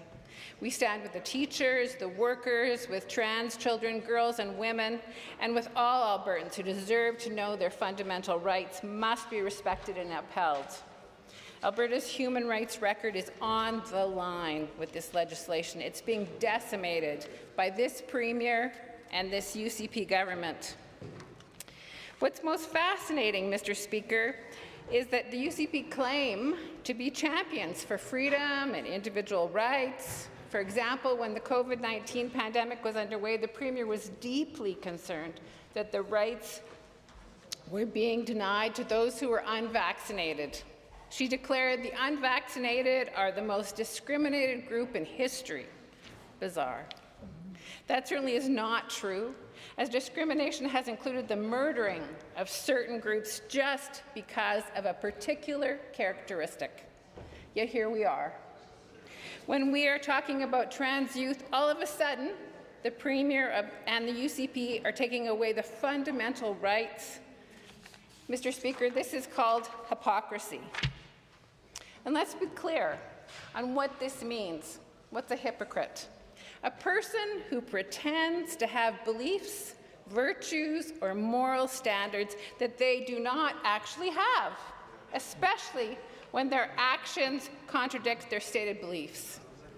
Exhibit A is Bill 9, demonstrating the hypocrisy of the UCP, taking away the rights of the trans community. The UCP indeed are not champions for human rights, but rather pick and choose whose rights should be respected. But that's not how it works, Mr. Speaker. The Charter of Rights is for everyone, not just the people the UCP picks. And thus, they have to use the notwithstanding clause shielding their legislation from due process in the courts. The hypocrisy of the UCP is outrageous. The harm this legislation is causing is profound. I received several letters from constituents several phone calls that I'm honored to share with this House, articulating the damage the UCP is causing. And I ask the members opposite to sincerely listen to my constituents' words, because they're very important. The first letter I'd like to share is, and I quote, "I'm the parent of 2 transgender children, now young adults, and have been a caregiver and a parental figure for a 3rd trans youth. This 3rd young adult was a teen when we first offered to be parental figures, specifically because their mother had rejected them for being trans. They were dealing with food insecurity, poverty, and an increasing risk of being homeless, all because of their efforts to be true to themselves.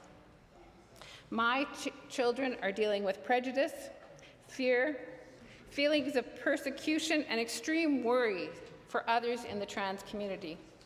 They worry that the medication prescribed by their medical doctors and consulted with their pharmacist may be restricted or denied them at some point in the future.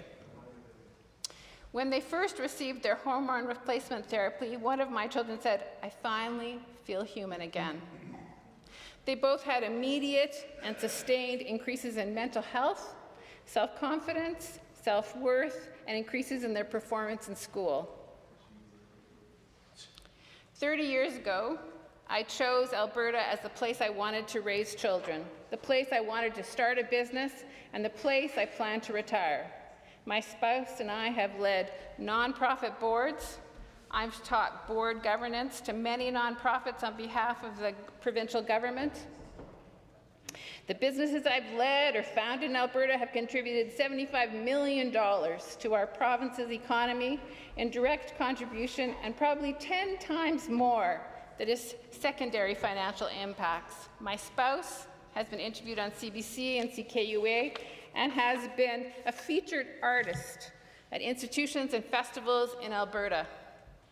Now we are in active family discussions over whether we should move to a province that is willing to maintain the human rights, healthcare rights, and social and safety rights of all people. That would include taking my business, our talent, skills, and community involvement, our money and tax dollars with us to somewhere our children don't have to worry what new punitive legislation and erosion of their rights is coming next. Why should any citizen of Alberta have to worry about the provincial government getting to decide and legislate what name they use, how they identify themselves, whether they are allowed to use a public washroom, or whether they need anyone's permission besides their own doctor for normal, safe, well-tested health care that is often the exact same medication and treatments as any other Albertan has access to? Are we really the kind of society that is willing to drive up depression, anxiety, and suicide rates for a population already at risk, just for the sake of comfort of who gets to play which sport in school? What kind of dystopian trade-off is that? Is legislating who is eligible for a trophy or a ribbon in high school sports worth the literal lives of other children and teens? What parent has ever successfully controlled or influenced whether their child got a piercing or a tattoo or listened to the wrong music, much less control a child's identity or how they perceive themselves? Are we really willing to increase mental health disorders and the real-world impacts of depression, anxiety, eating disorders, dysphoria, and suicidal ideation only so that parents can feel more comfortable about their ability to control something they can never control, like who their child chooses to be for themselves in the world? Children are not property. Parents do not own them. Parents do not have the right to impose unnecessary physical and mental health risks on their children. The only thing a parent has the right to do is to love their child as unconditionally as possible. Everything else is an obligation they take on to protect the rights of their child and do their best to keep them safe. To deny a child's right to self-determination is the opposite of love and the antithesis of protection. That's the end of one letter that I'm happy to have read into the record. Here's the second one. I'm the parent of, that's the one I just read. My apologies.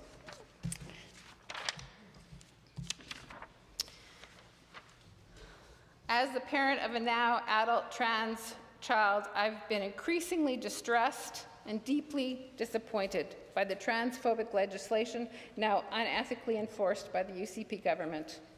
Among many other lessons, we raised our children to understand and respect the concept of bodily autonomy, theirs and that of others.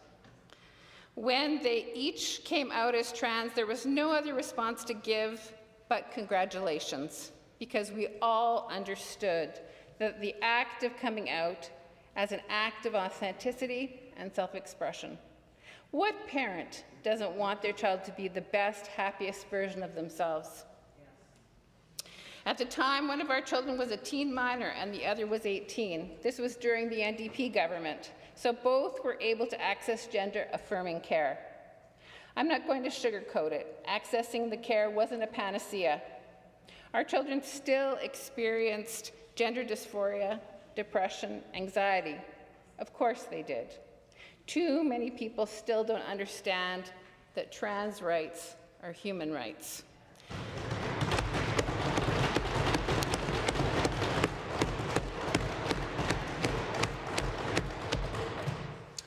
Our kids were worried how they would navigate a world where anti-trans strangers could weaponize laws to ignore the right of kids like them to say what's right for their own bodies. For our family, gender-affirming health care has been the difference between our kids being forced to live with the ongoing, relentless, harmful, emotional, mental, and physical distress of gender dysphoria versus our kids having the space to explore their unique place in the world with curiosity, optimism, and safety, as every child, teen, and new adult deserves. Knowing that our families, other trans children, are not getting the same opportunity here in Alberta is heartbreaking. Human rights are not a scarce commodity. They're not pie. Human rights are infinitely available. They exist outside of differences of opinion, of ideology, of culture.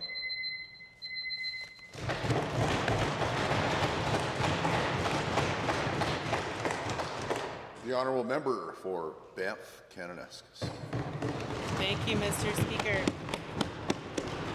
I rise to speak to Bill 9, Protecting Alberta's Children Statutes Amendment Act. I feel that Bill 9 is the most awful bill that we've debated in this House. And there are other words to describe it, but none of them are parliamentary.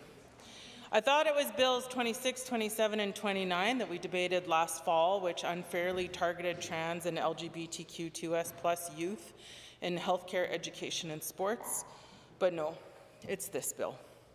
Because this bill takes away the fundamental rights of Albertans by invoking the notwithstanding clause to remove the ability of Albertans to legally challenge them on breaches to their fundamental human rights. The government has said this is to protect children, but it's not. It's to protect themselves from potential legal action against laws they already passed that they asserted time and again were constitutional and fine. But if these laws are constitutionally sound, then the notwithstanding clause is not needed. But they're not constitutionally sound, Mr. Speaker. We've seen several challenges in the courts already. You don't protect people by taking their rights away, Mr. Speaker. That's just ridiculous. It's condescending and a true demonstration that this government has no understanding of what they're actually doing to some of our most vulnerable Albertans. This bill overrides Albertans' protected human rights in the Canadian Charter of Rights and Freedoms, the Alberta Bill of Rights, and the Alberta Human Rights Act. That's 3 acts for human rights, all being violated by this government's insistence to insert themselves into the doctor's office, the psychologist's office, the locker room and sports field, the dinner table conversation where parents are trying to support their children to be who they are. The government does not belong in any of those rooms. That's right. Parents need to make these decisions with their children and doctors.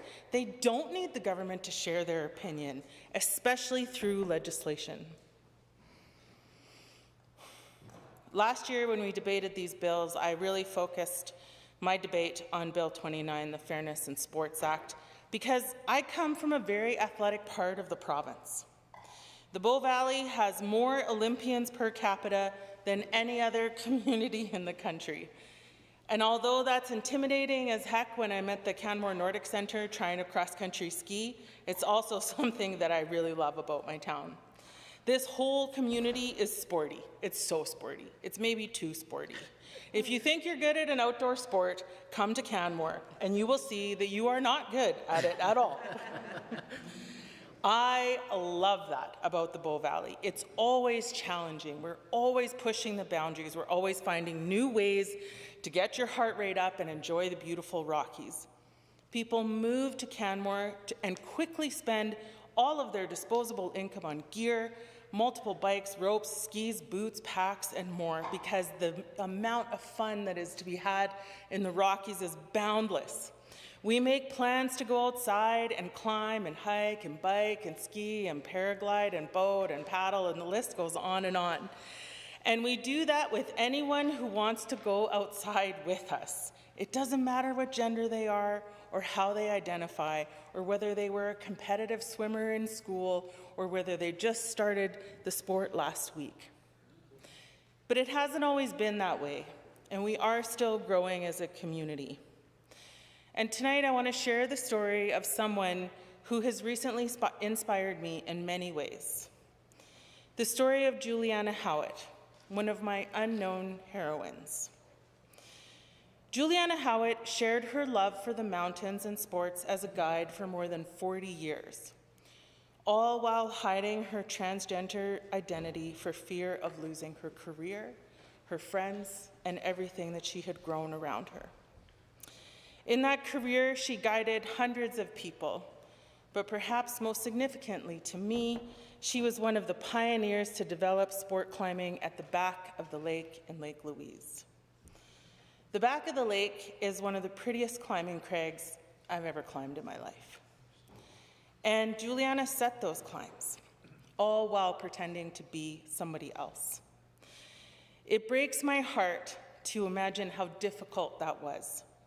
And I wonder what she could have done if she was just able to be herself. During those years, Jules was more afraid of being outed as a transgender woman than she was of any of the risks the mountains could throw at her, from rockfall to avalanches or even the odd grizzly bear. In a film released at the Banff Film Festival this year, Beauty in a Fall, Jules talks about how she felt that if people knew who she really was, her successful career and doing what she loved would all come crashing down. Jules was a self-described loner in school and suffered bullying, but in the mountains, she felt confident and free. Now she's sharing her story, hoping it will bring others to feel more comfortable to be who they are and foster connection. She kept her secret to keep her job and avoid the violence that she knew would result if people knew who she was. Imagine that fear. Imagine living every day in fear of being assaulted if you showed people who you are. There are people in this province living that reality every day right now. And this bill makes it worse for them. And that's just the straight up truth, Mr. Speaker. I don't care what your ideology is or how you feel about trans people or transgenderness in the privacy of your own home, But the reality is that this bill makes life worse for people in our society, and our job is to make lives better. And we are not doing that here. So now Jules is using her story to mentor others through a group which aims to break down cultural barriers in alpine sports and foster a sense of belonging for diverse individuals. As a climber, I am eternally grateful to Jules for her work setting some of the most iconic sport routes in the Rockies and pioneering a sport that I love. As a mediocre climber, because I will be honest with you, I'm not that great, but I love it. I also love to think that climbing belongs to everyone, because if it was only for the elite athletes, it sure as heck wouldn't be me. But I love the challenge. I love the purity of climbing a rock face on my own strength and balance, and the beauty of doing it at the back of the lake is unparalleled. The truth is, the mountains don't care who you are, or who you sleep with, or what you wear, or what pronouns you use, or what you like to call yourself, or even if you want to climb in a dress with a harness. It's very uncomfortable. I do not recommend, but hey, you do you. There is something so beautiful and freeing about that space, and truly everyone belongs there. Jules's film was so loved at the film festival in Banff, and so was she. And on the day Bill 9 was introduced, Jules posted this on her Facebook page, quote, "A few days ago, a room full of strangers stood for me after my film. A few cried.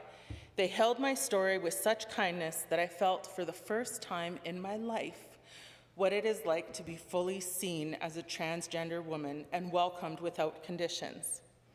And today, the Alberta government used the notwithstanding clause to target trans kids, not to protect them, not to understand them, but to control them and legislate their futures into someone else's comfort.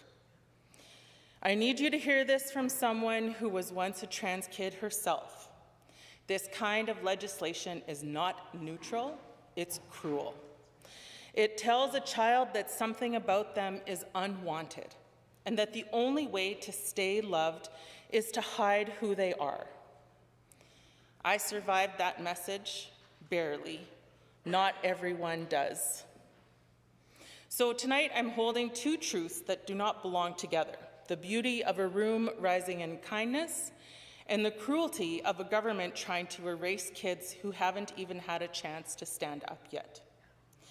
If my story touched you at all, I want you to know this. Somewhere in Alberta, a child is living the beginning of the story I was never meant to survive," unquote. I am eternally grateful to Jules, not just for the roots that she set, but for having the courage to share her story, because it is an incredible reminder, Mr. Speaker, of what is actually happening when we implement these bills. This September, when Bill 29 came into effect, parents were asked to sign a declaration that their daughters were born as girls at birth. I received dozens of emails from constituents expressing disgust and concern over this idea. Canmore's a sporty place, everybody wants their kids in sports, and parents were just outright outraged, to be honest, that they had to somehow prove their daughter was a girl. It's insulting. Parents of boys weren't asked to do this, just girls. And the fact that anyone can challenge the gender of a girl athlete, at which point the parent would have to prove their child's sex with a record of birth. It is a massive invasion of privacy, and it protects no one. I want to be clear, just as I was last year, the biggest threat to girls in sports is the risk of being assaulted or treated inappropriately by male coaches and staff. It is not the totally non-existent risk of sharing their sport with a trans girl. Now, this bill actually puts girls further at risk by potentially having to prove their gender to anyone who doubts it. As a woman with daughters, I can tell you how this enrages me and how afraid it makes me for girls. This requirement could actually lead to more abuse of women and girls in sports by coaches and male staff who are already crossing boundaries and inappropriate behavior. Now girls in sports who are already more vulnerable than boys in sports are becoming even more vulnerable. If you don't have the paperwork, how do you prove you're a girl? What if there isn't time and you want to get out on the field? How do you prove you're a girl? It is awful to put girls in this position and increase risk of promoting inappropriate, potentially abusive behavior. And then to not be able to appeal these requirements through the courts? Ew, just ew. While this may be an unintended consequence, I am not the only mother who has felt it. Enrollment in school sports has been affected. 10 schools in the Edmonton School Board who had soccer girls teams no longer do. Some girls in my riding have refused to sign the form on principle and therefore cannot play sports. Parents may forget to sign the form, and all of this reduces the number of girls that have access to and feel comfortable playing sports in school. And all for some made-up fear that trans girls are somehow making this totally unfair situation. It's absolute garbage. Males in sports truly dominate all professional sports. They get paid more, they get better ice and field time, they get better sponsorship, better facilities, and more recognition. And this bill further contributes to the dominance of men in all aspects of sport by actually excluding women and girls from sports, all women and girls, and then removing the right to appeal and question the legality of these decisions. It is a gross misuse of power. With this bill, the government is blocking a parent's ability to challenge these laws in court. They are preventing parents from defending their children. Yep. I can't even, it just, ugh. To our trans community in Alberta, I see you, I hear you, I affirm you. I appreciate you so deeply. Thank you for being your beautiful self around me and showing me new things in this world. Oh, thank you for being the amazing people that you are. Thank you for sharing your story when you're ready. You have a right to exist as you are, and a right to legally challenge a government who tries to take that away from you. Hell yeah. Just as any Albertan has the right to defend their human rights in a court of law when those rights are being violated, trans people are no different. Trans rights are human rights. It is the simplest way to explain this. The fact that we are here debating this bill is so egregious. I say right now, to our trans community, to our LGBTQ community, to our Pride community across the province, Alberta's New Democrats will never use the notwithstanding clause to revoke Albertans' fundamental rights. I can't believe I have to say it out loud, but here we are. I truly find it abhorrent that anybody could take away human rights and defend it in the way that this government is doing. Thank you.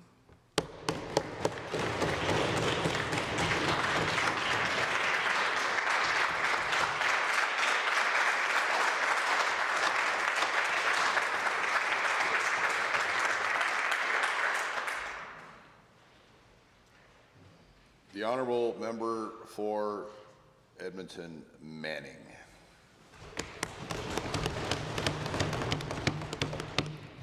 Thank you, Mr. Speaker.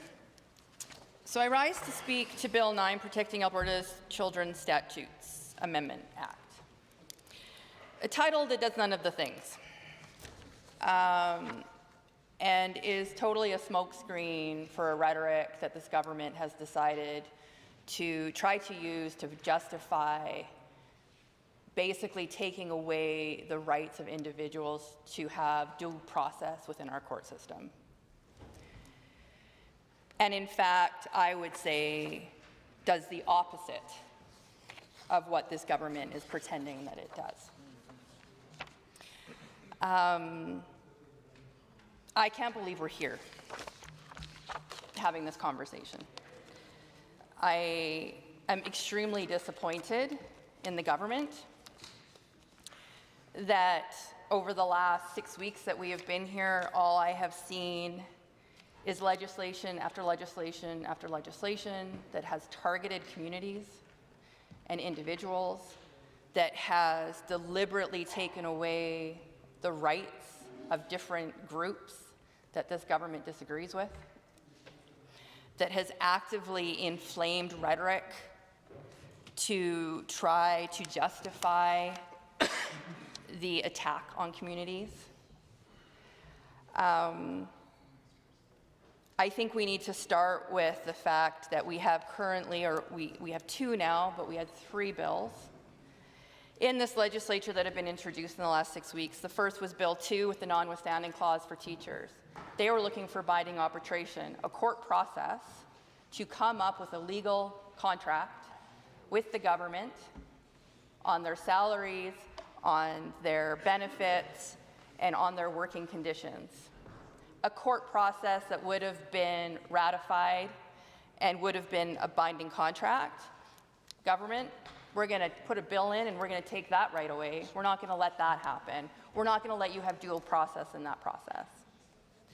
Then we see Bill 9 introduced, and the whole reason that this bill is here is because of the fact that the government chose to introduce 3 pieces of legislation last year in December, had them passed, and then had citizens step forward and say, this is not okay, this is against my rights as an individual, and I say no, and I'm going to go to the courts, and I'm going to file an injunction, which was honored by the courts. And now the government says, oh no, we can't have that. So we're going to take that right away, and we're going to introduce this piece of legislation so that that can't happen. And then now we have Bill 11, the referendum question, which, of course, the government doesn't like that either, so now they've written a bill so that they can rewrite the question, which was literally ruled on yesterday in the court system, saying that the way that the legislation was written, that the way that this referendum was written doesn't align with the legislation and therefore would have been considered ruled out of order, and because of that, the government has now come in and reset the application process. This government can't realize that citizens, that Albertans, that humans in this province have a right to have their voices heard, have a right to have their human rights protected, and do not have the right to have this government come forward and decide to take them away. But that is what they are doing. That is all this bill does.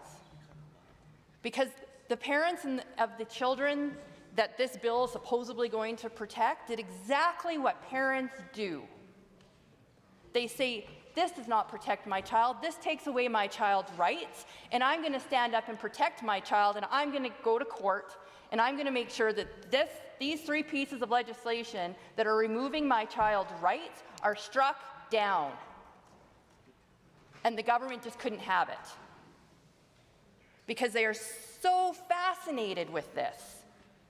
So fascinated with parents seeking medical advice on behalf of their children to make sure that they grow up to be healthy adults, that they just can't stand it. But yet they all stand up and say, I'm a libertarian. I'm libertarian. I'm a conservative, I'm a libertarian. The whole definition of a libertarian is an advocate or a supporter of a political party that advocates only minimal state intervention in the free market and the private lives of citizens. Private lives of citizens. Hello, friends over there. Want to remember what your definition of who you're supposed to be? Through the chair, please. Okay, they're not here anyway. Pardon me. Yes, Mr. Speaker. The government says that they are libertarians and they advocate for civil liberties. No, I will not. The government has an opportunity to stand up and fight for the rights of kids and not take their rights away, and now they want to do an intervention. Absolutely not. This bill should be struck down. It should be removed from the order paper, and it should never be seen again.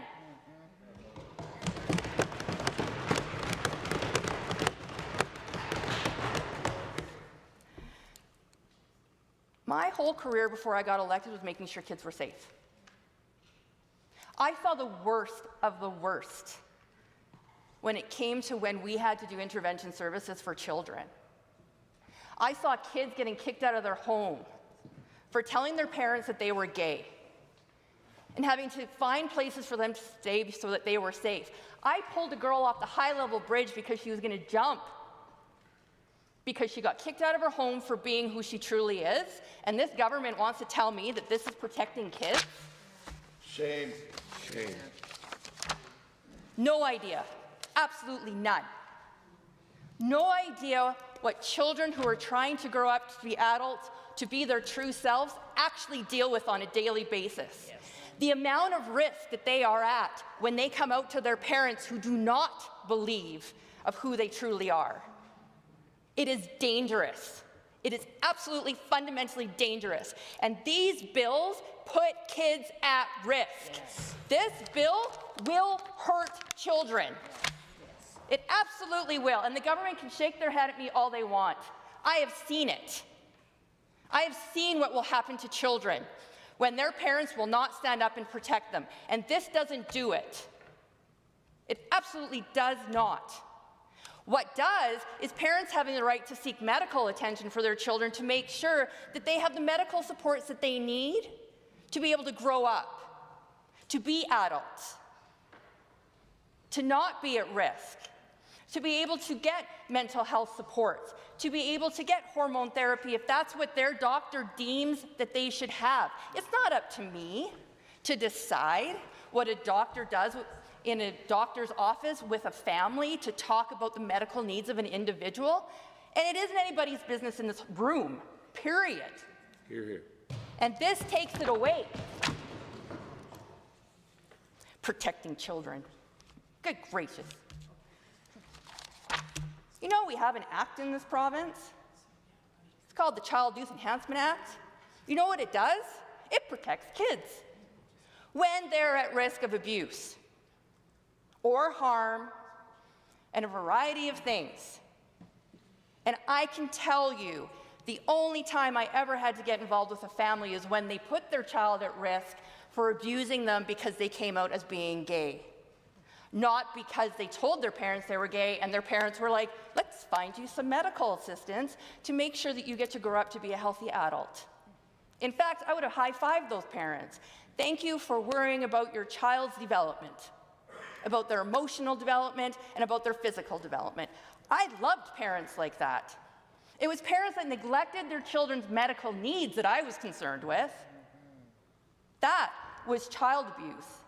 Not seeking medical advice, trying to get professionals in their child's lives to help them grow up.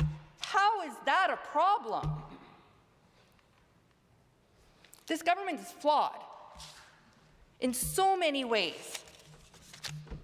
And I'm so tired of sitting in this chamber and this government pretending that they're standing up for Albertans when all I see is harm. Over and over and over again. Targeting of children that they may not understand. And you know what? You don't have to understand, but it's really none of your business.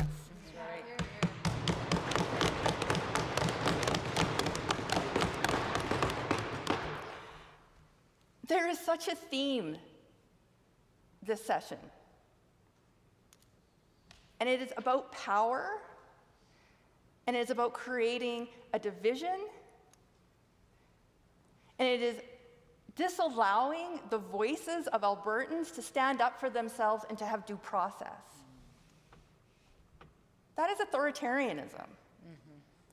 Whether the government wants to hear that or not, they've been super agitated the last couple days. And I would be too if I realized that I was trying to strip away the human rights of Albertans. Like, feel bad about it. You absolutely should. Because I've had enough, and Albertans have honestly had enough. I literally had a staunch conservative come up to me the other day when I was at an event who was like, Heather, you keep doing what you're doing. Your team, sorry, the MLA for Edmonton Manning, keep doing what you're doing. Tell your team to keep doing what they're doing. Because I've been a conservative my whole life, but I have somebody in my family who's trans, and I don't believe in what this government is doing anymore.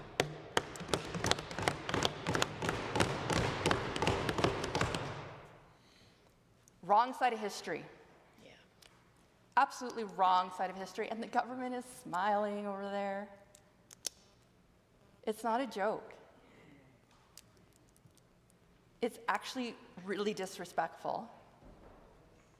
And it just shows the lack of humility and the lack of awareness around what this government believes. Because they continuously keep hurting people with legislation and ignoring what people are saying. And then when they do say something, they go to the courts and they shut the court down. And they say, it doesn't matter what you have to say, we're going to shut that down so that you can't say it. I don't know how anybody can be proud of that. It's not anything to be proud of. And it is so much about power and us against them and like all of the things that I am proud of, which is ensuring that I live in a world where people are loved and welcomed and nurtured. And I believe that most Albertans feel that way. And I think most Albertans are completely disenfranchised with what they're seeing from this government.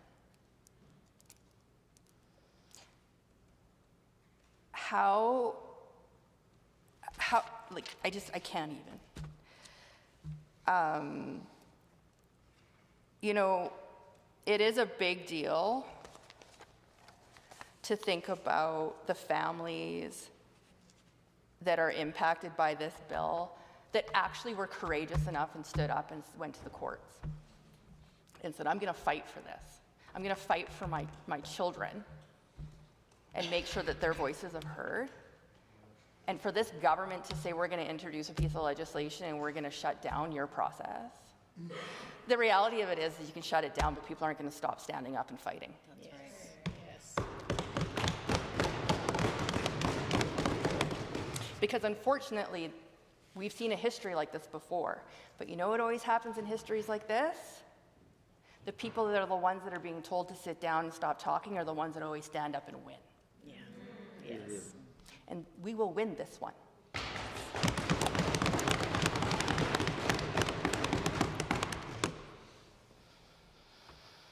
So the government really needs to take a look in the mirror, as one of their famous conservatives once said, and really think about how they're undermining the administration of justice. Because that is what's happening. You don't get to use the power of this chamber to shut down the voices of Albertans and then take away their judicial opportunity and think that that's a winning strategy. It may not happen today, but it'll happen soon. And this government won't be sitting there because Albertans will have enough. And they do deserve better. And every member that is sitting in this chamber and watching this deserves way better than what this government is doing. And it makes me angry. It makes me angry on behalf of the children that are being ignored. It makes me angry on behalf of the families that deserve better. And it makes me angry that the government says one thing and does the complete opposite and pretends to be one thing. Libertarians. Free market is great, and we don't want anything to do with your bedrooms, but yet we sure want to talk about it a lot.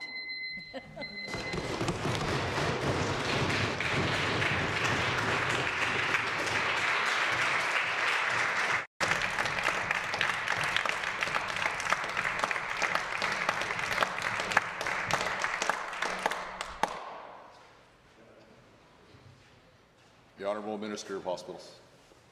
Thank you, Mr. Speaker. And I think the remarks from the members opposite are exactly why this bill is necessary. You know, it's clear that the members opposite do not view parents as the ultimate caregivers of children. They certainly don't view parents as the ultimate educators of their children. They believe that's the state. And they criticize the bill for not protecting children. Are the members opposite aware that 14 Albertans 17 and 16 years of age have had gender-related surgeries in Alberta over the last 4 years? And will they go on record supporting that? I don't think so. I think they know that that's wrong and that shouldn't happen. The vast majority of parents, despite what the members opposite have stated tonight, unconditionally love their children. Full stop. And we have processes in place to intervene when they don't. But those bad parents do not mean that there's something that requires hormone therapy or surgical alteration of 17 and 16-year-olds, which has occurred multiple times in the last 4 years. There's pretty disagreeable words going back and forth, but it's been pretty respectful, and we're all listening, and let's just carry on with that, please. So what does this bill do?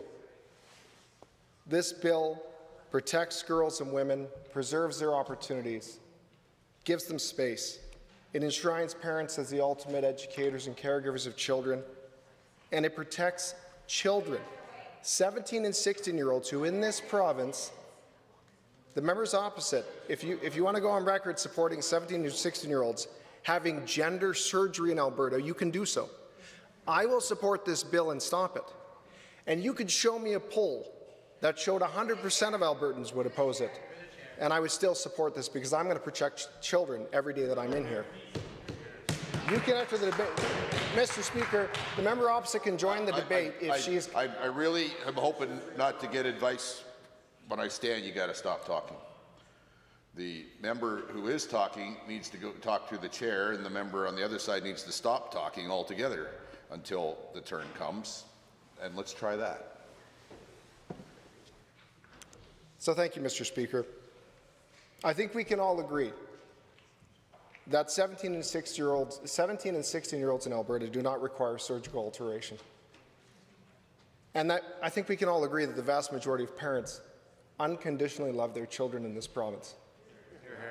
And in the unfortunate situations where that is not the case, the members opposite are aware that we have protections in place for those children, imperfect as they may be. But the answer is not to further distance other children from their parents. That would cause even more harm. So I'm proud to support this bill. I'm proud to protect women, girls, children, and to enshrine parents as the ultimate caregivers and educators of children. Things the members opposite will not do and have not done. And when I've shared what has happened to Alberta's children with my constituents, they're mortified. And they can't believe that there are people who would promote and defend this. So I would encourage the members opposite, if they feel so strongly about continuing this activity in Alberta, they should put their name behind it. But they won't. Not one of them will. But I'll put my name stopping it when I vote for this bill today. Thank you.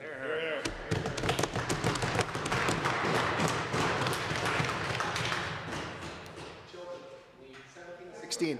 Look it up. Member, order. The only one. Both of you stop. Members, we're only going to hear now from the member from Sherwood Park and no one else. Edmonton Whitemud, do you hear me? Show me a sign. Okay. Go ahead, honourable member.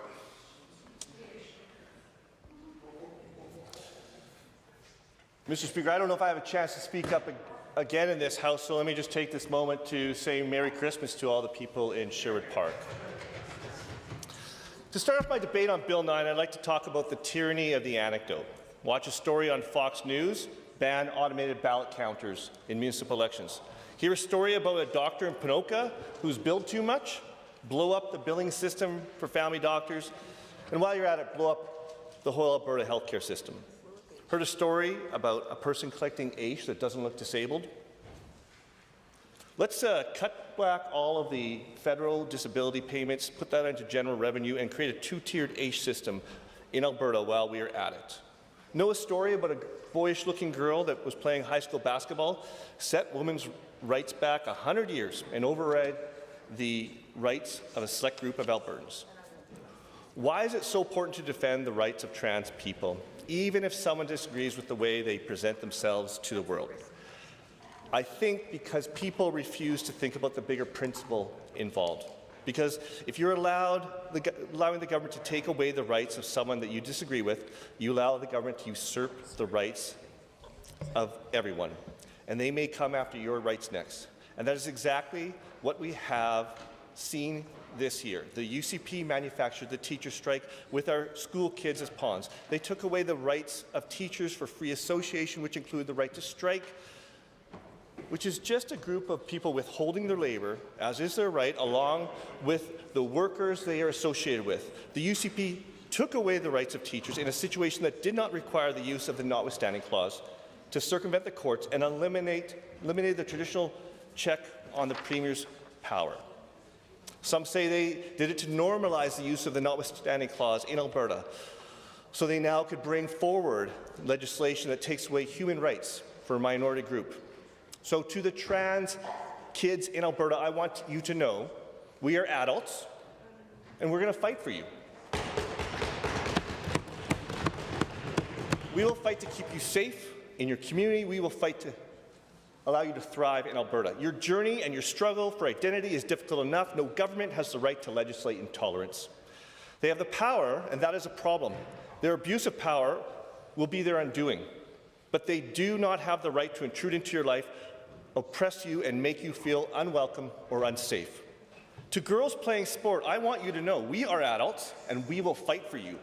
We will fight to end this repugnant discrimination against you by members of the legislature.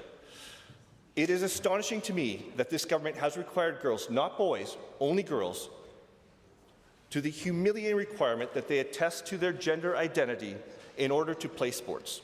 And in the most ridiculous of all regulations, enshrined in law, a requirement that a girl, not a boy, only a girl, will be required to prove that they are, if anyone wants to challenge them, they will have to prove their sexual identity. I am embarrassed that in 2025, the fight for gender equality has taken such a dramatic step backwards in Alberta because of the wrong-headed ideas of some members of this Legislative Assembly. They are giving power over female athletes to some stranger to say, I don't think you're a real girl, prove it. They are giving power over female athletes to men to check their body. And if you think anything other than that will happen, you are in denial. You are risking so much that you can pretend that you're defending fairness in sport. Fairness in one match, in one game, in one tournament, in one competition. If you want fairness in sport, fund women's sports in Alberta to the level you fund men's sports. Add up all the public money you have directed to arenas and facilities for men's professional sports in Alberta and give that to women's sport. Yep. Spend as much money on women's sports as you spend on men's sport, and you might achieve a level of fairness and a definition of fairness that is broad and inclusive and transformative. But instead, you are giving power to men over girls to require them to prove they have a vagina in order to play sports. Then you are giving power to strangers to challenge their right to play sport. You are risking too much. It is estimated that there are 12,000 transgender and non-binary Albertans, 0.12% of our population, 1 in 10,000 Albertans are women. You're going to give power to men over all the girls, so you can make sure that 1 in 10,000 girls is not a trans girl that wants to play sports. You are risking too much. You are trampling on the rights and freedoms of every girl in Alberta in order to make sure that 1 in 10,000 of them do not compete in sports. And you are doing it in the name of fairness. Mr. Speaker, I checked the government's website. There are approximately 30,000 13-year-old girls in this province. 3 of them might be trans, and we are going to trample on the rights of all women and all girls so that we can make sure that 3 that are struggling for their own identity are not going to play competitive sport. There are, same as you follow all the way through, 17-year-olds, 30,000 17-year-old girls in this province. 3 might be trans, and you are going to trample on all women's rights so that you can make sure there's fairness in sports.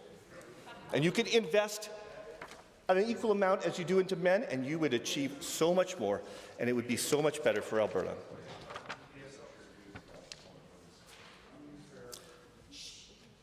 To the doctors that care for patients, I want you to know we will fight to protect your freedom of conscience. We will fight to restore your evidence-based care in Alberta. We will fight to restore your evidence We will fight to protect your patient access to vaccinations and reproductive care. We will fight to keep politicians out of the examination room and restore your patient rights in Alberta. To the parents that love your kids, that want them to grow up in a welcoming and safe society, we will fight for them alongside you. We have before us the clearest of language legislation in Bill 9 brought forward by the UCP that will take away the fundamental rights of Albertans. Bill 9. This act shall operate with notwithstanding sections 2, 7 to 15 of the Charter of Rights and Freedoms, fundamental freedoms, legal rights, and equal rights. The act shall operate notwithstanding the Alberta Bill of Rights. This act shall operate notwithstanding the Alberta Human Rights Act. When anyone's rights are oppressed, everyone's rights are at risk.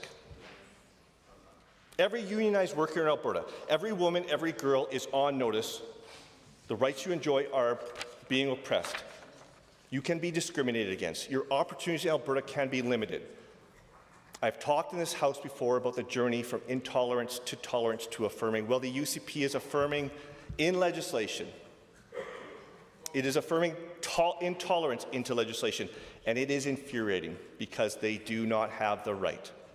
They may have the power for now, but they do not have the right to impose an ideological zeitgeist, wrong-headed ignorance, and intolerance onto others. We are supposed to be a society of tolerance, a society of democracy. People are people, you be you, and I'll be me. How did we get to this moment in our province when intolerance, discrimination, and sexism could be enshrined into law? And for what? It's not clear. So some bully can tell a girl to prove that she's a girl. MLAs that refuse to think about the bigger principle that is involved do not care about individual rights. They think they need to impose their own beliefs on others. They cannot let people be people. Instead, they have chosen to legislate intolerance into the province, intolerance that will shame, harm, and scare children. It's terrible. And let's keep in mind the trade unions, doctors, nurses, teachers, healthcare workers, educational assistants. They came for the trade unions. Well, the trade unions in Alberta have spoken. Let's make it known to the wider public. Every chapter of the firefighter union in this province cancelled meetings with the government the moment the UCP voted to override the rights of teachers in this province.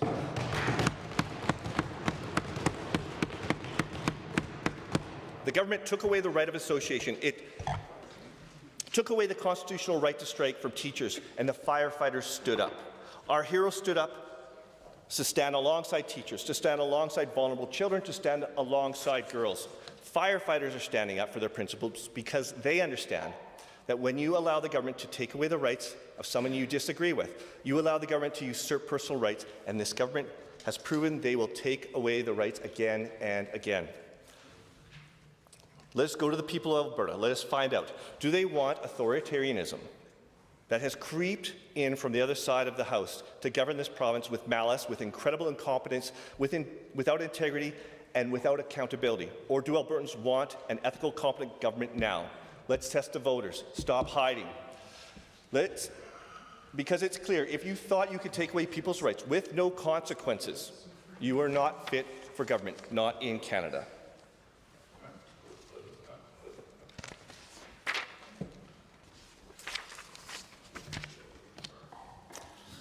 We cannot become desensitized to this shift in our democracy. This is not politics as usual. This is also not left or right issue.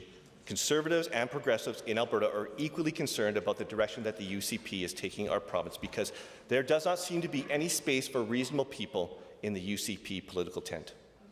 The UCP government has invoked the Charter's notwithstanding clause 4 times now, taking away the rights of select groups of Albertans.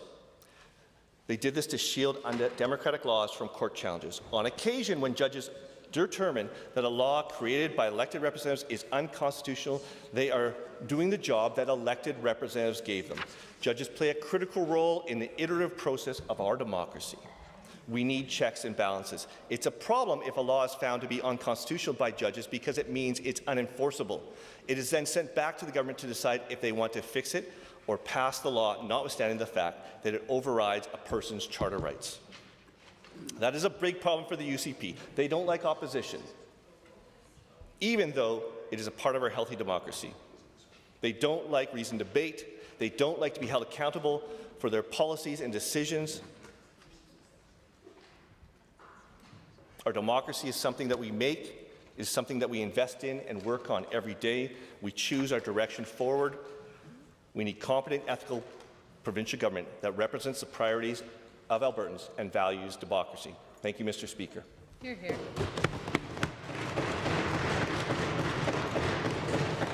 The honourable member from Edmonton's Highlands, Norwood, you've got about 30 seconds. 30 seconds. I've got 30 seconds. Why is that? Because this government decided to use time allocation on these incredibly important bills. And I'm going to use this very brief time to quote trans community members, folks with lived experience. If the UCP feel this bill, Bill 9 and Bills 26, 27 and 29 are justified, then why are they preemptively invoking the notwithstanding clause? Let me point out, if this bill is so important, such a shame. Such a shame. When I stand, you must stop talking like everybody else does in here.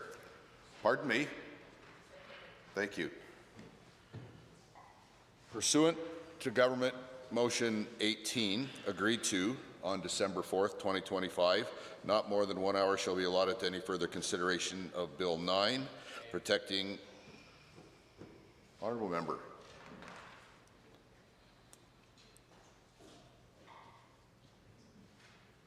Don't, please.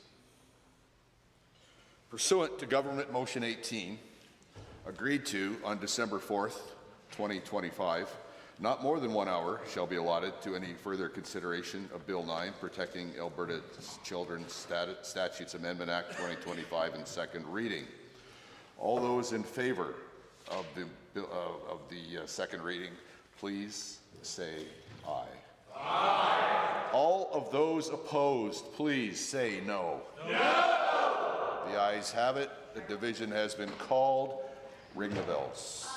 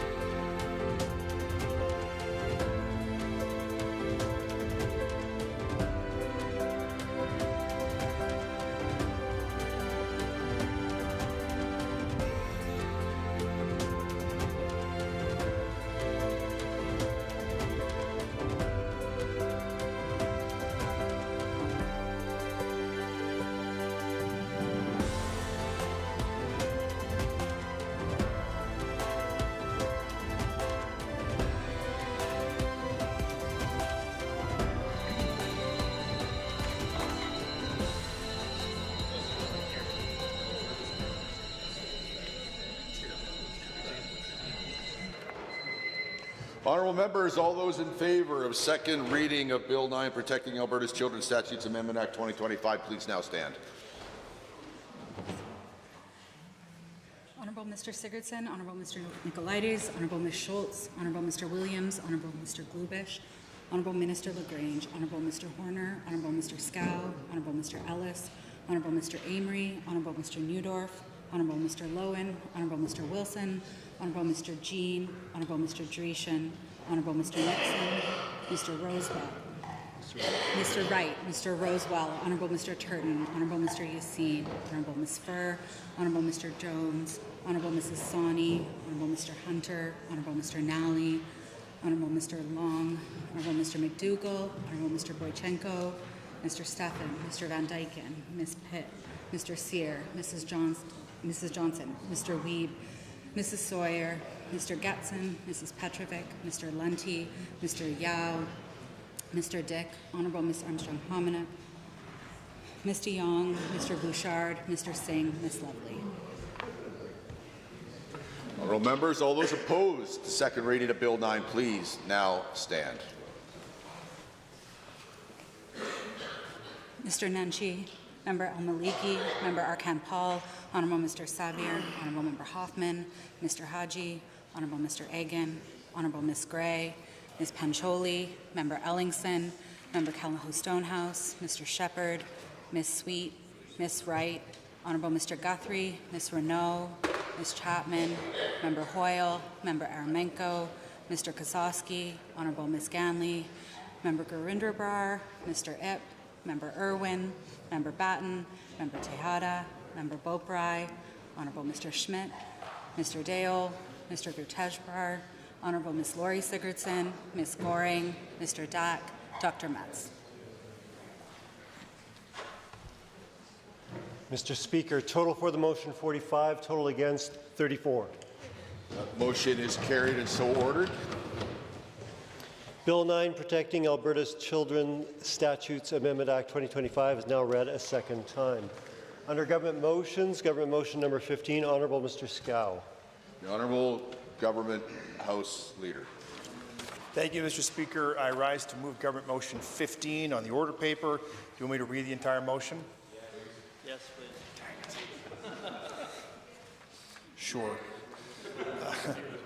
Be resolved that pursuant to Section 3 of the Statutes Repeal Act, SA 2013, CS 19.3, the following statute appearing on the list of statutes to be repealed, which was tabled in the Assembly by the Clerk of the Legislative Assembly on behalf of the Minister of Justice on March 26, 2025, Sectional Paper 917-23-25, not be repealed. 1. Ensuring Fiscal Sustainability Act 2019, C18, Sections 1.1, 2.10, and 13. Is this debatable? Okay. Anyone wants to speak on this? Honourable Member for Calgary Varsity. Thank you, Mr. Speaker. I'm happy to speak to this in the middle of the night. I cannot support motion 15, which preserves the option for the government to restrict physician billing numbers geographically. This idea was a simplistic solution that had been proven to have severe unintended consequences in the past.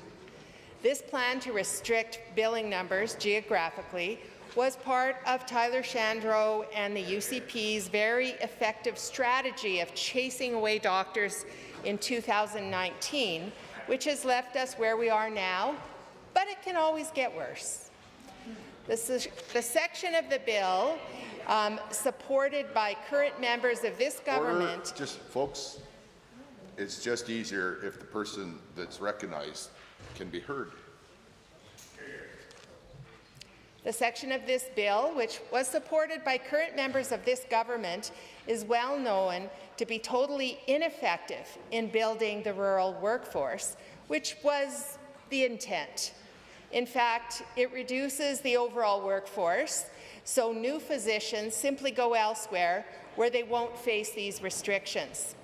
Let's look back in time. In 1983, the BC Social Credit Government brought in a series of bills to limit physicians' ability to work in urban areas. The original plan was not allowed by the courts, and the plan was called Orwellian by the presiding judge, Chief Justice Alan McEachern. I guess they did not think of using the notwithstanding clause at that time because it was only a couple of years old. Or maybe they just understood its original intent. However, the Social Credit government decided that the court ruling just meant that they couldn't use that existing law, so they simply made a new one. Hey, sounds kind of familiar, doesn't it? Change the law if you're not getting what you want. Even Prime Minister Mulroney at the time criticized the provincial government. It seems like this government is doing much the same, they just can't be trusted. In 1985, that government came out with a new law, and the Supreme Court initially upheld it, but the Court of Appeal overturned it in 1988. So restricting billing laws was not, billing numbers to a geography was not allowed. Meanwhile, over several years, new physician numbers declined by 2/3 in BC, leaving them with a huge deficit of physicians, which they've never yet recovered from, although I think now a lot of Alberta physicians are moving there, so they're starting to make some headway. Meanwhile, in 1992, the New Brunswick also was limiting physician billing numbers in a slightly different way in order to bring more people into remote areas. But instead, the physicians simply left the province or failed to set up in New Brunswick. And finally, 26 years later, in 2018, they dropped this failed strategy. It had never been effective in recruiting physicians to any area of the province, rural or urban. Physicians who were considering New Brunswick often told the Medical Association they were reluctant to locate there because of the restrictive billing number practice. If only governments would learn from the experience of other governments.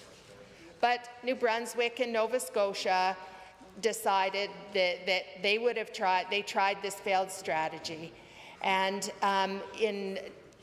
by the time they took it out, the Minister of Health in New Brunswick said, "The physician billing number system no longer works for this province. It is flawed because it restricts the number of physicians who actually practice here and restricts the mobility of physicians and impedes recruitment."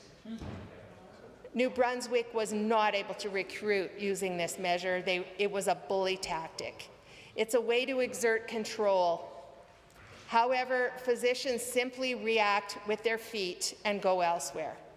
This part of the bill is consistent with the rest of the UCP and Shandro's Chase Away Doctors bill. It bullies and disrespects. That bill sent a strong message to learners and early career physicians, as the government also tore up a contract with the physicians, I mean. This government cannot be trusted. We cannot trust what they say even when there's a written contract. They've then defunded health services by moving money to contractors, building their bureaucracy, and overpaying for contracts to their friends. Physicians have fled and continue to flee. This clause will not help build trust. Let it die. Give a simple sign of good faith. So what can be done to build the healthcare workforce? Please use proven strategies.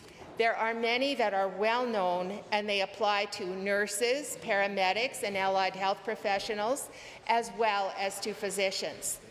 First is build trust.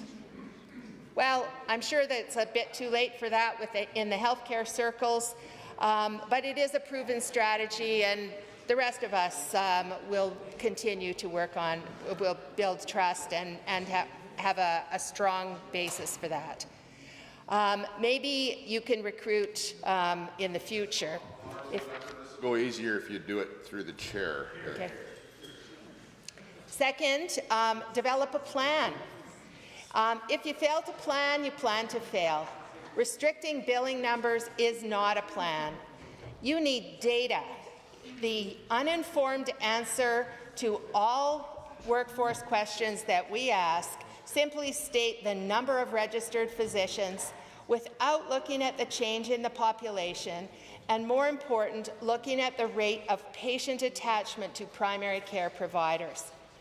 This proves this government does not understand the actual goal of getting primary care to Albertans, or they have no idea how to measure it. So listen to the experts, not consulting contractors, and start collecting the right data. At the same time, implement incentives to attract doctors and other care providers where we need them. Build teams of providers, so we need fewer physicians, but actually have the specific providers that people need. And this should be done. When this is done, it will reduce the paperwork for physicians and improve the quality of life. Make sure staffing levels are appropriate and sustainable. Be sure that the full scope of practice is possible. We need to build access to obstetrics and surgical services in all of our rural areas. Make sure that the teams, the physicians and other team members are paid fairly, and then these incentives will draw them there rather than prohibiting them from practicing in our cities. Also, make sure that healthcare professionals are trained where we need them. They often stay where they're trained. Many of us are nervous when our children go away because we know they may not come back. And focus on retention. There are many recommendations that have come forward from the various health professions themselves as to what the problems are and how they can be dealt with. Don't insult, belittle, and contribute to burnout. Listen to the solutions that are brought forward by the professions. Listen to the panels that you yourselves have put together to advise you. Physicians are burned out, yet this government believes they can work more in the private system after they finish their 50 to 80 hours a week in the public system. Now, there is a perfect way to draw physicians away from underserved areas. That is our new private system, which will just bring more people into the cities. Waitlists will grow in the public system, and it will incentivize more doctors to work in urban areas. But listen to experts. They will tell you all of these things that I've mentioned. Indeed, that's where I get them from. But be sure you don't keep this zombie legislation around. Let the restrictions on billing numbers die. Show you understand, and don't keep this around as a bullying tactic. And with that, I close debate.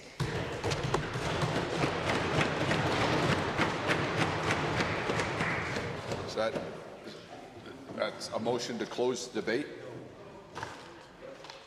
Honourable member, did you just make a motion at the end of your speech?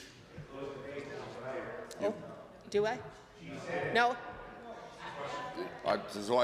To be clear, yes. Did you intend to make a motion at the end of your? I'm not telling you what to. I'm asking you what you did. I'm sorry. I did not intend to make a motion. All right. So then you did not. In other words, yes. Yes. You agree you did not make a motion. Okay, because you've made one, we have to deal with it. Okay. So you're saying you never made one. Is that correct? Sorry, folks. Let me do this because we got to go home sometime tonight. Okay. No motion was made. No motion was made. All right. No, I don't want it on the record that you made a motion and were disrespected. So, correct. Is there any other speakers on the government motion 15? On government motion 15, if you are agreed, please say aye. Aye. On government motion 15, if you are opposed, please say no. No. Say the ayes have it, and that is carried.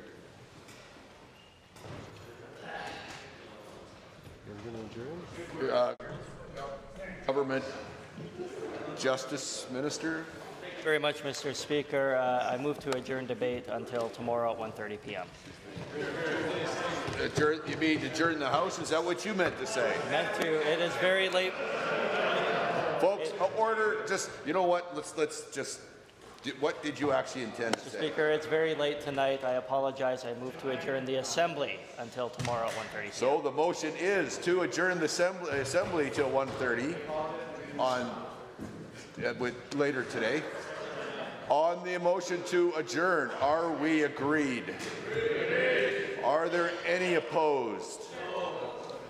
I think the ayes have it. The House stands adjourned until 1:30 p.m.